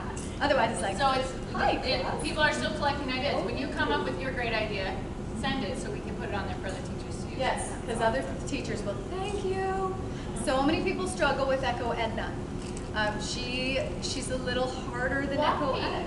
Why is she hard? Why is she hard? I felt silly because these kids are a little bit older, and sometimes I would get eye rolls, and so I'd be like, I'm not doing it right. Or so I just was not comfortable, and so I just need the element of fun. And so when somebody showed me these, I'm like, there, I got this now. So I want you guys to practice using your Echo Edna. And here's, okay, what we can do. Sometimes after a little while, you can do some of these chants. And then this year was really fun that we would make up a little chant in class. So I would say, give me some words that rhyme with hey. Go ahead. Play. Play. Say. Gray. What else? Day. The other day. I went to play. On my piano. No, that was great. Okay. So you'll just get a few words and just kind of do a fun thing as a class. And sometimes they'll give you ideas. So we did that a few times just to put some fun creativity and get them kind of thinking about, hey, I can write a silly song. So that was really fun. Anything else? Okay, we want you guys to practice with some, so if you guys could grab partners and you guys can do it to each other. What's the next slide here? Yep. So we have the who, what, where, when, why, how. Yeah, we got that, right? Any questions on that? I'll mention, I think Edna's hard because unlike Ed, who just teaches sight singing and pitch, matching pitch. Yes. Edna has kind of these layered objectives. She's teaching them to sight read music, she's teaching them to sight sing music before they've actually heard it. And then she's teaching them like keep your eyes on the notes while you play. So there's kind of these multiple elements and layers of doing it. So 1 week she'll jump from one to the other, and one lesson she'll move through all three. And it's not just like Ed who pops up and sings something and then he's done. That's why you can learn Ed in a semester. But yeah, so it might take just a little while to get used to her, and that's okay. She's a work in progress. All right. Sometimes you can have different personalities. I've heard some Echo Ednas have like Southern drawl. Howdy, class. Howdy. You know, or she can be proper. Hello, everybody. Hello. So you can develop your own persona, however your character of Edna that you want. So if she's Ed's sister, my Ed is a cowboy dog. And so Edna has a Southern accent sometimes. this So you goes can on your decide- things to think about. Oh, good. Things to think about. Decide what your persona. And if she has a theme, you'll want it to be consistent in every class. So her hello, if it's something fun, chanty, you'll want your consistency with her goodbyes. Whatever you do, have it consistent. Yeah. Is your hello and goodbye always the same? Like, is it A routine. Mine is. Yeah. Yep. You can decide what kind of routine you want with her, or if she just comes out and does some fun, hello class, like welcome to class or whatever. Mine just says, hello, everybody. That's my routine, welcome. As soon as the kids hear that, they go, oh, we know how this goes. They know that routine, and as soon as she says, I just love playing the piano, then they know it's over. that your goodbye? Yeah, it's that easy, but it's the same. Yeah, so whatever you do, just make sure it's consistent so that they know what to expect. Yeah, if you have an accent, if you have tics. Well, one year, my Edna had all these hilarious laughs. Oh, that's and the just kids had to nice. copy those, and they thought that was so funny. Sometimes she would snort and guffaw and giggle. And those were her tics. Awesome. And she should just be really playful. It breaks up the class. And so just as you're thinking about it, decide some ways that will work for your personality and Edna's personality that makes it really fun and connects with the students. Sometimes I'll go She gives them around and, like, kisses. yeah, like, oh, that's so great. Or they can give her a high five. And she's a great praise tool. So they'll be taking turns one at a time. Sometimes when, like, I'll put a different melody up there, and then they'll play it, and then you can say, "Great job, Austin," and everybody says, "Great job, Austin." Except I won't say "great job" because that's like, I would say, "Stupendous." There you go. That is super. All right. Okay, let's break the ice. Let's do it. Okay, so What do you think? 1 minute to kind of practice a few? yeah, 1 minute to practice with your partner. You want to just say hello. Maybe you want to do a chant. Sipping cider is a good chant. Did you do boom chicka boom, Shelly? No. What one was yours? I did sipping cider all the time. You did. Okay. Yeah. Today? I'm gonna try that too. Mhm. I think that's really fun. Oh, I thought of another one. It was like Wali Acha.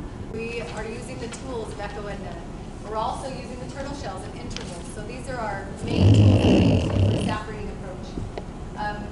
And just like in first year, they're hearing it, they're also feeling it, and then they're seeing it and doing it, and then they're playing it. So it's this whole holistic.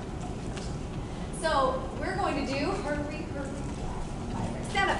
Hurry, hurry, drive the fire truck. Hurry, hurry, drive the fire truck. Hurry, hurry, drive the fire truck. Ding, ding, ding, ding, ding. Hurry, hurry, climb the ladder. Hurry, hurry, climb the ladder. Hurry, hurry, climb the ladder. Ding, ding, ding, ding, ding. Hurry, hurry, squirt the water. Hurry, hurry, squirt the water. Hurry, hurry, squirt the water. Ding, ding, ding, ding, ding. So, fa, mi, re, do. Now let's play it on the piano. Alright, There's your piano. There's your staff reading. and then we play it and we see it. Oh wow. So, mi, re, do. So they're seeing it, baby steps going down, and then they're feeling it with what we just did, full body, and then they're doing it with their fingers. Okay, now let's do Bunny's Birdhouse. Who wants to play that music for? Are you gonna push play? Okay, everybody get your hammers out. Sorry. Ready? Let's build a birdhouse.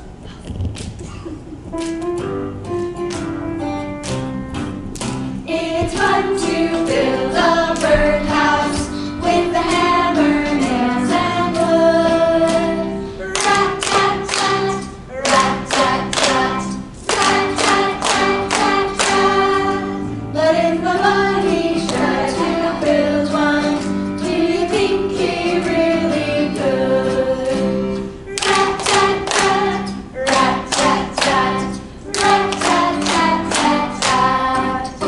Oh, it fell down. It did. It fell It down. fell down. Okay, and who's got this one? Is this in green? You'll see. Let's see, is it after Johnny's hammers? You'll see that we just did full body involvement, and then we get to play it on the piano, and you'll see that we went high, high, high, low, low, low, high, high, high, high, high, and then on the second ending, high, high, high, low, low, low, baby steps going down, or so fa mi re do. Okay, so we feel it, hear it, see it, do it. Okay, now sit down right where you are. Has anybody ever seen this before? This is called treble clef. Can you guys say that? treble clef. It reminds us of girls' curly hair. Girls' curly hair. This tells us to play it up high or down low. What do you think? Up high, that's right. So when we see this treble clef, we're gonna play it up high. Now this one is called the bass clef. Bass clef. It reminds us of Father's strong arm. Do you guys see this? You see her? Can you guys see her Father's strong arm? This is so scary. This is our bass clef. It tells us to play things up high or down low. What do you think? Down low. So this is bass clef. Treble clef. Bass clef. Treble clef. All right. So we now know bass and treble. Let's see now. Okay. The other places they learn their staff note names is on how to skip. So they're gonna sing C, skip, skip, skip, D, skip, skip, B, skip, skip. So they just know C and D and B, middles. And then they know treble C and bass C. That's the second semester of second year. Those are the only notes they know on the staff. Okay, so we learn those in how to skip, and then we use those also in practice every day. Anything else on here okay? There's a little joke for you. Well, you head back to your seats. No, actually stay where So we're going to do more. Yeah, so I need 4 players to play on the keyboard, and then the rest of you will just stand up. So you can come and find your seat. Oh, are you going to put that on? I found these at the dollar store. That's fine. Yep. The rest of you can stand in a circle.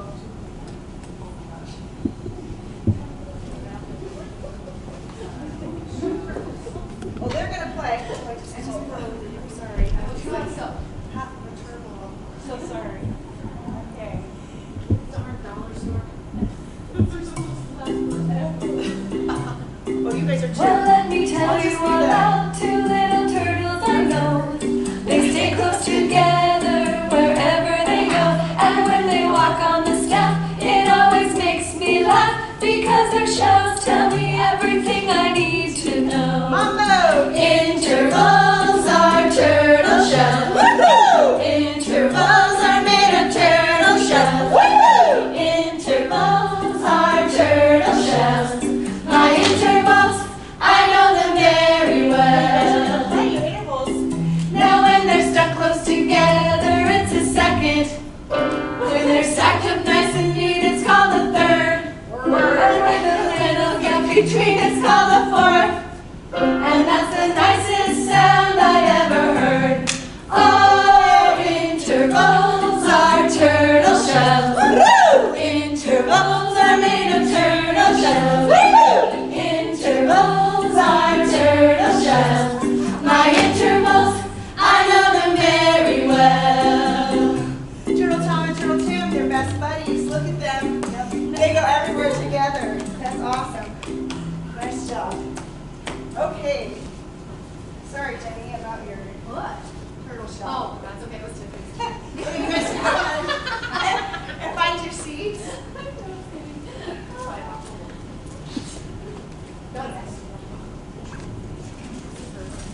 So Let's Play Music is a chordal approach. And in order to understand chords, we have to know our intervals because chords are based off of intervals, okay?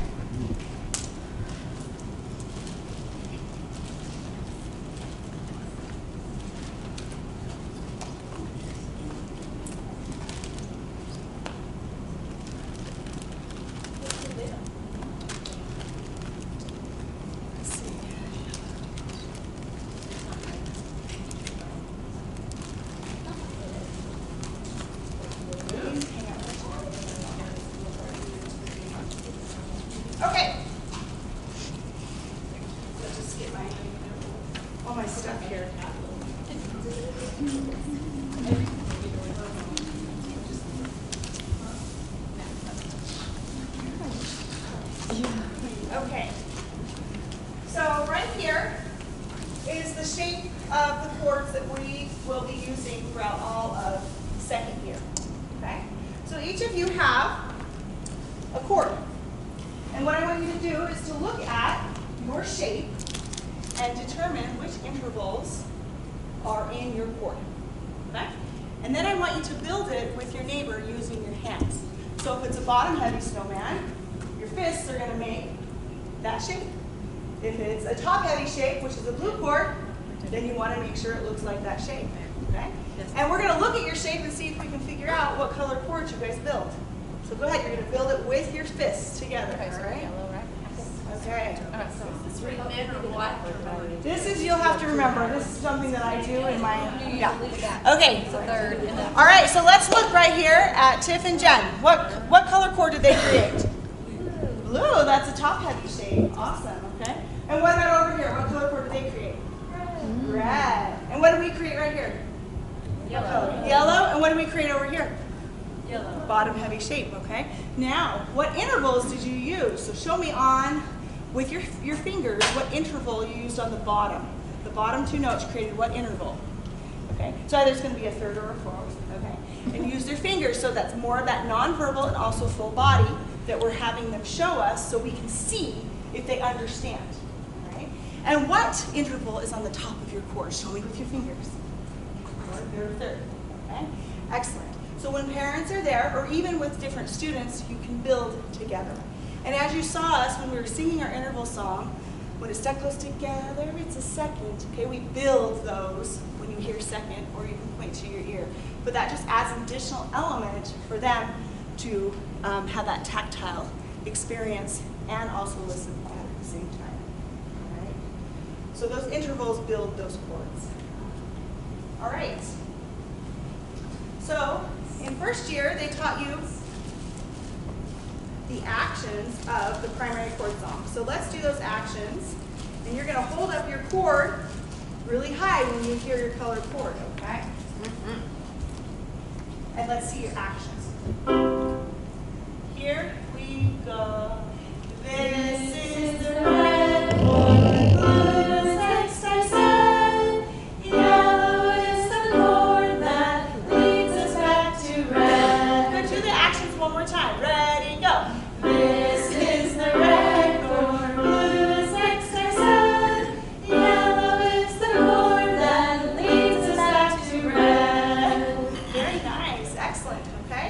So you're going to hold up your triangles and do that at the same time, which is tricky to do, okay? Now I made all of these little ones, so you have big ones, but I made these just for training because it was just a little bit too much to make big ones for everyone. So just so you know, this is not something They're adorable. but they are really cute, okay?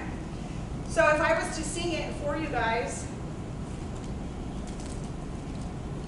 you would hold it like this. This is the red chord, blue is next I said, yellow is the chord that leads us back to red. Okay, so, and I would move my triangles to where they needed to be. So visually they could see that as well. All right.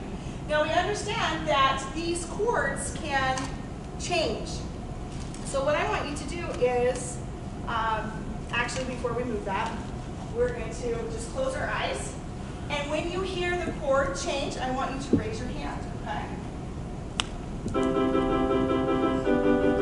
Hands down. Hands down. Hands down. Good, now clap this time. Only one time when you hear the chord change.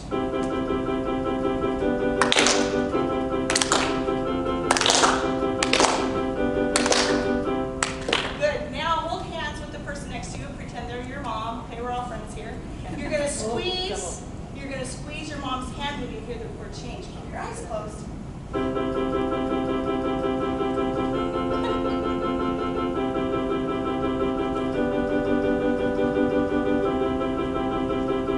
Okay, so those are just different ways that our ears are being trained to hear how the chords can change. Okay, we need to train them to do that. Right now I'm currently teaching an 8th grade keyboard class. It's a general music class in Pennsylvania. All students are required to take it, and they teach keyboard. And we teach them the C chord, the F chord, and the G7 chord. And it's surprising to me that these students still can't hear the difference between them. But Let's Play Music students, from the time they're 4, they're these changes. And it is a learned skill to hear them, but we need to continue to teach them that. So that is a great benefit of Let's Play Music. All right, because they do have distinct sounds, for sure. All right. Now you have a quiet keyboard on your table, and you have little teeny tiny counters, those bingo chips. So in class, you will build different color chords, okay? So we'll say build a red chord, and you'll build it in that shape with a do, mi, so.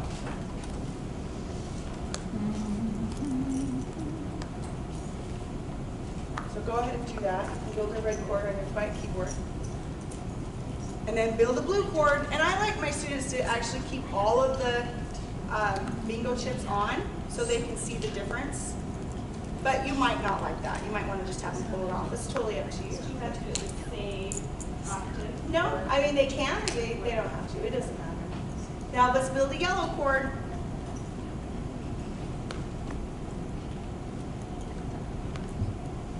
And then the green ones, if there's any green, are there any green ones in there? Then that's where we would use them to build different intervals. So build a second. Then I have them lift up both of the counters to build a third. They can't always start on middle C, because otherwise they'll put one on C, and they'll just move each one up a baby step. So we want them to be able to build these intervals, okay? So they can put them on any note, Yeah. as long as it's the right. As long as it's, and they're like, can we do a 6th? Sure. Can we do a 7th? You bet. Let's try a 12th. And, you know, they're just learning. So, you know, just play along with it. They love that, all right? Okay, so then, those are manipulatives that we use in class for them to have that tactile experience and the visual combined together, all right? All right, so if we take our chords, we can see that our chords have pieces. So we're going to sing our chords and pieces. Hold your chord up high. When it's your turn. Here we go. Do, mi, so, do, fa, la, ti, re, so, do, mi, so, do.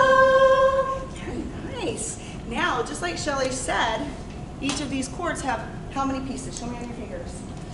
3. There's 3 different pieces, and these pieces can move into any order. So I think there's 3 lessons that you will literally take these off, and you will move them. So let's move yours, okay? So do is going to go to where mi was, and mi to where do. So you're literally going to move them up, or whatever way you want to do it. I would start on, well, I guess I'll have to start on so. That's high. I don't want to sing that high. Okay.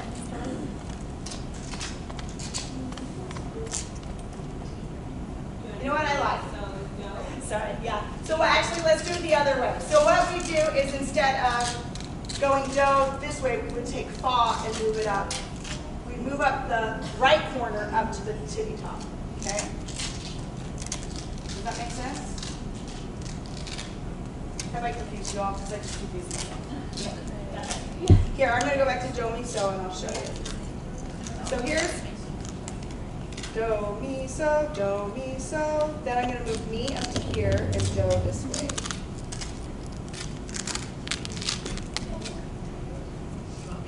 Mi, so, do, mi, so, do. Yeah. Oh, that's a nice one. Okay, so that's how you will rotate it. Is that sort of confusing? So let's just practice that so we get really good at it. Okay, so start on whatever chord it is. Just going clockwise? Yes. Thank you. It is going clockwise. Brilliant. Yes. Okay? Brilliant. So let's sing it again. Here we go. Do, mi, so, do, fa, la, ti, re, so, do, mi, so, do. Now let's all rotate. Clockwise. So you sing Okay, here we go. I have a red chord, so I'm going to starting point. Mi, so, do, fa, la, do, re, so, ti, mi, so, do. Great, now let's rotate one more time. Okay. This is the opera version. This is the opera high. Here, so here we go. So, do, mi, so, do, mi, la, do, la, do, la. So, ti, re, so, ti, re, so, do, mi, do. Can you go all the way down to that note? Yeah, I do. I go right down there. Okay, so that you will do that like 3 times, and you're thinking, wow. So that's why you got to get really good at it and practice. So I'm glad we practiced here, okay?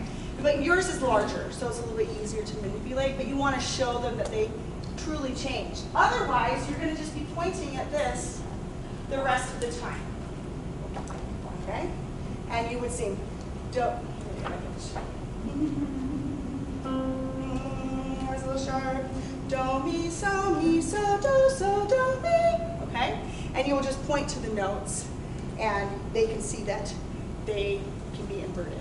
All right, so that's the progression of inversions for our chords and how they can move. Yeah.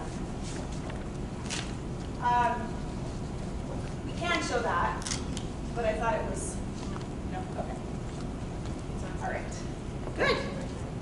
All right, so let's move on to our next. Oh, we already did all that. Good.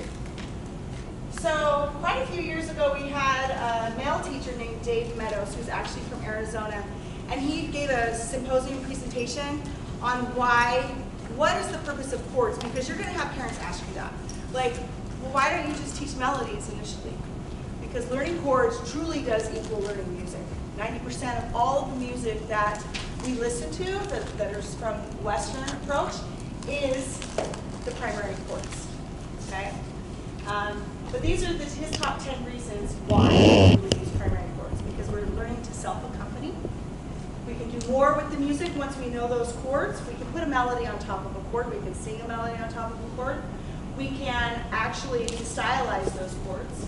Helps with memorization, okay? Feeling those chord progressions, getting those fingers in those positions, they'll be able to transpose, which will move to 3rd year. And once those hands are in that cadence pattern, it's so much easier. Tension and release, they can feel and hear that yellow chord leading to that red chord. And that helps with learning how to play music as well, melodies. And then the improv aspect of it, and I talked about stylization, of course, and then composition, learning how to compose a song, being able to take different chords and be able to sing different songs. You maybe have seen some of those posts on Facebook of little kids from different classes, or even children of teachers that are doing that. It's really impressive.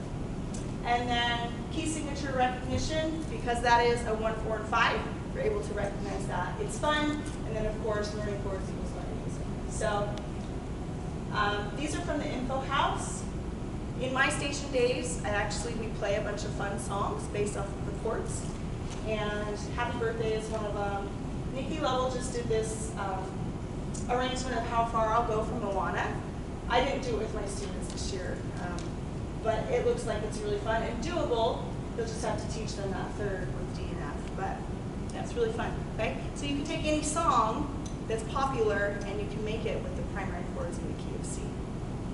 So if you need to tell parents why we use chords, this is a great slide to refer back to. Okay? All right, so what we're going to do is we're going to play through all of these and sing them. So we have to go fast, all right? So I'm going to have my red chords are going to come on up and they're going to play Old Paint, and then Halloween is Coming. And then my yellow chords are going to play Johnny's Hammers. Blue chords are going to play Blue Sky. Then we'll go back to red chords, we'll play Jingle Bells. And then we'll do the primary chord song with the blue. Okay, so come on up. You need. Luckily for you, it's just the red chord. Here you go. Here's your So let's get your books out, and you're going to see the Play by ear. development. What? They're looking for the page. I said play by ear. Page 2. Old Paint. Okay. Here we go. Goodbye, old paint. I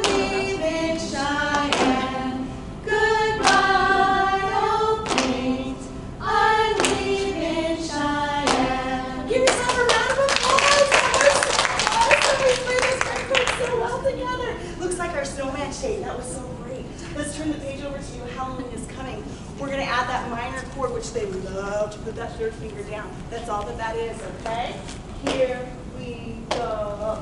Halloween is coming, Halloween is here, Halloween is coming, there's nothing to fear. Slide that third finger down. Halloween is here, Halloween's tonight, Halloween is here, and I'm full of fright. Boom!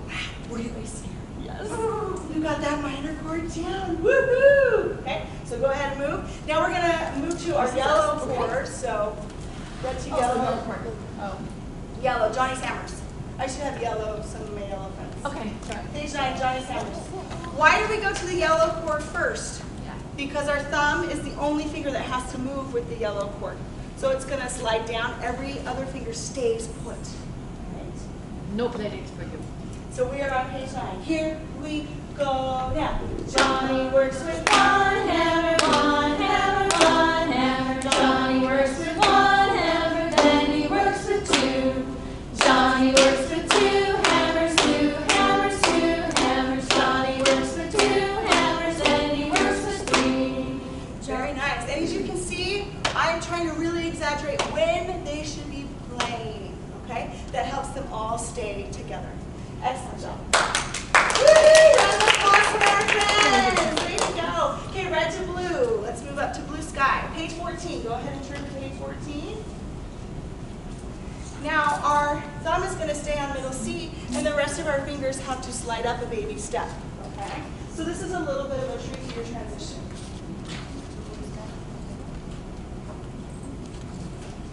I don't know if that keyboard is on.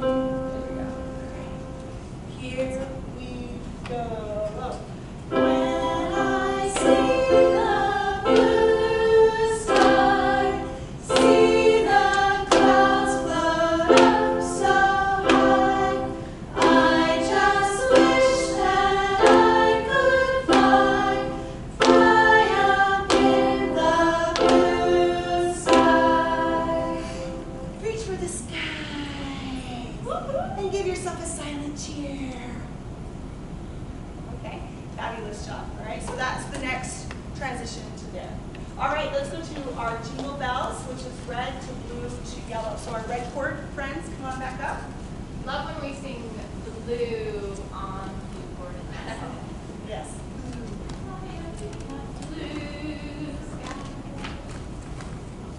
Do you have jingle bells on this?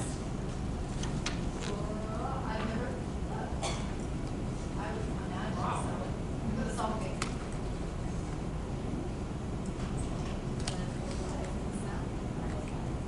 It would be in the song.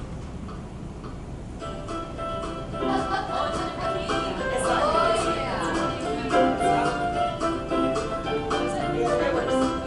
Dashing through the snow in one horse open sleigh, o'er the fields we go, laughing all the way. Ho, ho, ho! Bells on bobtails ring, making spirits high. What fun it is to ride! Get your hand ready, here we go. Oh, red, red, red all the way. What fun it is to ride a yellow sleigh. Red, red, red all the way. What fun it is to ride a yellow sleigh.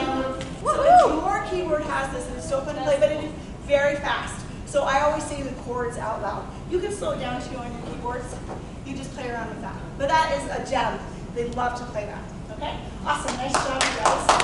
And then we jingle our bells, and we have lots of fun with that. And then our last one is primary chord song. So let's have our yellow or blue, whoever wants to play. I don't know where we're at. Oh, did they not get to play? Yeah, you guys didn't get to play. Come on up, Christine and Candace. This one you can do by heart. Or you can do it with hands together. Okay? There's another keyboard right here for you.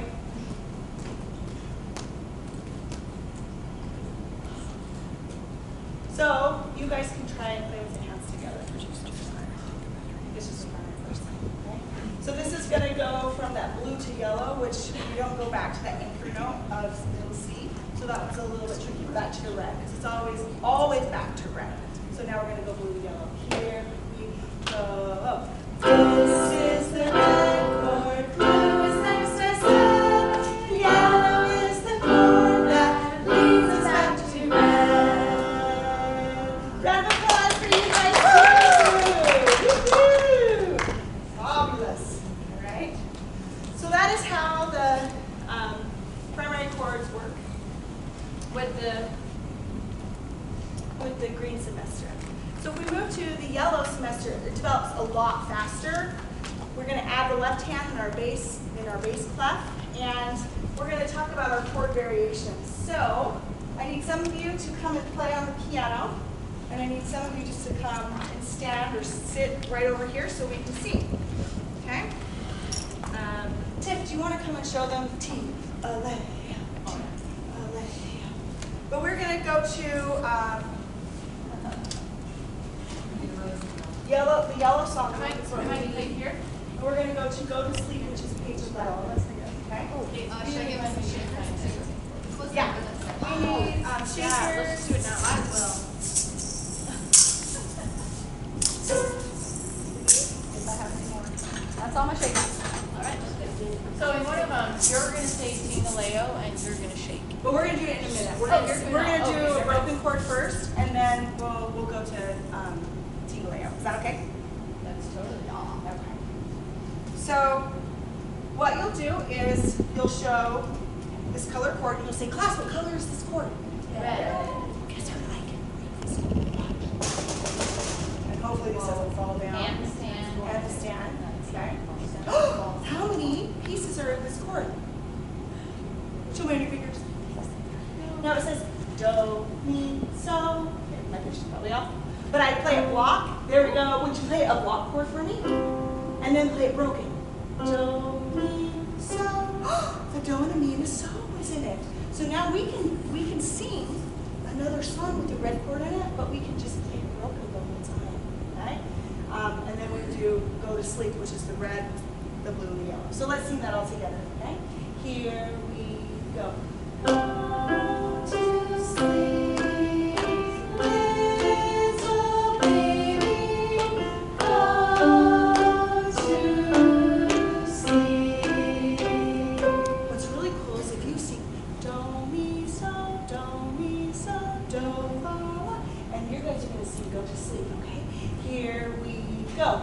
Do, mi, so, do, mi, so, do, fa, la, do, fa, la, do, re, so, sleep, so, do. Isn't that nice? And when your students can do it, it's really impressive. Sometimes it's sort of hard for them, but if you have really strong singers, they can do that. It's really great. Okay? All right, so then Lullaby Goodnight is also when we break that chord. And then we will use Tingaleo, which I love the contrast of playing. Good night. Or what? How does that go? Goodbye, Lullaby. Oh, yeah. Little baby, come to sleep. And it's like, you think that baby can fall asleep to that song?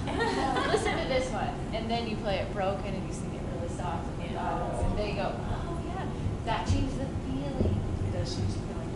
Okay, so let's turn to 22, Tingaleo. You guys can go sit and watch your help. Okay.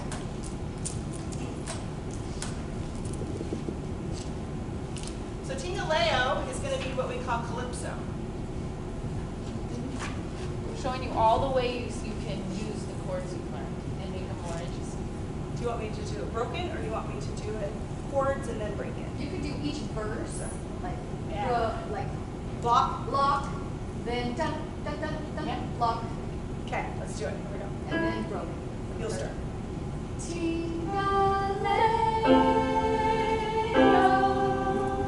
come little donkey, come. Tingaleo,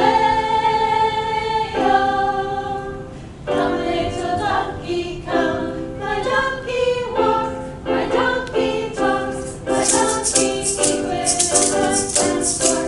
My donkey sings, my donkey sings, my donkey sings with his two hind feet. Tingaleo.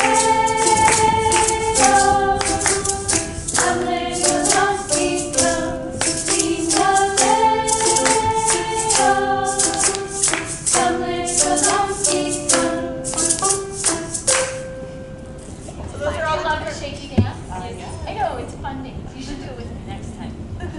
So that's Tingaleo. Tim, can you show the what do you want your hands? Okay, you want to sing with me? Okay, you dance with him. You ready? Get your hands out.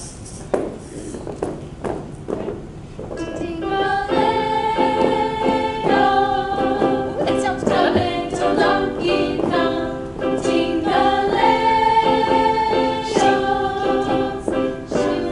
donkey come, my donkey Okay, that's good. We got it. Okay. So we're going to feel it. Yeah, then when you play it, it's easier. And then when you transition, you can use that song to transition back into the other room. With your feet. With your feet. And So the then when you final, sit at the piano, it's a lot easier to play that. okay. And then the Saints, we do a marching chord. So we have our do, and then it goes mi and so. So they'll play it block, and then they'll march.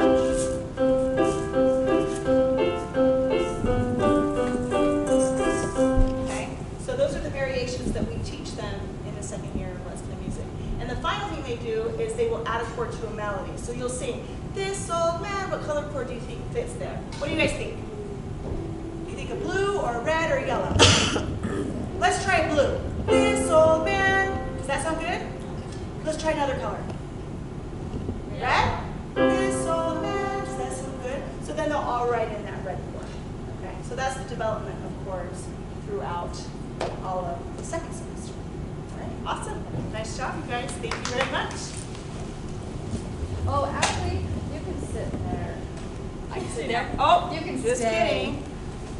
Stop. You're under arrest. I like bugs, every kind of bug I see. I like the big ones and the fat ones and the fuzzy purple flat ones.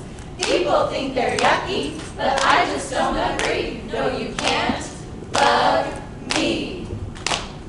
Bug, bug, butterfly, butterfly, grasshopper, grasshopper, caterpillar, caterpillar, beetle, beetle, bug, bug, butterfly, grasshopper, caterpillar, beetle, beetle, shh, buzz. All right. This is our beat bug. The beat is the bug and the others play along. Hear it? Beat is the bug and the others play along. So if this is our beat and he's our bug, I want you guys to be this. What is this? Good, okay? You guys be butterfly and I'll be bug. Ready, go. Butterfly, butterfly, Bug, bug, bug, bug, bug, bug. Now you stop. That's not loud enough, is it? Okay, let's slow it down a little bit. Largo. Ooh, it tells you. Okay, this time I want you guys to be this one. Okay, listen first. Can you hear the caterpillar?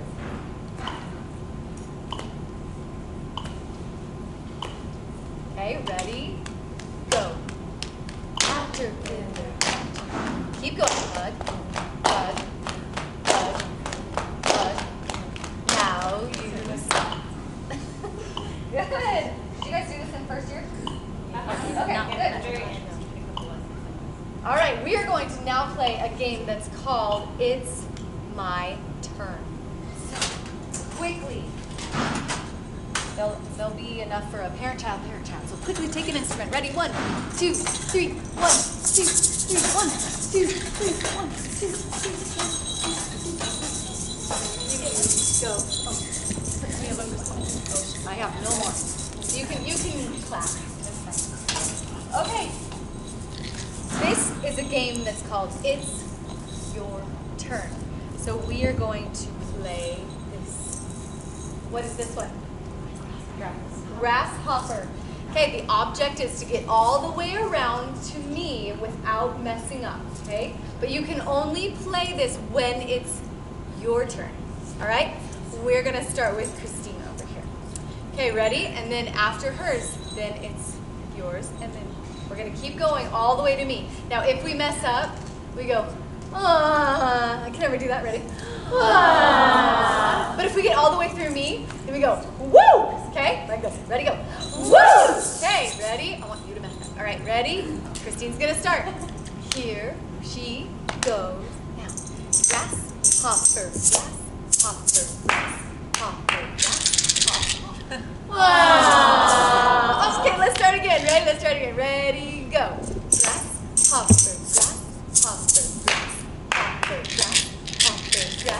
grasshopper, grasshopper, grasshopper, grasshopper, grasshopper, grasshopper, woo! Woo! You did it! Okay, the next game that we teach rhythm through is, this one's called Mystery Bug. Now you guys are going to have to listen to a few different games. Those are the rhythm games. So the Mystery Bug, you'll know what that is now. And It's My Turn is where we go all the way around. And, okay.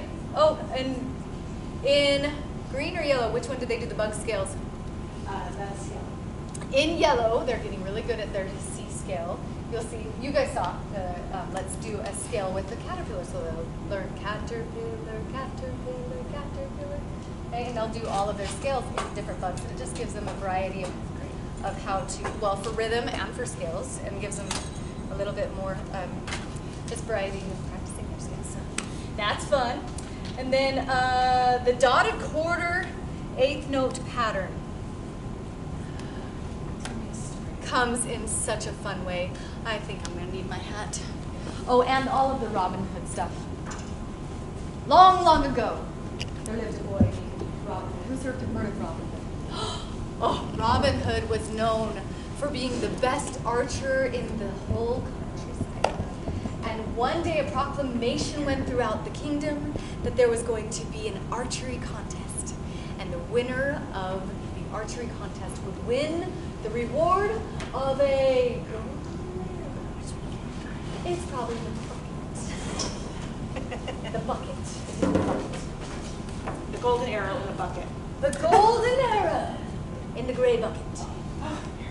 And whoever could get to the center of the target, which is called the bullseye, whoever could get closest to the bullseye would win the golden arrow. So, he went and he practiced. So, we are going to sing a song. Who else gets to wear this fun thing? Oh, any of our teachers. Yeah. Oh, all right, everybody stand up. We are going to learn all about what Robin Hood did in this fun song called I Am Robin Hood.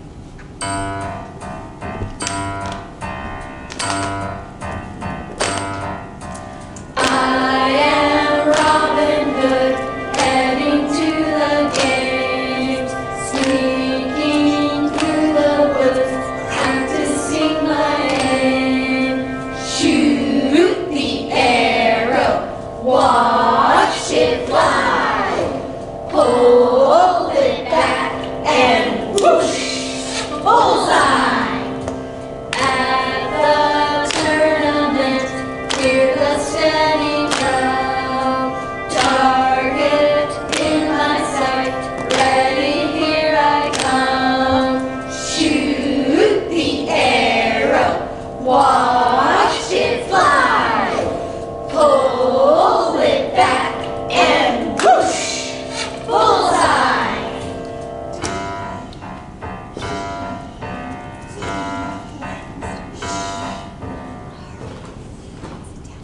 Do you think that Robin Hood won?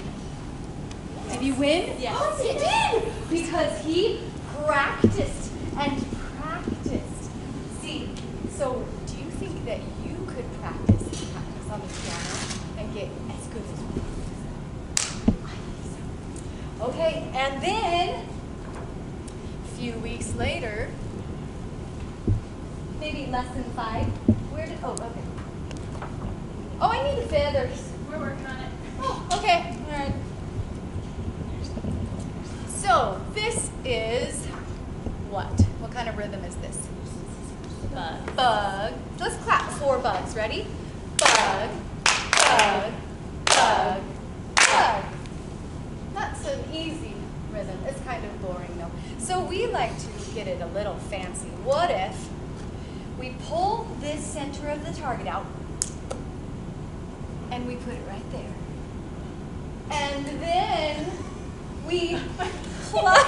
This is a little tiny thing, and you got 2 in your supplies. There's a lot in your supplies. It's just stuck up there, you don't know it.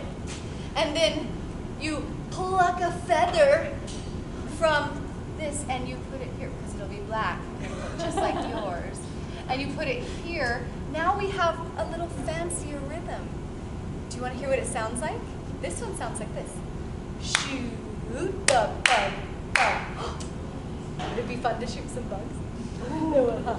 All right, can everybody do this rhythm twice? Ready? Here you go. Shoot the bug. Again. Shoot the bug. Doesn't that make it more fun? What are you doing? Oh, even one step for Get some epic. tension in there. That's tension. epic. I really feel it. Shoot the bug. I love it. Shoot the bug. Listen, if you were gonna shoot a bow and arrow and you did this, how far would it go? Yeah. Who wants to win the contest? We're gonna pull it and pull it a little bit more. That's what the dot does. Pull it a little bit more and then watch it fly. So do it with me. Shoot the fire. Shoot the fire. Shoot the fire. Love it. Okay, we'll find these fun shaky rhythms in other songs too, like Tingale. And is there another one? Probably the turtle. And girls. Good. Anyway, this is the hardest rhythm to teach children to feel, and it gives many piano teachers headaches. So this is our gift to piano teachers, that they get to feel this pull. And the way we do it is by feeling it first. They do this in motion a handful of weeks. And then we go and put it on the piano and they play it almost instantly correct. So it's that internal beat that they have to feel that. And so it's really exciting when the kids go and play that and it works. All right. About 5 weeks to watch them get this in their body before they have to spit it back out their fingers. Yes. So when you're doing Robin Hood, watch their feet and really see if they can get that tension, holding themselves back and then jumping forward, right? It's one of those things that can just like slip by, or you can just, it's easy to just watch for it and push it, just like this. You know, they can not quite get it or they can get it exactly. I found it first year, it was hard for me. I wanted them to discover it on their own, right? And then I found that, oh, wow, you still haven't discovered it yet. And I was letting you do it on your own without helping you along the way, kind of thing. And so I was like, oh, and there was a couple of my students who kind of missed that. So how do you, like, let them discover on their own, but at what point do you give a little more instruction to them to really step on beat or play, you know what I mean? Whatever the instruction might be. Because experience first, label later. Yeah. So you gotta play for a little while, then you can get more deliberate. Like this time, let's just march to the games. Oh yeah, sometimes with Here we go. With transitions, I would say let's move like a caterpillar to the other side. And so we don't go caterpillar. And are you talking about rhythm, or just anything you're trying to discover? Anything you're trying to discover. I mean, for me, it was like, for some of my kids, it was the pattern of the bells, like so, or do, so, do, so, do, so. They would like accidentally skip a so coming back down, right? So, but at some point, it's like, well, this still sounds really crappy, and this is week 3 that we've done this song. Like, no, you need to play that so bell, or I don't call them out on that, but whatever it might be. I guess it depends what you're doing, because if it's bells, you're going to be pointing to the bells over and over until eventually they get it without the point. It's kind of like you're backing off and backing off and backing off. But yeah, there's a sense of discovery in a lot of. Try to isolate it more. Just like saying, instead of just doing the whole song, let's just do it with our feet to see if they focus more on it. I Am Robin Hood is also fun. This is optional instrument that if you have one of these, it's fun to have a child playing that slug, through the whole thing. I have those hand drums. I have a class set of 8 of those drums, and my class got really good at going around in the circle playing their drum on a slug. Buy those now. That's a summer toy at the dollar store. The paddle. I don't know, Target, Dollar Store, Walmart. I don't know. Yeah. Watch this summer though, because that's when you can find it. Or maybe I got them on Amazon. I got mine in the dollar store. I can't remember. Called a paddle drum, is that what it's called? Like paddle ball. Even. Paddle ball? Yeah, I use that for first year. They came 2 in a pack, you know? Yeah. At the dollar store. 2 in a pack. That was a few years ago. My big But you just watch for like junk like that. Summer junk. Summer junk. Yep. They do great. So you gotta Getting stuck up. you gotta warn them. Don't I know. Don't put a hole through them. Okay, I'm gonna do this quickly. Remember our song about Old MacDonald had a farm? Have you guys ever heard that? Old MacDonald had a farm, E-I-E-I-O. On the farm he had a cow, E-I-E-I-O. The moo moo here, moo moo there. Here. Okay, here is another version. It's a musical farm. So now we get to hear Old MacDonald had a farm, E-I-E-I-O. And on that farm he had a treble clef. E-I-E-I-O with a high note here and a high note there. Here a high note, there a high note, everywhere a high note. Old MacDonald had a farm, E-I-E-I-O. And on that farm he had a bass clef. E-I-E-I-O with a low note here and a low note there. Here a low note, there a low note, everywhere a low note. Old MacDonald had a farm, E-I-E-I-O. And on that farm he had a... This is a rest. This is Mr. Rest. He had a rest, E-I-E-I-O. And do you know what a rest says? I'm tired. It takes a rest. It says nothing. And so we say, shh, with a shh, shh, here and a shh, shh, there. Here a shh, there a shh, everywhere a shh, shh. Old MacDonald had a farm, E-I-E-I-O. You might spy some of these rests in your music. They're in Robin Hood, and so when you go back in your keyboard room, I want you to spy one of these and raise your hand if you see one. All right. So we introduce the quarter rest, but we don't label it until next year. But we introduce the rest. It gotta shake. I gotta shake, shake, or I gotta rest, shh, rest, shh, rest when day is done, rest, shh, rest, shh, rest when day is done. Okay, and those are the 2 songs that we focus on quarter rests. And then downbeats we teach this year, and we teach them how to march like soldiers. They learn the downbeat. Oh, when the saints go marching in. So we start doing downbeats and labeling those. Lullaby, or I gotta shake.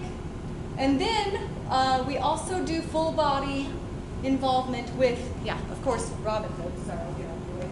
Saints Go Marching, and Hickory Dickory Dock. We learn to play that one along with the metronome. We learn on the bells first, and then they take it to the keyboard, and they learn parallel motion, which is a lot different than contrary. It's like rubbing, patting your head and rubbing your tummy. It's parallel motion for anyone really. So but with rhythm, we learn how to keep that steady beat in Hickory Dickory Dock. All right, where's the clicker? Question on metronome. Yes. Is there a preference as far as that or the traditional? I have the traditional one. If you don't have them, see the traditional one. Right. It is nice. It's That's a good fun, visual. but those are more expensive. They so are. They're like anything 30 will work. something. Even the one on keyboard. They're on Or on your phone. I have a metronome app on my phone, and I tell the moms like, get the metronome on your phone. Yep. But what's better than playing with a metronome is the practice tracks, because it's not like you're listening to a tick. You're listening with music, and it gives that full music enjoyment to, I mean, that's a lot better than the metronome. But there are some things that we use in class, like Hickory Dickory Dock. We want them to be able to play with one. But the TikTok metronome, like you're talking about, is so nice on Hickory Dickory. Yes. That's really hard to get that parallel. Mm-hmm. And so the Dalcro and then the visual of that metronome, I mean, you'll see them when they first start trying to play. It's like this. They're full body involved. It's the only way they can figure it out. Yeah. Hey, question, do any of your classrooms after you're done look like that? Oh, yeah. Every week. I always turn around and go, oh, well, Wow, I really did have fun there. Okay, what's next? I don't know where the clicker. I don't know where the clicker went. Oh, one of my favorite songs in all. Oh, it's just a second here. Any questions on rhythm? This one. It's kind of fun this year, huh?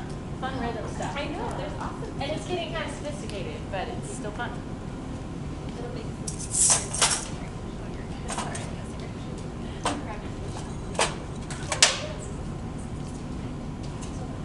I grabbed solfege already.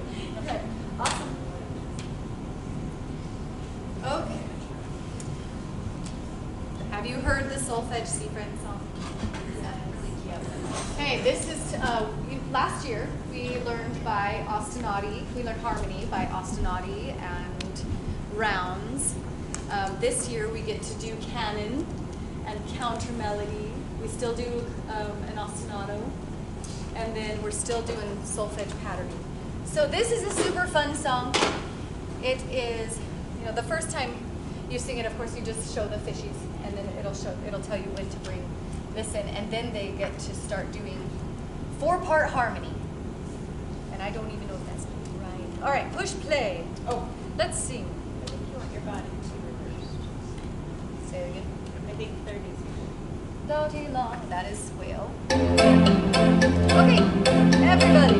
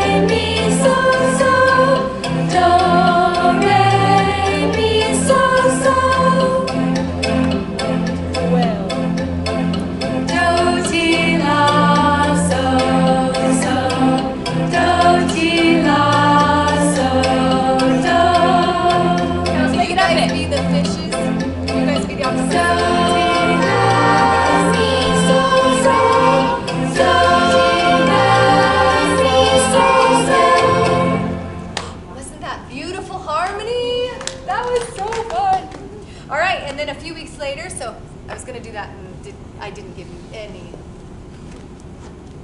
All right, you guys be the sharks. You guys. Oh, and here's your music. You guys can point along. You can share pointing. Okay, so this time you're going to be your part every time. Okay, so can we do it one more time? Yeah. And you're gonna sing your part all 4 times. Okay? This is like at the end. They've been doing this for a long time. Everybody have their pitch?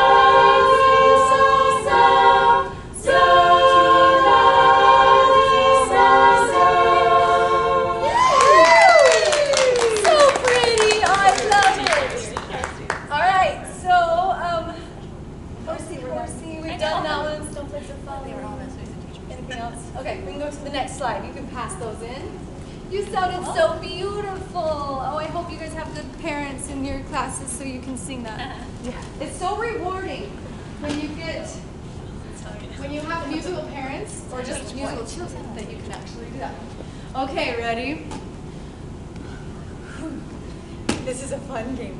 Okay, so everybody to where they can catch a ball. All right. So this one goes like this: roll, catch, roll. Here, do it back to me. Sorry, I didn't even give you any instruction. Let me try that again. See? Bad teaching. Roll, catch, roll, catch, roll, catch, roll, catch, roll, catch, roll, catch. Now let's sing it with the words. Roll that brown jug down to town. Roll that brown jug down to town. Roll that brown jug down to town. So early in the morning. Roll that brown jug down to town. Roll that brown jug down to town. Roll that brown jug down to town. So early in the morning. What does this look like? Ooh, do you see full body involvement? And you have to judge how hard or soft to roll it to catch it on the beat. So this one is one full body involvement game, and they love, love, love this game. Okay, anything else on brown jug? It's fun to also have them roll it to different people too. We'll make it good enough. They don't have to roll it just to the teacher after you practice it a few times. That's fun. Yes, then they can roll it to wherever. Yeah. Okay. Girl, farmer in the den, farmer in the den. Anybody not know how to play that one? There's videos of all of these. Girls and boys in the mountain. So these are all of the ending games that you get to play, and they are just a more full body involvement with the rhythm. So internalizing rhythm, and then let's do Chomny on the go-go. Stand up. This is the one that the only purpose of it is just to have fun. So just follow the instructions. Ready? Turn out your toes, chummy on go-go, and squash down low. Chummy on go-go, and clap your arms and make a face. Chummy on go-go, and bump about the place. Chummy on go-go. Alright, that's Chommy on the go. Now this time we want you to face a partner. You have the child face their parent and do it together, okay? Okay, one more time.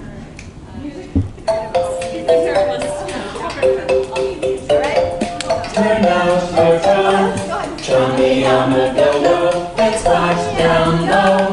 Chummy on the go-go, and clap your arms and make a face. Chummy on the go-go, and bump about the place. Chummy on the go-go. Yay! They love that. Yeah, they love that. Moms love that.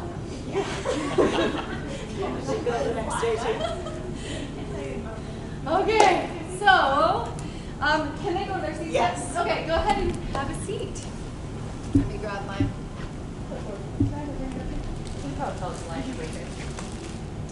I might have fun. No, I think I can do it this side. That's okay. All right. Everybody good? Catch your breath? Okay. Because I haven't. Okay, so to move on to the second year. No, to move on to the third year. Where am I? What year am I? We're at the end of it. We're in second year. Okay, now we're done with second year, and you're trying to figure out if this child is ready to go on to third year. Ideally, we want them to be able to have mastered the scales. They can play chords with both hands. It's okay if they can't play them together, but if they can play them hands separate, and they have those down with the fingering notes, and we want them to have mastered that. And the cadences, they must know the white key names. Good. How much time you got for questions down on your notepad? We are open for questioning. Yes. Open for business. Okay, I don't know how pertinent it is to the second year, but I saw I had this for the first year. But anytime you have the staff and you're putting notes up and showing actually this thing, but like the mi re do, so do you want, can it be moving, like, or can it just be in any mi re do, starting on the third line, the fourth line? When the clef is not there, then it can be anywhere. But we pretty much. Well, since we're in the key of C, yeah, it's going to be middle C is going to be your anchor note. And it has that in their book too. Like it's in their book in the key of C. So now it matters, but like, I mean, like when you start off, like,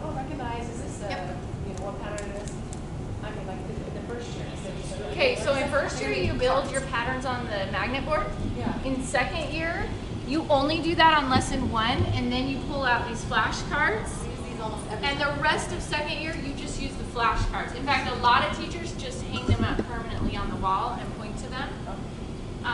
And then in their books, it's written in the key of C because in yellow they learn to play them all. So should I have been first year? Nope. Okay. We believe in movable dough, so it can go anywhere. If there's no first class. year can go anywhere on the magnet board. Yes. I understand intervallically, it would be different, but for them, it's visual. So they just need to see space, line, space. So that's a Libre dough, or line, space, line. Good question. But you're thinking like, if it had a clef on it, it would make a big difference. Some of my kids, it bothers them. You know, like they'll notice, like, no. Then we, like, it's just like, That's what we see. We're looking for 3 Pattern. steps down. We're looking for a I'm looking for pattern. a skip down. Well, that's right here, but you know. Good question. Really good question. Any tips for how to handle, I have 2 sets of siblings. And so, I'm thinking like in terms of parent management, when it's a parent day, and also skill differential between a 4-year-old and a 6-year-old and a 5-year-old and a 7-year-old, you know? So setting up the expectation for mom and just letting her know, and how the personality of the child is extremely important. And nurturing that younger child, because the older child, the skills are going to come a lot quicker than the younger child. So I always just set up the expectation just right from the get-go and let them know this is what's going to happen. And you just need to keep nurturing that younger child and making sure that capitalize on the things that they are doing well. Because it's all coming in internally, they're getting all of that. Ideally, they would be in different classes, but that's not always practical. So you can communicate that to mom. The best situation would be for them to be in separate classes. Or But bringing it's not another person for one of them. But in my classes, in my experiences, the older one is kind of independent because they're older, and the younger one needs the help. And so I will go with the older kid just to make sure he's learning, or he or she is learning along. But the moms usually will flip out a little bit because the younger one is not at the same level. And so that's why to set up their expectation, you're going to tell the mom, it's going to appear that this one's not doing as well. And so just know that a lot more is happening internally. And just because they're older, that's why they're being able to play more, they're showing more. But inside, the younger one might be even getting more than they can show. Practice at home. Right. I was just going to say your setup on parent days might look different than your setup with your keyboards. Maybe one parent in Because between. one parent's going to be in between. And that might work, and there might be times that it doesn't. You might need to split up the siblings. And one, and the parent goes with one child, and you need to help the other child. So you just have to determine the dynamics, and then go from there. I had a sibling set in my last year, and finally mom just said, Dad rearranged his schedule so he could be here. And that works out That's really ideal. nice. It was amazing.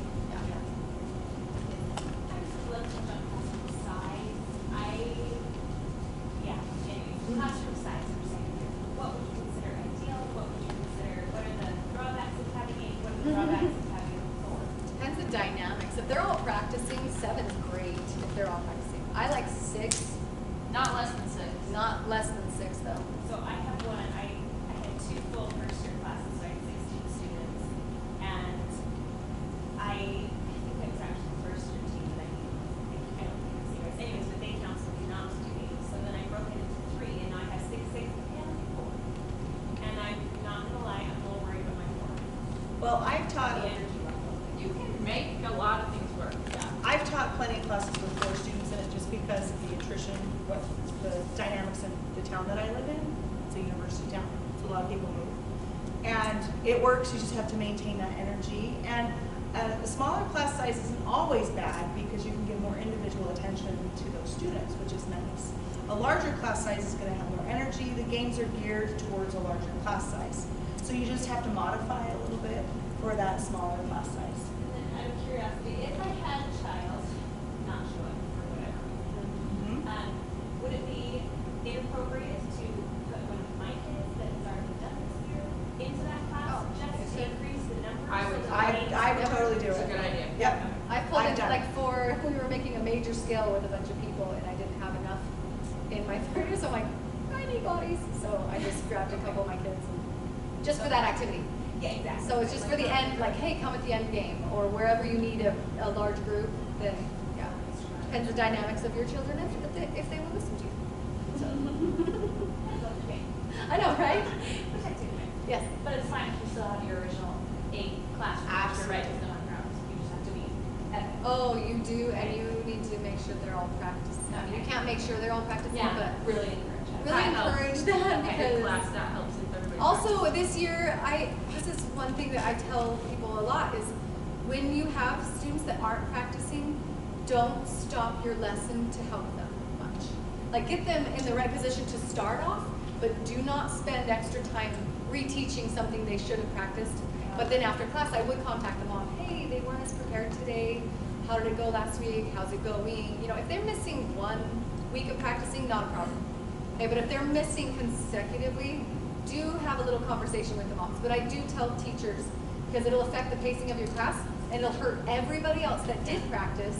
So don't, it sounds horrible, but don't stop and help the one who's not working. If you can't keep up, turn your keyboard off and just play with us. Yeah. Or I'll say Just that sing. quietly.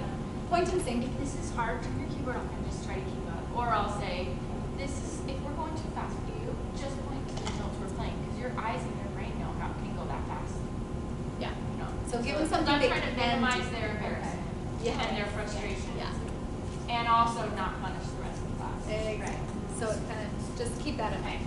So Tiffany is a classroom loader. She likes to have 8 students in the class Every year. and she makes it And work. they're usually all boys. I don't know how that works. I have very few boys. Yeah. It's fun. Yeah.